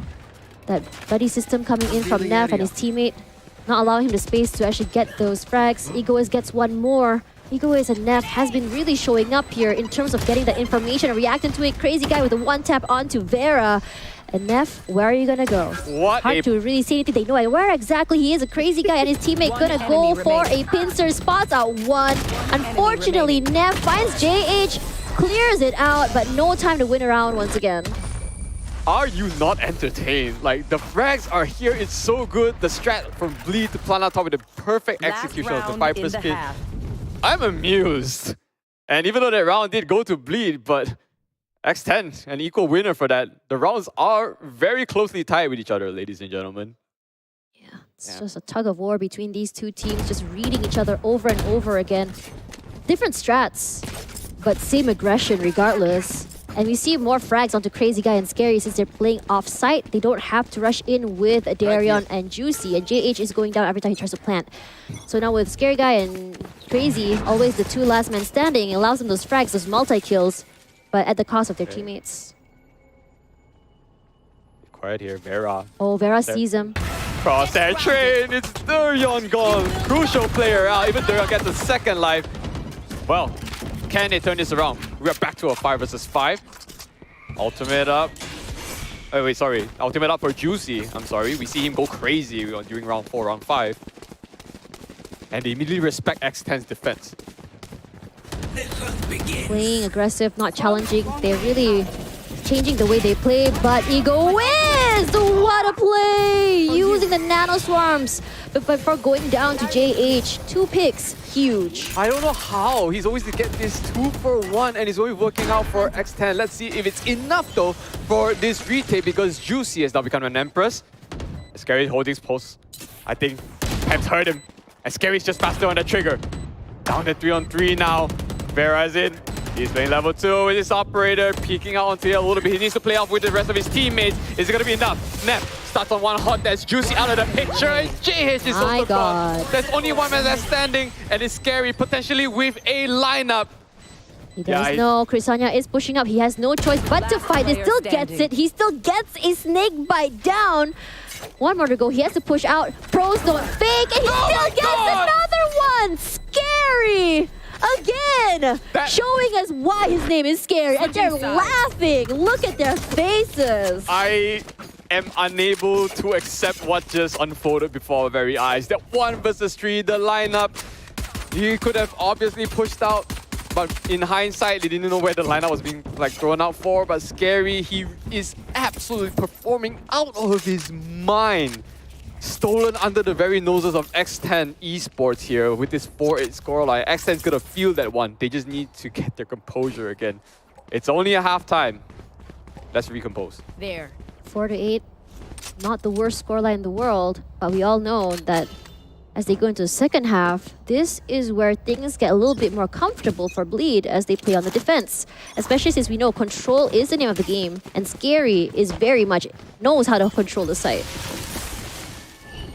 Orb is up, just to say sayonara. Whoa, that's a very, very aggressive Juicy there. Really finds Egoist, takes him out, but we know that Egoist was merely a lurker, and that's exactly how most of the teams that have been playing have been going here. Now this famous wall, once again, gonna take up so much space, giving the space right near, not allowing them to actually peek through Snowman. Okay, but that also means that they can actually play from Snowman and main per se, but a couple of people playing through Orange now, and Thames is somehow getting these mad frags with this classic, and he's not stopping. As Nat's going this 1 versus 1 with this Juicy point, and he said hello Jay, she's still alive somehow, but they eventually will fall after a really long fight. Vera last man standing, he gets the thing on the Juicy though, but what is going on? What is going on here? What a flick! What reaction time! Perfectly well played. They were going for a double swing, but he said thank you for swinging out for me, and thank you for the 2 more kills. Damn.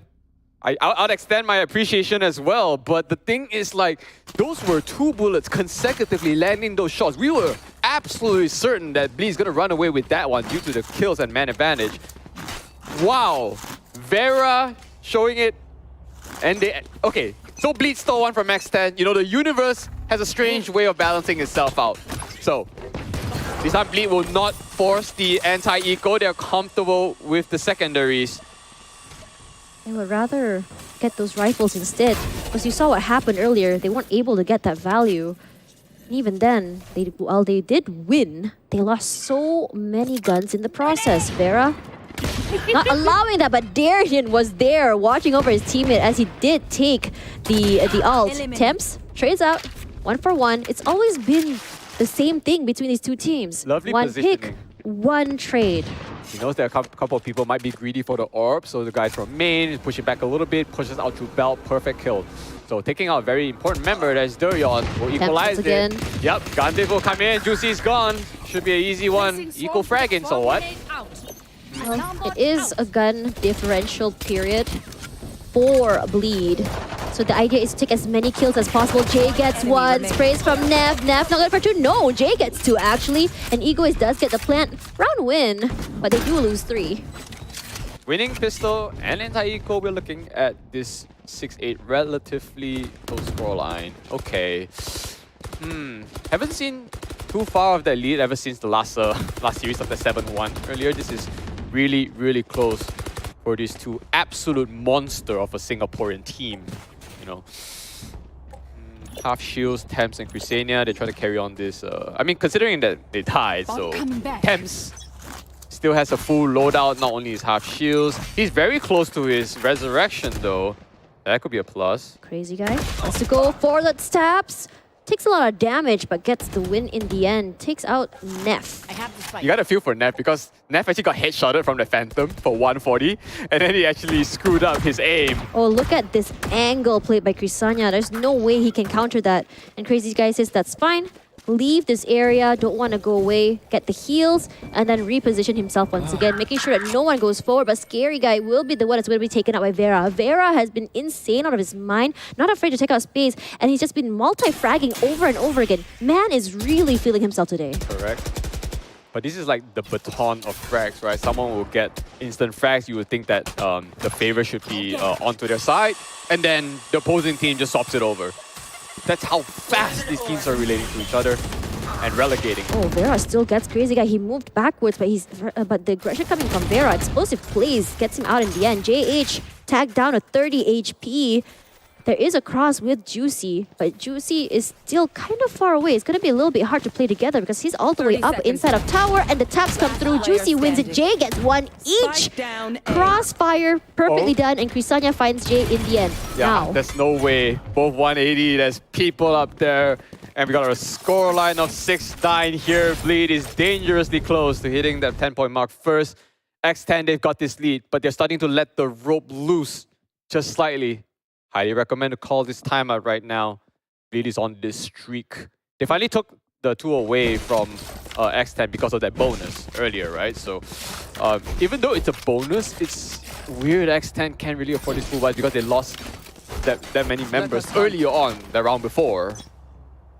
I mean, if you look at X10 right now, if Vera can keep on going, they're ready for have 2, a revive as well as the showstopper. Regardless, for X10, they don't have the value in terms of guns, but Crazy Guy, as well as Jay, not on full buys. Jay does have a revive, can get a second chance for team, only if it's enabled. Regardless, cut the noise. And they are just going to try and go, and even with just the Sheriff, Juicy gets taken out. Juicy was actually on the Vandal. JH has to move out of the way. The firepower is a little bit too much, forced to heal himself. Damn, those taps were doing work onto JH. Blind shots too. It's from 2 different people. Lines are connecting and they only lost Juicy. The best part about that is that Jay has the resurrection you talked about, so maybe he can come back. But if they let this go too long, Bleed might just come back and regain momentum. They need to keep this up. There we go. Crazy Guy popping that shot right as the revive happens. Egoist gets 1, but going to be trading out by 2 of the other Bleed members. Still a 2 versus 3, 1 man down. And Egoist gonna just equalize that set. No, we're gonna play on equal grounds. I mean, this is kind of risk scary still for Juicy. He is cracked and he is jacked. Does headshots from this close range. The 610 we portrayed about. Yes, this is still eco frags mostly on the Bleed side. X10 could have stolen that away, but Bleed still came up on top. Look at how he played this. Look at the swing. He was very, very patient with this. Gets 1. Gets the over. He'll reposition to the right because he was expecting to be swinging left. Honestly smart. The rest of the team could have come to his rescue, but he says, I need no man. My shots is juice. And he's showing it is how it's done. Dear Lord. X10, you're letting it go. Bleed right now, they're trying to make this push out, and his swing. The Vera, they gets 1, but the rest of Bleed will start to wipe down because Egoist and Vera is also gone. Now X10 has that man disadvantage here. Neff lays down the spray. Took a little while. Takes him out. Crisania. Insania manages to maybe try to save this team.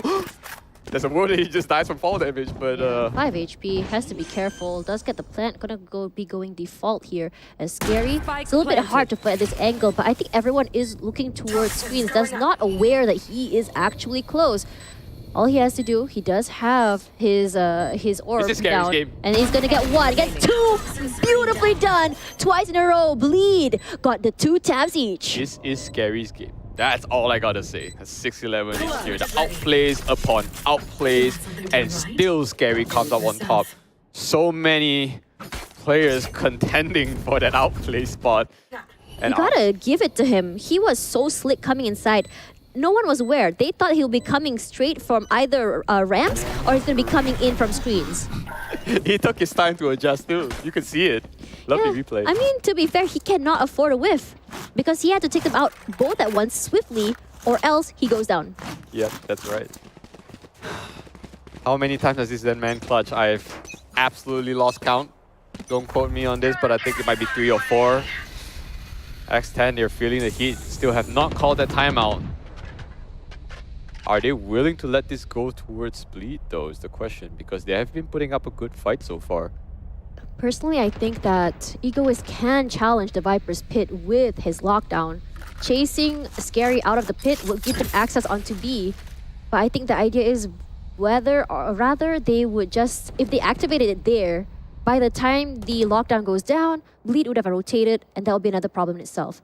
So the idea is let's go through mid. And look at that, he cannot stay inside of his pit anymore because he has to reposition, he has to look somewhere else. Yeah, no one's playing with him there, right? On B. Oh, they're going up to a kitchen.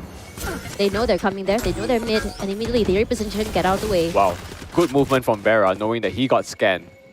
And the blast pack will chase him back to safety, even though Christiania is waiting for someone to push out. Christiania spotted Crazy Guy there. Let's see who gets the first tap here. And immediately it's going to be Crazy Guy. What a run, gun, tap. And here comes the lockdown as well. Very patient here. You also hear the showstopper coming out and they are just running for their life. Hunter's Fury thrown out and he didn't see it because of the Hunter's Fury. Scary gets one and Crazy Guy finds Temps with the Hunter's Fury. That's just absolutely unfortunate. We talked about so many different ults coming in here and it just goes in the way of Bleed. Remember the opening, Crazy Guy and Scary is just absolutely insane. I know the rest of the team is just taking a back seat. JH is also performing out of his mind. Everyone's performing out of their mind, but we let the lead go so far for Bleed. And I don't think there's coming back from this after all the aggression that Accent is experiencing from this mad lad of a team. Juicy once again as the Empress. I don't think it's mistakes coming in from X10. It's more outplays from the side of Bleed. If you think about it, X10 is executing everything well. They're taking their time. They managed to bait Scary Guy out of the pit. They're not using their utils too early. Util management is great, but the problem now is the fact that, yes, Vera is taking up that space, but look at that. It was almost like it was premeditated. One holding the other angle to make sure that Crazy Guy stays alive, and Scary was holding that cross just in case. That's absolutely scripted. Like yeah. The release of the Hunter's Fury, was it blue? Is it blue color? It was blue. Yeah, it's blue, right? So he looked left, no one's there, and he just peeked out. The footsteps. The timing, yeah. You know, there are occasions where I do confuse Crazy Guy with Scary sometimes because the level of plays are on par with each other. And the rest of the team, even though we know Juicy is an insane fragger, but look at the amount of step-ups from the rest of Bleed. Whereas X10, I think they are feeling this pressure here, so no matter how hard they're trying to adjust, Bleed is always one step ahead. I think what's really great as well is the fact that the team dynamics from Bleed has changed. It felt like before there was a lot of pressure on Darian's shoulders, having to be enabled, making sure that he gets those multi-frags. But now the dynamics have changed. The way they play around each other is more toward making sure that they get the objectives right instead of getting all those frags onto Darion instead.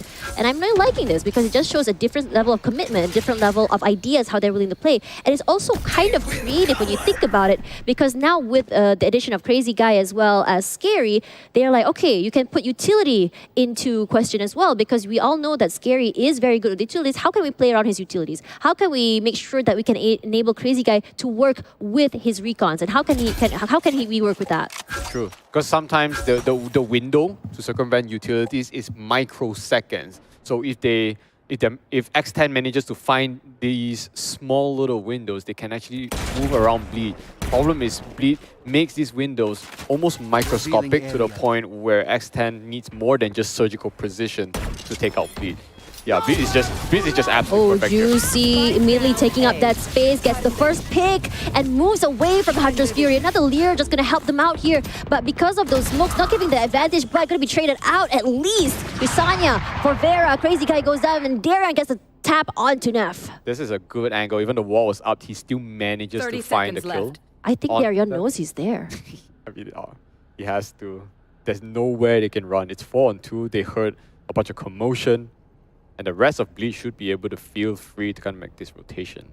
Egoist, oh, there we go. Vera was not aware. Thought that Darian had moved away. Egoist good for 1, good for 2. And suddenly he's whittling down the numbers before Darian stops it. Defenders win. I would say that it is actually, I mean, it was brave, it was good, but the shutdown It was was just too much. valiant. I think that will briefly wrap up the entire thing of what Extent was trying to achieve. They had plans and they had the ideas on the early But on. look at that, they're still smiling regardless of the outcome, and I think that they're still very proud of themselves. Correct. Because they know exactly that they are facing off against the best. Well, at least other than Paper X here, they're facing against the best here in Malaysia, Singapore. So now they know their benchmark and they can figure out what exactly they need to do as they move on to map number 2. Regardless, even then, even the first few rounds, it felt like Bleed was struggling, but they still try to figure out what exactly Accent brought to the table. Even though when Bleed started to move ahead, like those rounds weren't easy at all for Bleed. So that's why I think X10 is still taking this as valuable experience. I'm not sure if they scrim with each other, to say the least, but the way that they perform in this game, even though it's like was it 12-6 or 13-6 at that point, right? It was so close that, let's say if they move into map 2, they can bring this to a map 3. This is, after all, I think this is Bleed's map pick, yeah. So, you know, we'll see how they do on Ascent. Yeah, I think the idea was, honestly, if it was Icebox, I permanently would just watch out for Scary. We saw how much pressure he puts on the map, and Crazy Guy as well put pressure onto mid. The only one area where the map where Scary or Crazy Guy wasn't, we put the 2 bullets on there and the aggression comes through. Now, we did see Egoist come up with the multi-frags again and again and again. He's been very good with those lurks, with those flanks, getting those multi-kills. But at the end of the day, we always see someone there to clean up house, whether it be Scary or Crazy Guy. Literally, so it's all about the positioning, the setup, real. We talk about a lot of these clutches, these mad frags, but bear in mind that they don't happen without a proper setup from the rest of their teams, and that's how we are, graced with these beautiful highlights. Man, those double tap from Scary. I mean, what's really good as well, if you talk about it, is in terms of Bleed was just really good with those post plans, not afraid to give up that space and then retake it. Because the idea is that we go for control. And without you guys, without the whole team, or at least numbers, we cannot establish that. So waiting for Crazy Guy to come around, waiting for Scary to come around, the duelists do their job, get as many frags as possible, bring them down as low as possible before finally we see frags coming through from Crazy Guy or even Scary. But Scary, I have to say, was out of his mind, especially with those post plans. I think the idea was he knows how to fend for himself. In a lot of situations, we see post plans, when they get pushed up on, they suddenly cannot work with that. But the idea of how he worked was that it's going to be someone pushing up to me, so I got to quickly throw in my snake bites and immediately push out, get the kill, and finally win the round. And I think there's a lot of clutches coming in from Bleed that have been really, really close. The thing about for X10 is that I was trying to get a grip of their MO and I couldn't find it because Bleed shut down every form of attempt of objective taking that they were trying to do. So everything we see is Bleed. It's not that we don't recognize X10 Esports, but it does feel like X10 is always on the reactive side rather than being proactive.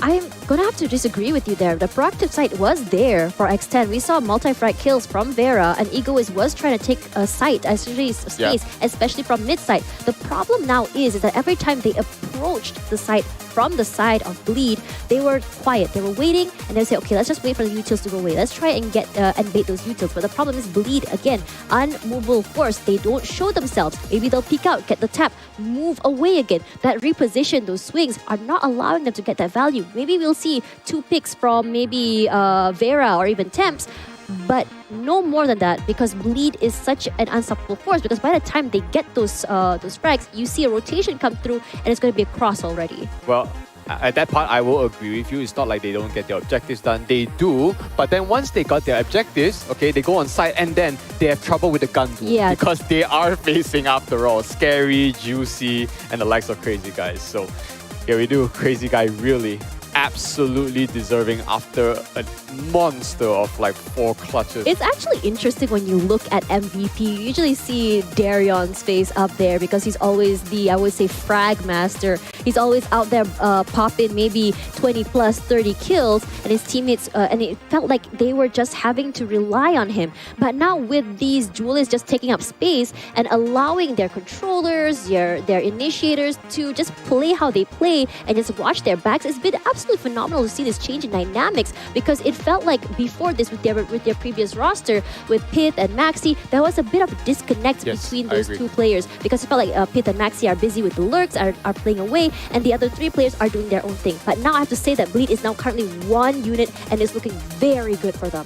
Yep, we see this growth from these returning teams from last few VCT, and it's amazing that the journey has come so far, foraying further into VCT and YSG to be giving us this type of games to cast. But that also will showcase the rest of the teams if they want to go up with these teams. Remember, this is a stronger Bleed, all right? And with Paper X maybe coming back into the region very soon, you guys had to step up to the plate if anything wants to come up. But what a game it has been, and I'm definitely excited for map number 2. Yeah, for now, we're going to take a quick break before going to map number 2, and we'll see you guys in a little while.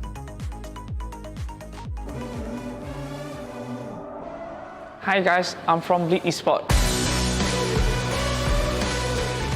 Bleed Esports is the Singapore-based organization. Currently, we are competing in the HKMY region. Last year was a bit unlucky to take an international spot. So this year, we are one of the invited team. We're gonna try our best. My name is Ngô Công Anh. My IGN is Crazy Guy. I'm the in-game leader for Bleed Esports. My role is initiator. Mostly, I will play the information agent. I will help my team to get information, where's the opponent, how they set up, they can find the way to win the round. My first teammate I want to say is Tyler. His IGN is Juicy. He's our duelist and the youngest in the team. Sometimes when you play the game, you will feel like struggle a bit. Like you can't win the round. That's the moment you need a teammate to make a play. He will open like 2-3 kills. Like he will win the round for us, and we will have momentum again. The second one is Jay. His IGN is JH. He's our like, flex player. Whenever we have a new map or new agent, he will always take that. He's like one of the best supporters in this region. Whenever we need a stun, a flash or anything, he will always ready to do it for us. Third player will be Derek. His IGN is Darren. He's our Sentinel. Derek is a last player from Bleed roster last year. But this year, he sacrificed his role. He stepped down from the duelist and played Sentinel for us. And he still play very well. Last player will be Pon. His IGN is SK. His role is controller. He's the one who went to almost all the international tournament. He's the most expensive player in this region. Whenever he's still alive in a clutch situation, I know we are gonna win. Fun fact about Gary, his English is not the best, so sometimes it's very funny to talk to him, but we love it. And I hope we can win because we are the favor and we practice a lot. Practice like almost every day, like 8 hours. We are the best and the most hardworking. Okay guys, be ready. Bleed is coming.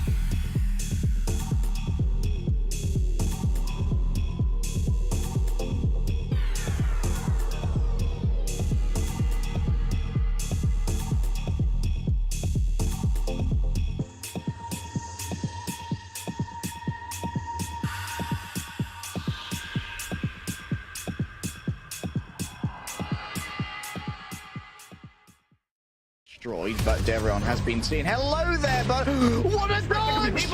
Every single one of them. Are you kidding? Each round, only one of them's been. Oh my God! So that was really brutal. They've actually gotten it. Kind of like see that, but oh my god, not again! Behind and retaliates still, but he has the cross.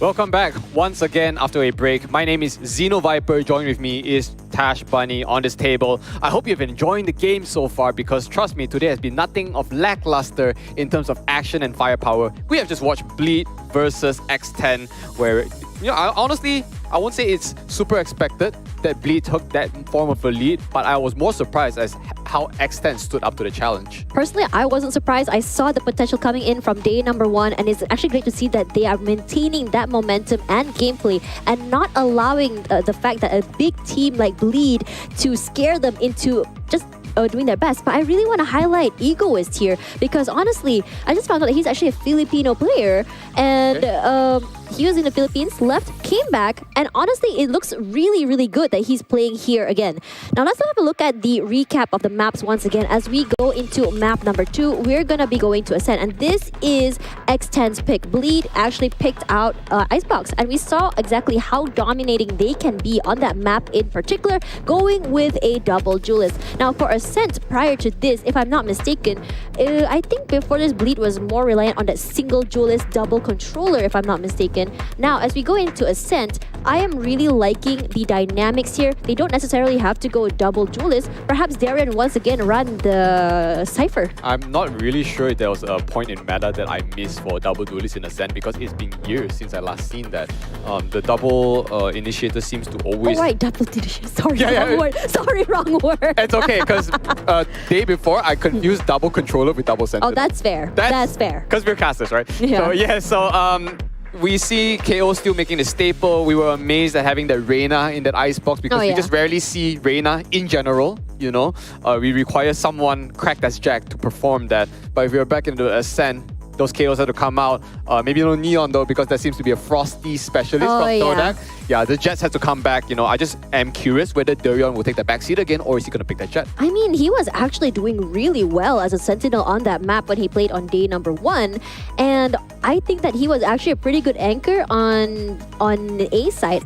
And he held his own by himself. He was playing Ring Around Rosie with his cage, with the trip. And let's see if this dynamic will be changing. Because remember, on day 1, it was Lexi playing and not Scary. Now again, let's have a look here. Looks like Darion will be hovering onto that Cypher. And I think this might be the dynamic they are going to be going for with Juicy running the show with the Jet. Now, Scary running an Omen. Now, my favorite thing about good Omens, aggressive Omens, is that not only are they going teleport to the back and going for that backstab, but also they can do those really insane one-ways and then go on top of an elevated position, get a nice little angle, and can see so many long angles, just catch the enemies off guard. Now, if you look on the side of X10, however, Crisanya running that Astra, and we've seen his performance on Astra before on Pearl, and it was phenomenal. So basically 3 staple picks. That was the KO, the Jet, and the Sova coming in. Of course, I was talking about how Ascent you can have the most flexibility of smokes. Everything works here except for Brim, sorry. Whoa! No. Brim, if one day a pro player makes it work, I want you to eat those words. I'm waiting for that because that's where we have more to talk about. So let's highlight a bit. Darion is back on that Cypher, okay? Because that time when Lexi was subbing in, they had the exact same lineup. So Juicy was on the Jet, of course, Darion on Cypher, JH, yeah, the whole shebang. So it's not really like a full mirror for that kind of thing, you know? But I want to talk about Egoist and Killjoy because it seems like Egoist has been running Sentinels. We saw him pop off with a Cypher on Pearl, and now him on Killjoy just now did so well playing with those utils. I wouldn't be surprised if he does the same thing. Now, I really want to put a side-by-side between Egoist and Darion in this particular map because both are Sentinels, both are great with their shots. Now, if you look at how Egoist played with his utils just now, playing close, playing with the nanoswarms, distracting and just swinging by, that's exactly what Darion did with his Cypher as well on day number 1. And I want to see both of these Sentinels, see who is the more superior Sentinel.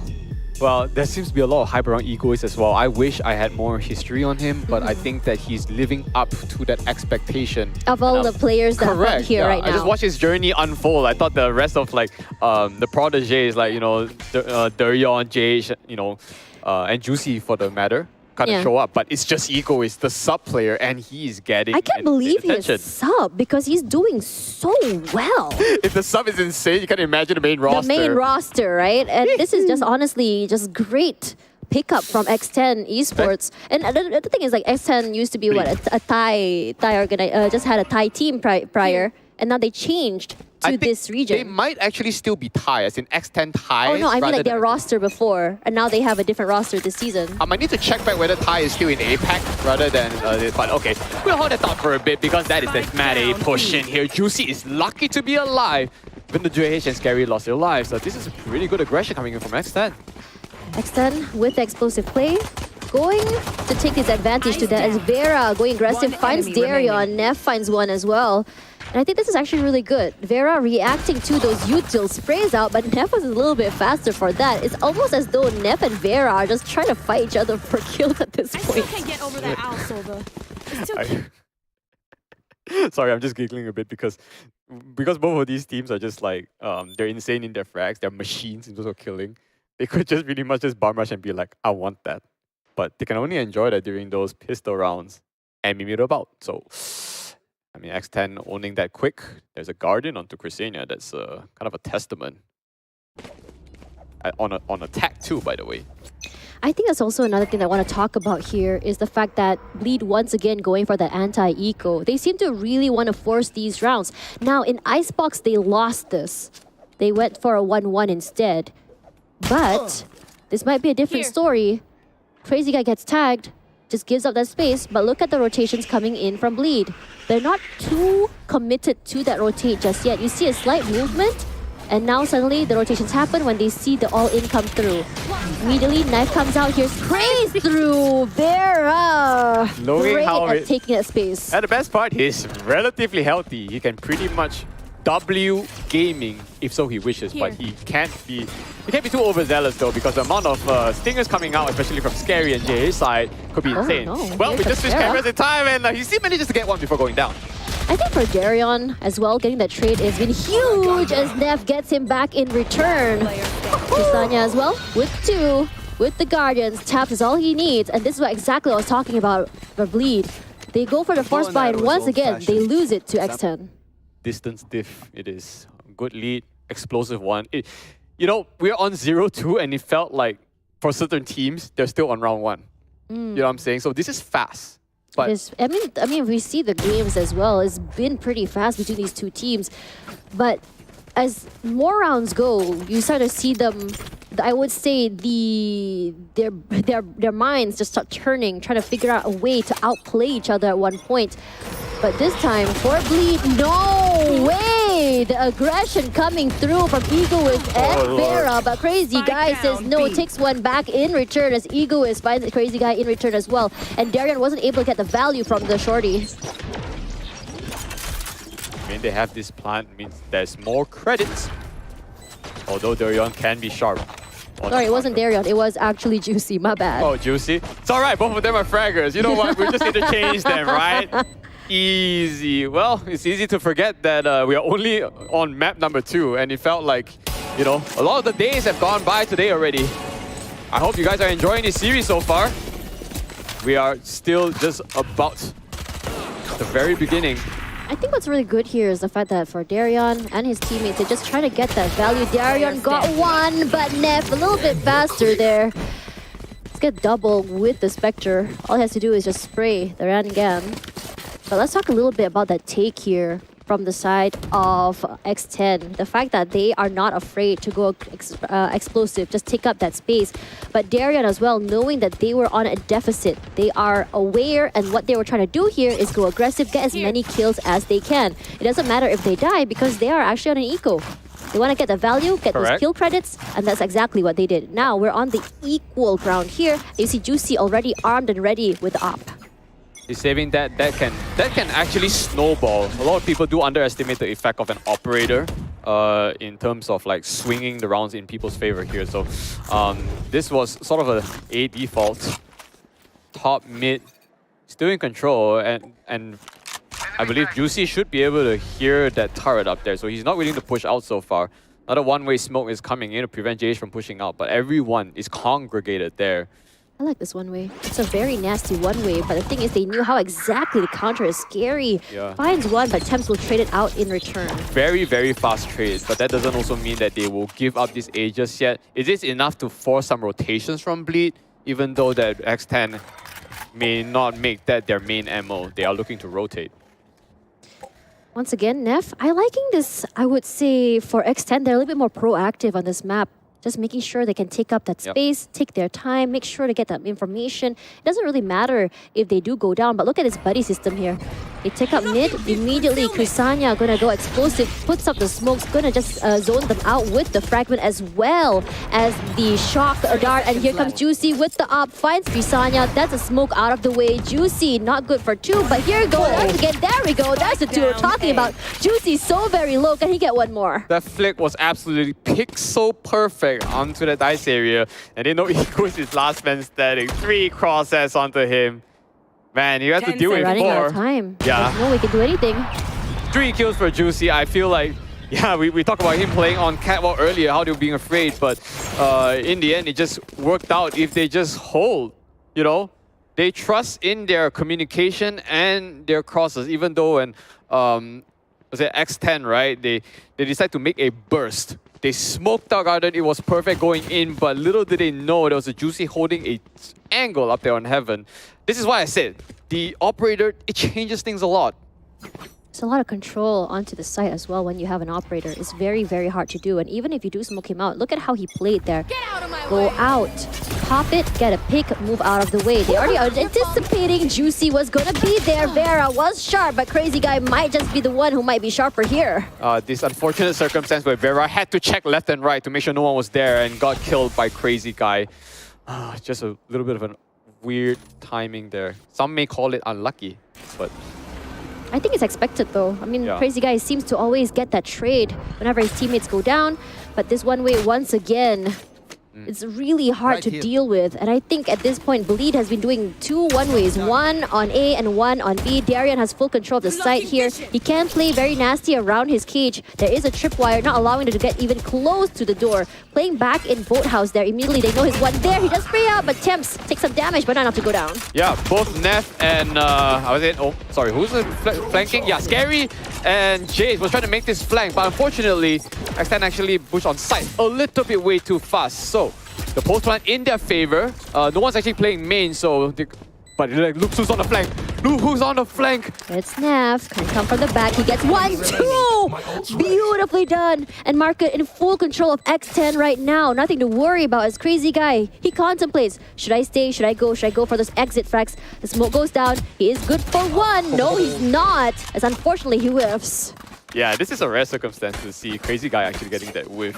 But not that it actually mattered. If you I think it might be a different situation if he had the Vandal. It's just Did like he get a headshot earlier? He was actually running the Phantom. So I think that it's just unfortunate as well that he wasn't able to land all of the shots in one go. True. Does that make a... let's see. But it's still a TTK though. I mean, in this game, the faster you kill, the better it is for you. Which is why the Vandal has a bit of an advantage if you do land those headshots. Phantom's just a little bit more better for the sprays, but in this situation, it's a little bit too far. And in fact, Krisenya was also moving. A little bit hard to land those shots onto him. Regardless, that one way once again. But Neff, we know that Neff likes to do this thing where he stands up on top, pop flash, and his teammates will just swing through. And Jay gonna be checking this. If he chokes it, it has gonna be found out. And there we go. 3 suppressed found, and no pop flashes for anyone. I mean, both teams have KO, right? In terms of the timing, it was just a little unfortunate that he got flashed He out. thought it was a knife, and coming through here comes Scary, but Ego is just a little bit faster. Yeah. Showing everyone why he's one of the core members, or core, but substitute that shouldn't be played around with as Crazy Guy gets 2. Crazy Guy does insane damage before going down, and Dorian is also holding it. Despite all of that, we're down to 2 versus 2. Like the lead literally switched from both X10 to Bleed, and now only Juicy is last man standing. He understands the circumstance. He also is holding an op. Yeah, he knows the... no, he understands the assignment. That's what I was about to say. And he can't break this glass. Yeah, he can't make a single noise because he wants to stay alive. But remember, 100 HP, 50 shield. And here comes Snap. Does it really matter? Doesn't really matter. And he's going to get a constellation of an op as well. Did he pick it up? Oh, he didn't. They're attacking, and I don't think anyone's going to take that in respect of the aggression from Vera. I would, though, because... But the thing is that there's no other people that can dash on site if, you know, there's not like a second raise or a neon. I was kind of hoping it would go toward Egoist, but I totally understand though your point. Ooh. I mean, if you're a Killjoy, you make a good point though, because a lot of Sentinels do actually opt on offense, especially if they're holding flanks, because they get a better view of someone but on far. Egoist has been running into the site as well. Okay. He wasn't really watching flank, if you remember. So, I felt like if Chamber is still meta, he'd be on it. Yeah, that's the thing. I feel like Egoist would be a Chamber main, but I felt like a lot of Chamber mains had just transferred over onto Killjoy, and I'm not surprised. Killjoy utils have a lot more HP now, harder to break, and can actually watch a different area of the map, allowing them to hold at least mid or B, or even tree and A at the same time. Oh, Vera spots it out. Top stash. The question is whether or not they'll be able to get that value. Flashes out. Vera does not open it just quite yet. Gonna break the door instead and take his time. And here also comes the Hunter's Fury as well as the Cosmic Divide. And Vera immediately finds Darion. This is actually a good recovery because Vera was actually flashed by his own teammate, which is Nev. But they managed to push in. Kusenia in a lot of trouble. And he gets out alive. I take that Juicy. back. Juicy makes it up, but Tempo's ready for the cross. So, Vera is so close in there. This is a complete pincer where X10 is running down onto Bleed.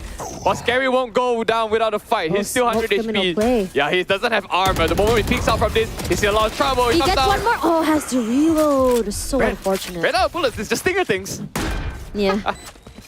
Good for the burst, good for close range, but if you're gonna go for multi-frags, might be a little bit hard. Regardless, 6-1 in favor of X10, and I'm really, really surprised at how far they're running away with the points.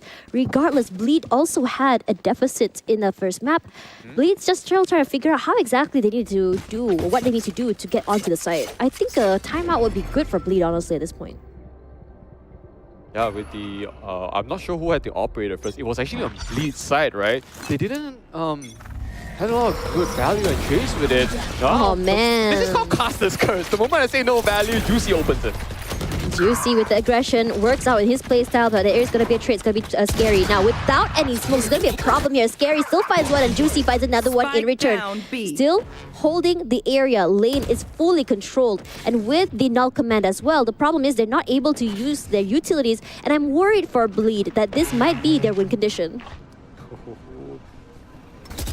Man advantage after so long. Kusenia gets absolutely wallbanged to the life of him. Yeah, Neff left, and he doesn't even have the spike. Oh, he's got his work cut off for him. Can't even get any frags out. He is thunderous, and his operator is out. Wow, Neff, my man, the B-hop is real. The B-hop is real. Oh man, it's a very slippery one. Refuses to die. How I feel when I'm playing my ranked games, regardless. Not Frosties though, just saying. Oh man, Frosties. We don't talk about him. He's a whole different breed in himself. True. But Bleed finally gets their second point, and this might just be what they need, because just now we saw 3 rounds before Bleed got 1, and 3 rounds again before Bleed got 1. X10 has been absolutely adaptive, and once they figure it out, they take a few more rounds before Bleed figures out. It's almost like X10 is a Rubik's Cube in themselves, where it keeps resetting every time they get a round win. Speaking of which, this is not Juicy. This is not a puzzle that's uneasy to perform, because the moment if they flush Juicy out, they should be able to take his control. They haven't really pushed in so far, and I respect the discipline from this, and they can understand that like they reposition very, very quickly, and Bleed can make short work once they get this push. They want this mid control so bad. X10 has been having really good mid control. The fights, or rather, all their entries have been through mid, either to 3 or through market. And by the time the rotations happen from Bleed, they've been whittled down one by one. The problem here is because they have that mid control, rotations are going to be very long and far, since they cannot rotate through grass and through market. Would you still consider this mid control though? Because Vera is still poised and ready. That's mid control. Yeah. So long as they could see and they have that space, and Bleed cannot counter, that's considered a control for them. Fair. But look at that. once again, another fake. A lot of setups being thrown on the three side. Oh, do not peek me, Juicy says. That's a great opening onto Crisania. And without these smokes, it's a little bit more harder to control the side post plant. I like this round. Both teams playing down to the wire, showing discipline to see who comes on top first. Then Link is next onto Neff, and Juicy finally taking down. The return is good, and he could get a second life if the system calls for it. 15 seconds left on the clock. They can't even make it out on side. This cage is buying so much time. Crazy guy keeping it alive, and he needs to play. He's on wallbang now. Vera makes shot. One of him is 5 seconds left. This is down to the wire. Please, Gary is coming in. Neff is trying to cover for his teammate, and he manages to get the spike down. Neff has to do the multi-frags, and Neff with 3. Very beautifully done. And honestly, when I saw these players last season, I saw their potential, but they didn't quite make it yet. And I was curious. Their shots were great. Their teamwork was great. But now, under a proper organization, under the IGL of Crisania, they're just showing a big improvement on how they play, how they work together. And each player from X10, you gotta watch out because all of them are able to get those multi-frags, those big plays. Neff with 15 too. Are you kidding me? Yeah, this is, we didn't see it from the previous game, but I didn't even expect him to be really popping off here. The rest of the team is just somehow enabling this guy. Remember, as an initiator, it's kind of like a pseudo-duelist for that. And now here, open it again. This is a 3 push, but NDR might be committing here. This is a Hunter's Fury available for commission. I don't think it's actually tagging onto Vera. He sidestepped like a god. But then he's just to fight him somehow, though. That's a pretty strange pick. Probably got stuck somewhere out of the way. Regardless, Emily Crisania gonna go for that door break. Just gonna be waiting here. Cut the noise. But we all know Neff tried to pop that, and Darion immediately gets all the positions of the players. Got 2 in his pocket already. Oh yeah, they want to stop this bleeding. Right here. Because the only ones they can do bleeding is themselves, right? Or so they say. 5 members left alive. We need to point that out too. It's been a while where Bleed was able to assume control of all situations and objectives. Wait, look at them together there. Yeah. Firing squad. Beautiful. Beautifully done, and they left nothing to chance. Look at that. They were already pincering from 2 different angles, even though it was just one player. They know that they need the man advantage. They know that economy-wise, they're not doing so great. They need to figure out a way to bring the guns forward, and it's going to be Crazy Guy on the Spectres. Yeah, I mean, X10 was cooking for sure, and now respectable. 1 round to Bleed, and they call this time I think it's 2 rounds already. Was it? Oh, 1-7 early on? Yeah, I can see that.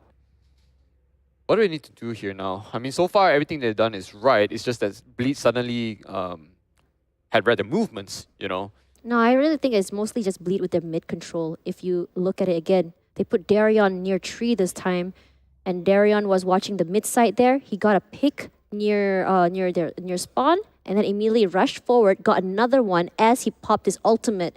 So because of that, I would say that control that they had near market and the back of site allowed them, or the spawn didn't give X10 the, I would say, the freedom to move around the map as much as they wanted to before. But the thing about X10 is that once they actually make a way onto a site, then it doesn't matter which other locations they're having control, right? And somehow or other, X10 is making an almost perfect read. I won't say perfect most of the time. And once they get on site, they are able to successfully hold on this post plant. So Bleed's game now is to actually prevent X10 from getting onto site. So it doesn't matter. They don't need to stack too much on one side. They just need information, you know? Yeah, but X10 has been great at denying that information. The aggression come through here. Juicy wants to play aggressive game. You want to check your corners. Walk at that crossfire. Scary still gets one. Gonna give away that space, but at the cost of Juicy. Wow, Thames manages to find Crazy Guy up there onto Catwalk still. They had a good game sense to actually take a look up there, and they will maintain man advantage. Closing in 2 more rounds before the first half ends, and I still think that X10 is holding a, I would say a comfortable lead.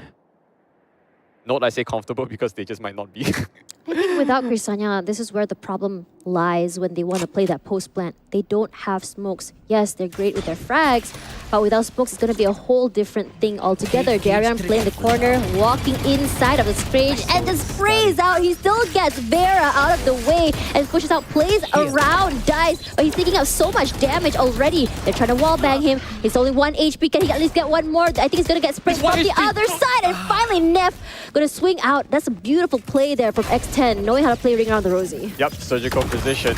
They had to flush him out, even though he did his best to survive, but in the end still goes down. Molly denied. JH needs to go in, no ults whatsoever. Right now, Thames also has this Hunter's Fury to prevent his post-plant, but he don't care. He's up there on the hunt, ends it with his triple. We're looking at a 3-8. Dominating performance by X10. Temps, not only is he giving information to his team, also feeding him information as well. You can see the kill disparity here. Snef, almost double the kills that Vera has. And honestly, I'm not surprised because he's been the absolute clutch master, or even the cleanup crew at this point, making sure that Bleed doesn't even come close to the spike when they were on attack. But for Bleed, this time around, they are on defense. Neff has most kills and most assists, by the way. Exactly. He's enabling and cleaning at the same time. He's doing everything that everyone can't. Yep. Last round, people can still buy, even though the JH with the Spectre. Nice free fire, knowing that Accent sometimes walks up there. Not gonna catch them though. This time round, Bleed. Hold They're back. waiting. Yeah, there's one flank, that's Crusadia. Just call down and see if anyone's pushing out through B main. No one though. I think that's honestly really smart. Like, immediately gonna smoke. They suspect something is amiss. And if he swings out, Scary's in trouble. It felt like Scary hasn't been able to show his true potential in this particular map. It's been very rough for him as he gets picked off one by one by JH with the swing, gets Vera out of the way. Entry is gone, but it never stopped them before, honestly, before this. Never stopped them before. That's true. And they're still at Right here. It's not like they're trying to deviate or anything. But this Hunter's Fury trying to make them reposition. But that's okay, because Crusadia, you haven't seen a proper Cosmic Divide just yet, but his ego is gone. Down. No, that's huge now, because they have man advantage and they will have their Omen still alive. 30 push in. seconds left. And the best part about it, Omen's out. Available for commission. Neff trying to make this wall play. Wow, he's going up against two. He takes the fight to him. And Scary still comes out with the trade. It's a good pincer coming in from Darion as well. It's only one person who wears. It's good. Crusadia, watch your side, but Scary is ready for the trade. Yep. These rounds are getting very, very hard. But if you remember again, in this particular round, they had 2 ultimates to enable them to get the round. And because of the amount of ultimates that they had to use there, it's quite concerning because it just shows that they needed those extra flares to get onto the site. But now, as these sites change, remember, you might be seeing a different sort of strat altogether. This might work better for the comp of Bleed. Haven't seen this lead from any other team other than Bleed in a while, because Bleed played on the first day, but I wasn't sure on the leads on each half. Okay, I just know that they were they 2-0'd Kizuna, right? It was a close game between Kizuna and Kizuna and Bleed on game number 1. Game 2, Kizuna got steamrolled, unfortunately. Okay, Vera is out. He's got no half shields. So this is make it or break it. Moving out, he can't finish it. Lovely, lovely tag team by the members of Bleed Esports. And they immediately take out 2 members of X-Head. This is a great start for them. I think they were already anticipating the aggressive play from Vera. We've seen how they played earlier. It was aggressive. And they were already anticipating, and they were already, I would say, swinging together. Regardless, they just pretended. A fake coming through. Immediately Juicy. Smack dab into Nev's head, and Juicy with 3 already gives them all the space in the world to work on when it comes to the site. Oh, that's beautiful shots by both of their teams, just maintaining that courage there, right? So they already knew that they had the man advantage, so they could just honestly just chill. If anyone wants to pincer them, they have the right amount of people to get those trades. And I mean, the best part now is that everyone is still alive. Oh, Crusadia showing us that not only Neff can be doing those taps, not only Crazy Guy can do those as well. Regardless, those smokes will be giving them the space to get onto the site exactly. But to find out where exactly each member of Bleed are is the problem here. Has to push through the smokes. Crisanya already with the 3, immediately taking out space onto lane. And the sprays come through. Crisanya 10 HP. He can do the most, but it's not enough when you're against a whole squad of Bleed. His decision making was absolutely perfect, right? He faked the smokes, he takes them back, leaving the only smoke at main to kind of move on to controller. So he isolated his kills. He didn't know how many people were at main, so he assumed that, you know, just killing one is enough. But the timer wasn't on his side, so he has to make it onto side even though he's so low in HP.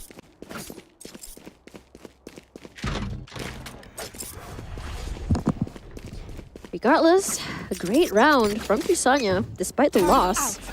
Just showing us what kind of mastery this player has since he left. And if you see here how they're playing for Bleed, going for default has always been something of a good value for them prior to this. But I think that in this tournament, X10 may just be their match. Regardless, for Bleed, taking their time, trying to get some information, but you see that information denial coming in from X10. But look at how many are at mid. 1, 2, and 3. No one exactly peeked in just yet, but look how close they are. If they were to just peek in through B main and they get found out, swing up through by the KO, immediately gets so many kills in the backside. Unfortunately, there we go. What I was talking about there, onto Neff, straight up finds Crazy Guy. He can do it again if he wants to. Yeah, the mid lane up here. The problem is there's a lot of people running up onto him with those, well, guns, I say. Still, he's made his death count. He got that one frag. And he's only holding Shorty. Durion is just pretty scary with that Phantom now. 3 is there, Crisania! A beautiful opening, but he manages to tag so many members of Bleed. Oh, he does not get the insta-kill.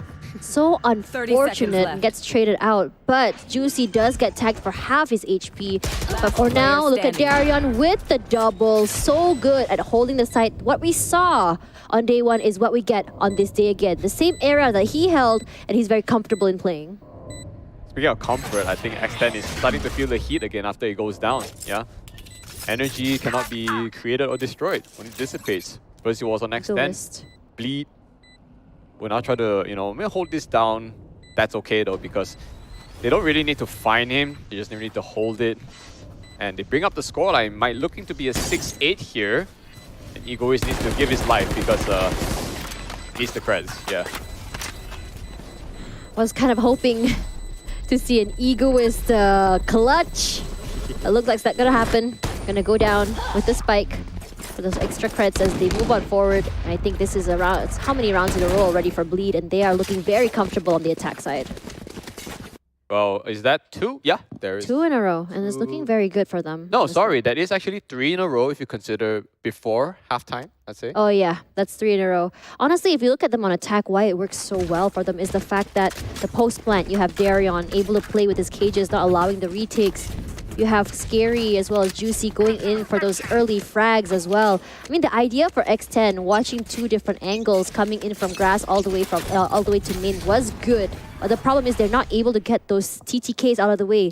They're unfortunately not able to land those headshots, not able to take them out fast. And by the time Bleed notices, they're going to get tapped back. Correct. So it is in this exact situation where ultimates have to come into play, because when it drives into a stalemate in terms of shots, you need an additional advantage there. Crisania gets the think of his life and needs to back out. Vera lays it down, gets 2. The smoke might just save him a little bit, but the rest of his team needs to come to his aggression. Yes, beautiful movement, and somehow Vera is still alive. He makes it out of there. Oh my god, the great escape from Vera, dash upwards, surviving by the skin of his teeth. He's still alive, but the one that's skin of his teeth is actually Crisania giving him that space to stay alive. Regardless, he got 2 with that spray, and I think Bleed is gonna have to learn from this that always check wine first, because there's always gonna be someone cheeky hanging on to the area.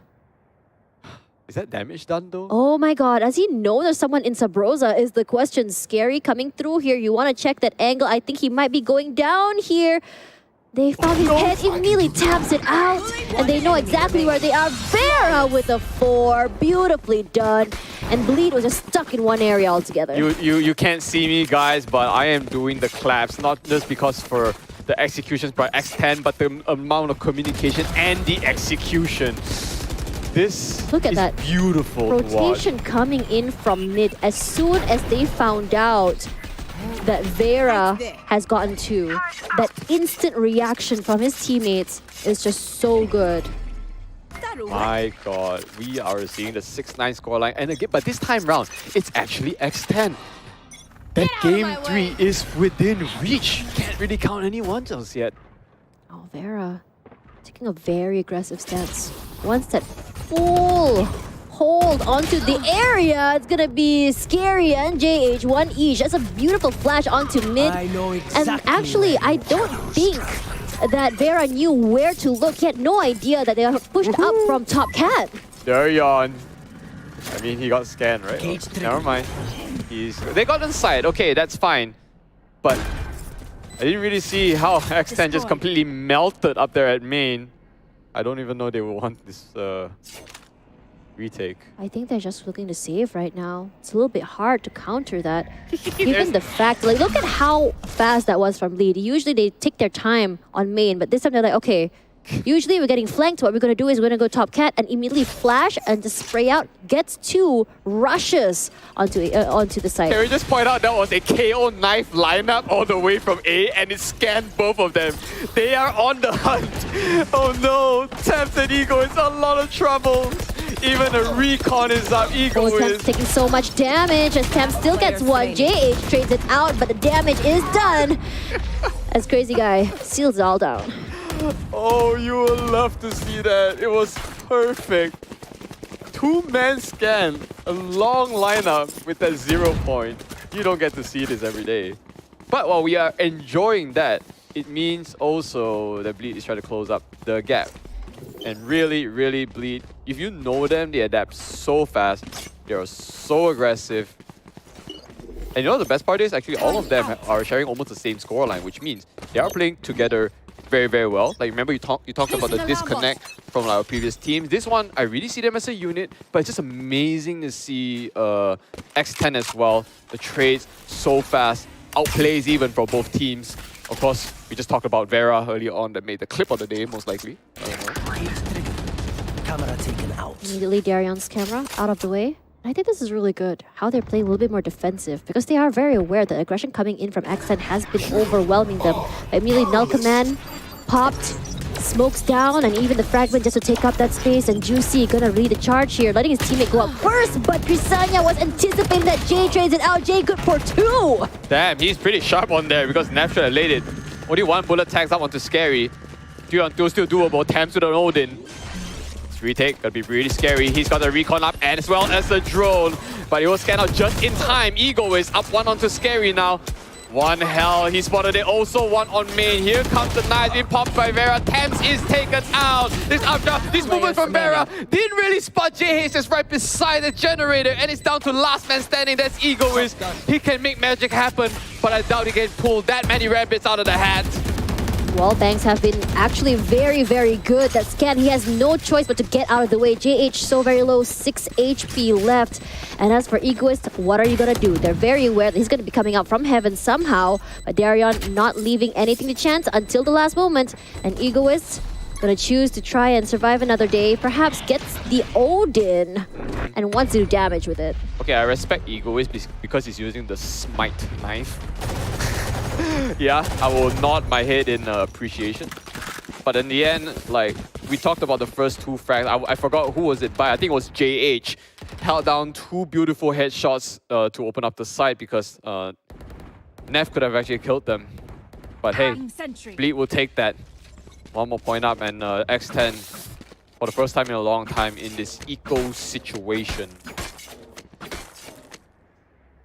Eco or not, Egoist, full shields and an Odin. Let's see what he decides to do with this as Temps gonna try to get info, but we already hear the shots coming through here from Egoist. Running through here, battle of the Odins, and Egoist is just getting shredded from Crazy Guy. That He's just goes trying to show, do like, the same thing. the only one that can hold the Odin and be superior is a Sova.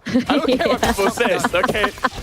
You can see a Sage do it as well. Yeah. But Crazy Guy was just a little bit faster when it comes to letting it rip. Even though it ripped, but it wasn't good enough because Egoist is still alive. He's very low though. That is true. You know, if in a world where Bleed was actually afraid just because there was 1 Odin. Wow, Bleed is defaulting very hard for some reason. The mass push out though from X10, they're going to take the matters into their own hands. Okay. Oh, this is a very aggressive push, but they don't necessarily have... I mean, for Vera, he's alone. That's very dangerous. But if he can get the frags, that'll be really good. But immediately going to be running straight onto B, Knife, as well as Recon, just to give them all that space, making sure that everything is clear before they decide to put down the spike. Okay. Juicy cleared up Woodhouse very well, and they realized that they might be getting flanked, so they actually forced the push, which was the right decision from Bleed. So, now we've got to retake commencing, though they have to break in through market first. There are smokes still up for both teams. 5 members from each team still alive, for that matter. Vera only has a shorty.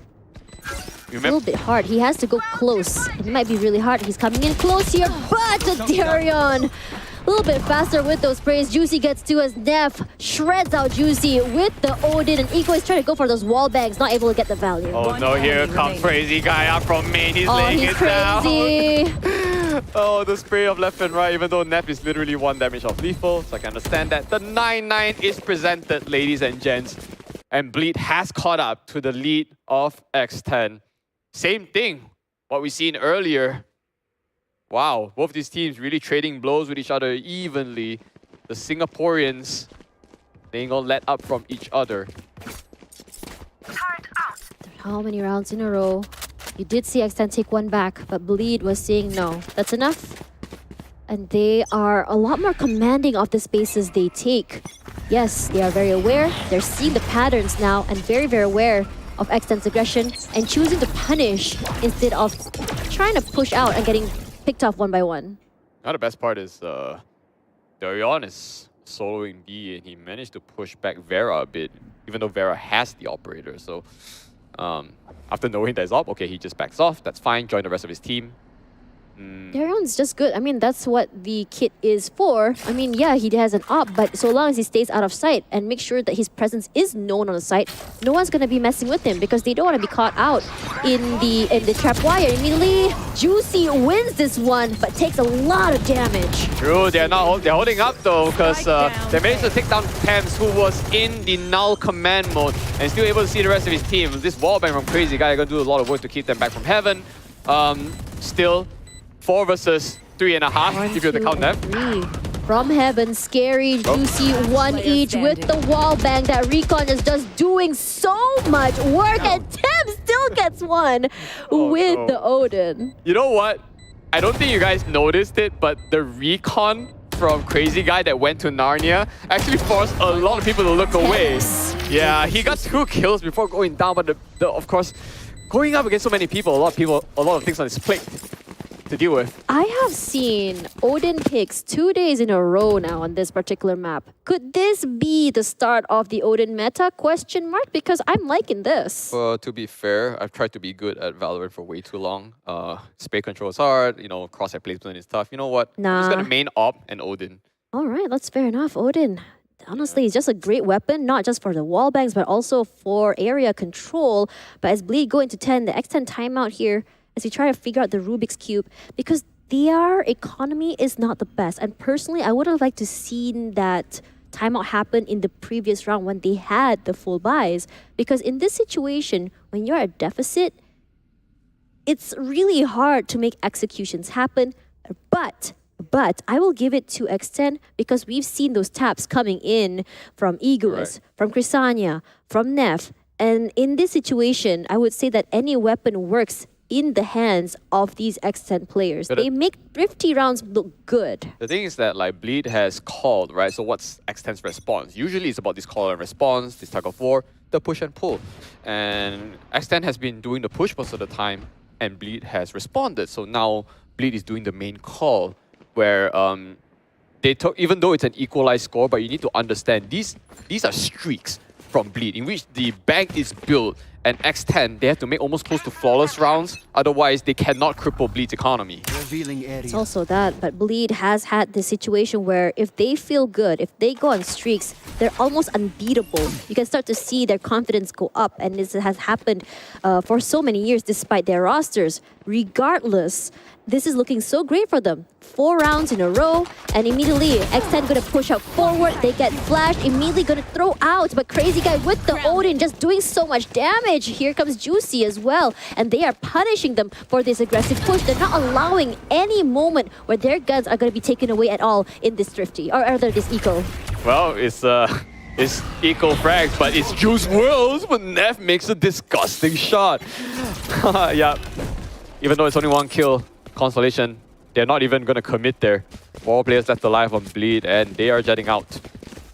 Unless Ascent can make some semblance of, I don't know, recover a weapon from Juicy maybe? He's made so much impact before going down. Teleport onto Heaven. Scary is trying to take up that space, not allowing anything to chance, and I'm really liking this proactiveness coming from the team. Immediately Scary. Ooh, that's a nasty tap. And Neff immediately B-hops out of the way, not allowing himself to go down. What they can do anything is that to stay alive, at least get some guns out of the way. Try and steal it, perhaps. But Neff is suppressed. They know where exactly he is. But look at the crossfire that's available from Bleed. They're all standing on top of Jen, on top of corners. But Bleed coming in with those crosses. It's a little bit hard to counter. The shots are fast, like even too fast to react sometimes. Okay, we might be harping too much on that eco round earlier, but the reason why it's important to point that out is because Bleed can drop every round right now and reach overtime and still have full buys. That is the big problem right now for X10. So if X10 doesn't get this round and the next almost close to flawless, they might be in the broken buy situation where Bleed can actually run away without going to overtime. Yes, this should do. Get out of my way! 2 ultimates for Bleed. Juicy and Crazy Guy. They can make a lot happen here as they go toward the match point. Regardless, Vera now with an op. We've seen him pop off with it. Crazy Guy standing around, didn't manage to catch anyone yet because everyone is still playing offside. That spray from Egoist does a lot of damage. He got 2 despite the flash, but here comes the Hunter's Fury as well as the lockdown. Scary gets 1 for himself. Egoist gets 1 more. Juicy will fight Crisania in the end. Egoist with the 4. Can we find an ace? Not quite. Bleed. Crazy Guy not allowing things to happen any longer than it should, and with the Odin no less. Yeah, they're opening up for Egoist is absolutely rudimental to come out to this state. It was going crazy up on side. Bleed still managed to take some form of control before having to deal with the deal with them coming out from, was it Heaven? I wasn't sure because it was so fast, right? So now with that shot, they know Crazy Guy's on site. Yeah, that's it. It's gonna go for the plant. At least go for that plant money. Very, very important. 30 seconds, and he has to watch 2 different areas. Does get 1, but traded out in return. Good double peek at the same time. You know that you're going up against an Odin. You cannot stagger that peek. So both really, really nice execution. 11-10, Extend stays alive at least. Gonna go for that Odin instead. I mean, not Odin, sorry. Gonna go for that op, rather. And Temps has a lot of time to play with. And this might be the momentum killer for Bleed if they're not able to take the next round. Ooh. Expensive though, I feel. You know, because a lot of people died. Yeah. All I can say. Last player active, and both teams' economy. I mean, Bleed still looks good. They can still afford another round after. But for X10, they need to make this this round matter. Regardless, 11-10. And 11-10 is actually one of the closest rounds again between these 2 teams. The back and forth between them just showing a whole different standard. I mean, seeing a team really rising up to the call to take the top spot in Malaysia, Singapore is actually quite refreshing to see. Yeah, it really could be anyone because tier 2. Here comes Vera! Vera saw Temps is back there with the doubling. I love it. 1-2 tags. The recon went somewhere else, but it doesn't matter. They're alive. 2 members down in a split of an eye for Bleed, and next time we'll love to see that. Member operator onto Vera means that Bleed will need to reconvene. Take it out. Move out. There's an ult for Scary into the shadows. So far I haven't seen really effective Omen teleports yet though. It's just, you know, in my opinion, Riot does need to rework Omen in a sense, I feel. I'm not exactly sure, but or maybe buff is out a bit, you know. Can be played in so many different ways, but we haven't seen it in the right hands just yet. Okay. perhaps there might be a different way to do this as Bleed 2-man deficit. Snap holding this very nasty corner. Unfortunately, does not get any kills, but does whittle 2 players down. There's also the Hunter's Fury. Just kind of give them a little bit more space. No kills as well. Still, the tag is enough to show a couple of them on site. Darion is so low. Darion always playing these very nasty angles and corners. That fragment did not flush him out. Yeah, they think that someone was close up onto heaven, so maybe a wrong decision, but we can't really fault that. There was a smoke in the way, but the moment now is about to point out. He has too many targets to choose from and too little time. Got a paranoia from Scary to be ready. JH doesn't really have to but they're moving in for this retake. JH opens up hot, 54 HP left, and this is the move in. JH with 2. He's doing so good right now. 3, kick in 4, gets stopped. Krisanya and 13 HP left. Both of them so very low. The sprays come through. He is just gonna try and just whittle it down. Halfway to go. Pros don't fake. He has no clue where he is. Finally finds it, and there we go. They get their match point. Scary was 2 HP. I do not think you guys understand the level of plays these two teams are pitching against each other. Could have gone any way. JH, 4 kills, but it was a 2-4 situation, I believe. He was the equalizer. He was honestly the reason the round went back in their favor. They lost 2 people so early in that round. And now the timeout is here, and I think it's really good that Bleed calls this because we've seen a history of Bleed getting 12 and getting stuck here, and this is a good mental reset for them. What are they going to do? How is this round going to turn out with these 3 ultimates? Scary can play a little bit more aggressive if he wants to, teleport somewhere else. He can just take the spike and maybe teleport to another round. Or perhaps he can do a fake where they have so many people on one side, maybe if another person had already rotated to A, he can go on to B as well if he wants to. How exactly is JH going to run this?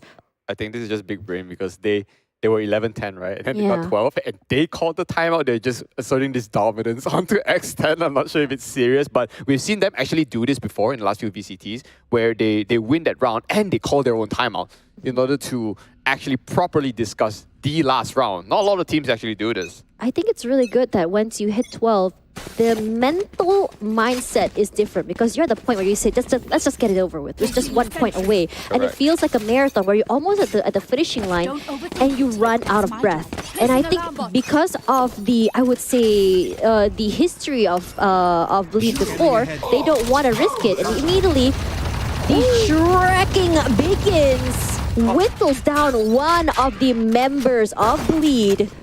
Not enough for the kill because not enough for the kill. And here comes the null command, and the one that wins this time is Juicy's. Vera and Krisanya. Wow. 1 each, 2 each. Scary trades out, and Temps get 1 more. This aggression coming through is just Scary left. He still gets 1. They need the isolation. Temps only has 5 HP. Very, very doable. But what are you gonna do here? Scary running for his life. He does have the spike. 1 versus 1. Who is gonna win this? He's gonna throw in that he does get scanned by the Bolt. Has to reposition. He has 1 minute left. He has a lot of time to play this. But in this situation, what are you gonna do? Because Scary gets a 4K. Beautifully done. A clutch to end the series. Another clutch in the books, by the way. This will mark it the end. There is no game 3. Bleed literally stole it from X10. How is this even possible? They are absolute monsters here today, and now you can see slight despair in X10. Crazy gameplay we have witnessed here today. The comeback, remember, it was a long drag earlier on. I think X10 had like a 7-1 lead this time, you know, but what a play. It wasn't even planned plays, it was just pure outplays. Yeah, honestly, 2 teams are just outplaying each other, trying to figure out how to read each other. And again, we saw this tug of war coming in with the 2 teams. But as the second half came through, it felt like Bleed found their confidence to play a little bit more aggressive, trusting their teammates. And we have to really give it to them, especially to JH as well as to Scary, becoming, I would say, the main, saviors of the second half. Regardless, Crazy Guy with the Odin as well needs to be commended because he was getting frags on frags and he knows where exactly to look out for those wall bangable areas that really need his attention. Oh, the movements of everyone was just absolutely great as well. You can say that the times where a frag should have happened, suddenly the opposing team steals it away from you. Remember, this is not like really slow trades. These are lead advantages that swap in the blink of an eye to the other side, which goes to show the level of gameplay both these teams are bringing to the table. The clutches, the proactive movements. It's just absolutely amazing. And I feel like it started from that round where, who was it? I think it was JH that got that double tap, onto that A side. And then just swapped everything into Bleed's favor.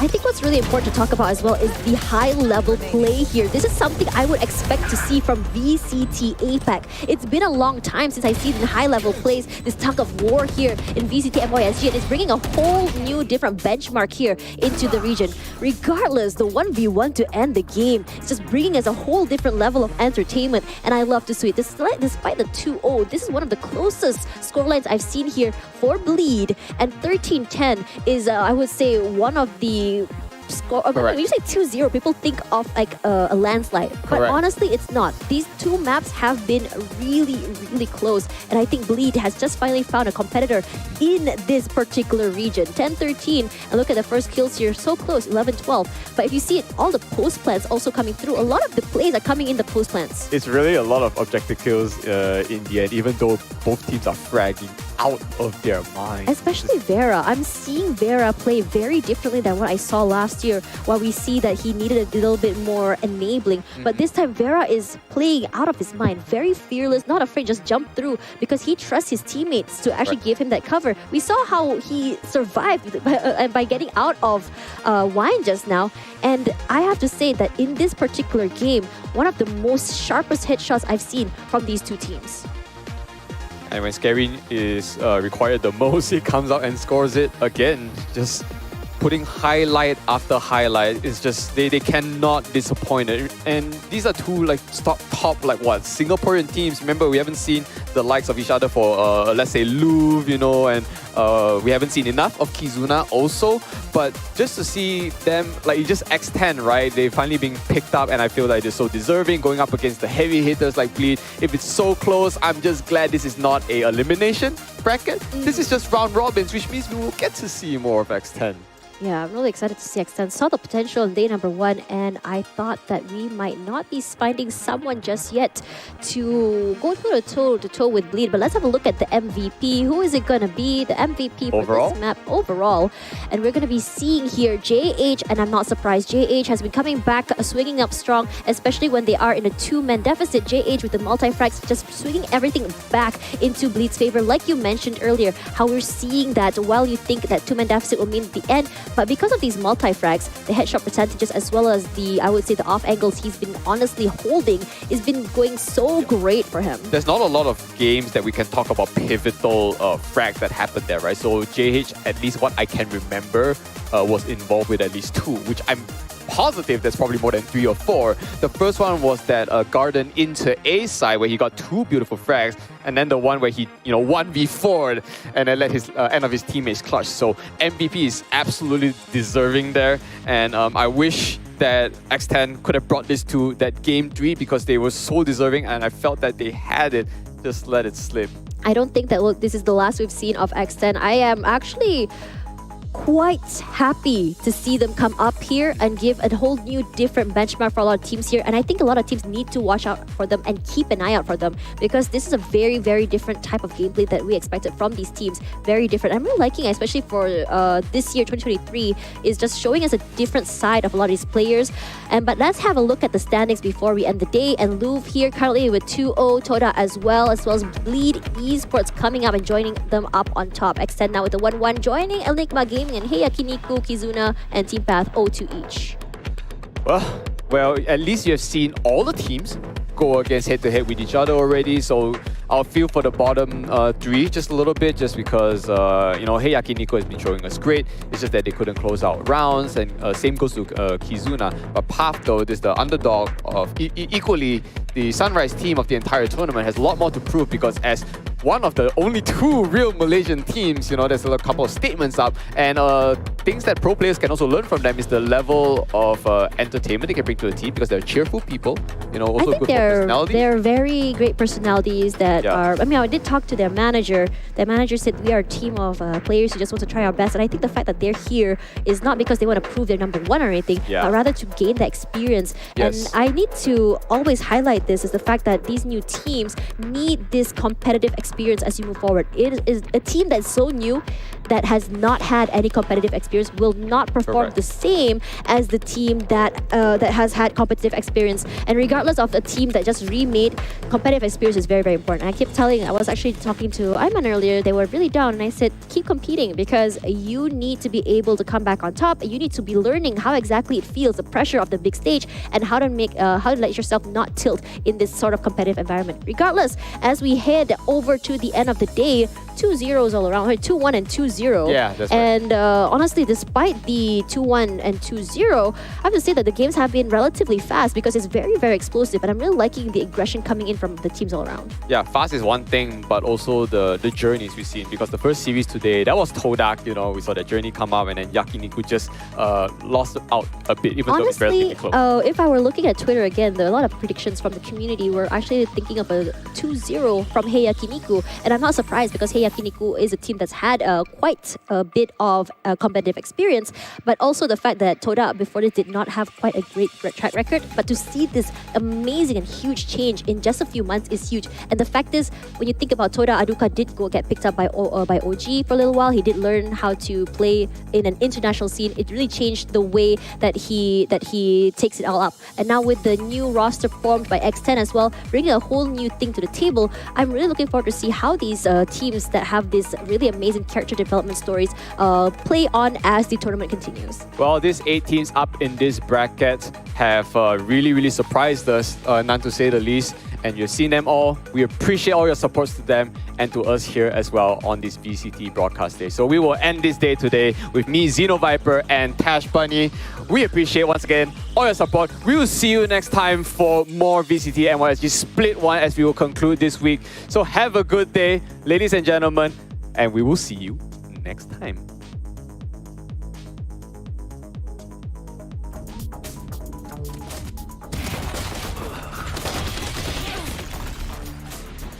Enemy remaining. Spike down A.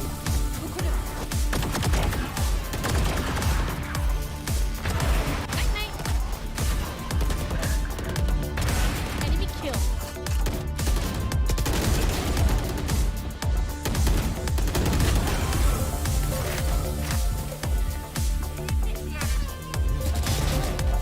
You should have run. Defenders. Spike down. I'll find you.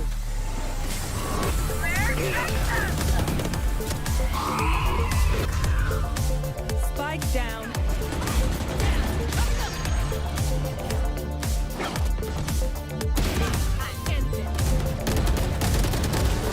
One enemy remaining.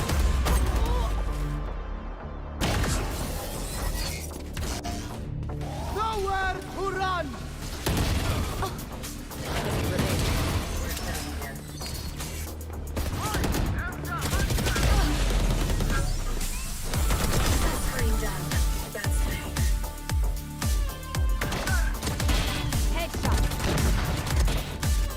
One enemy remaining.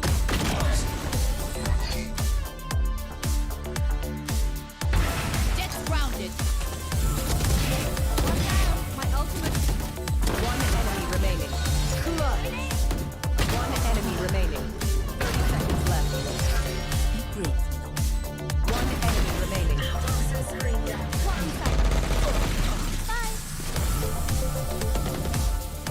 One enemy remaining. Spike down. One enemy remaining.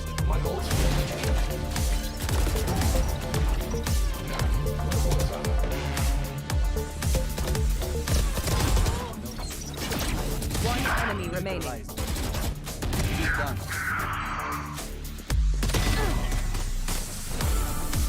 One enemy remaining.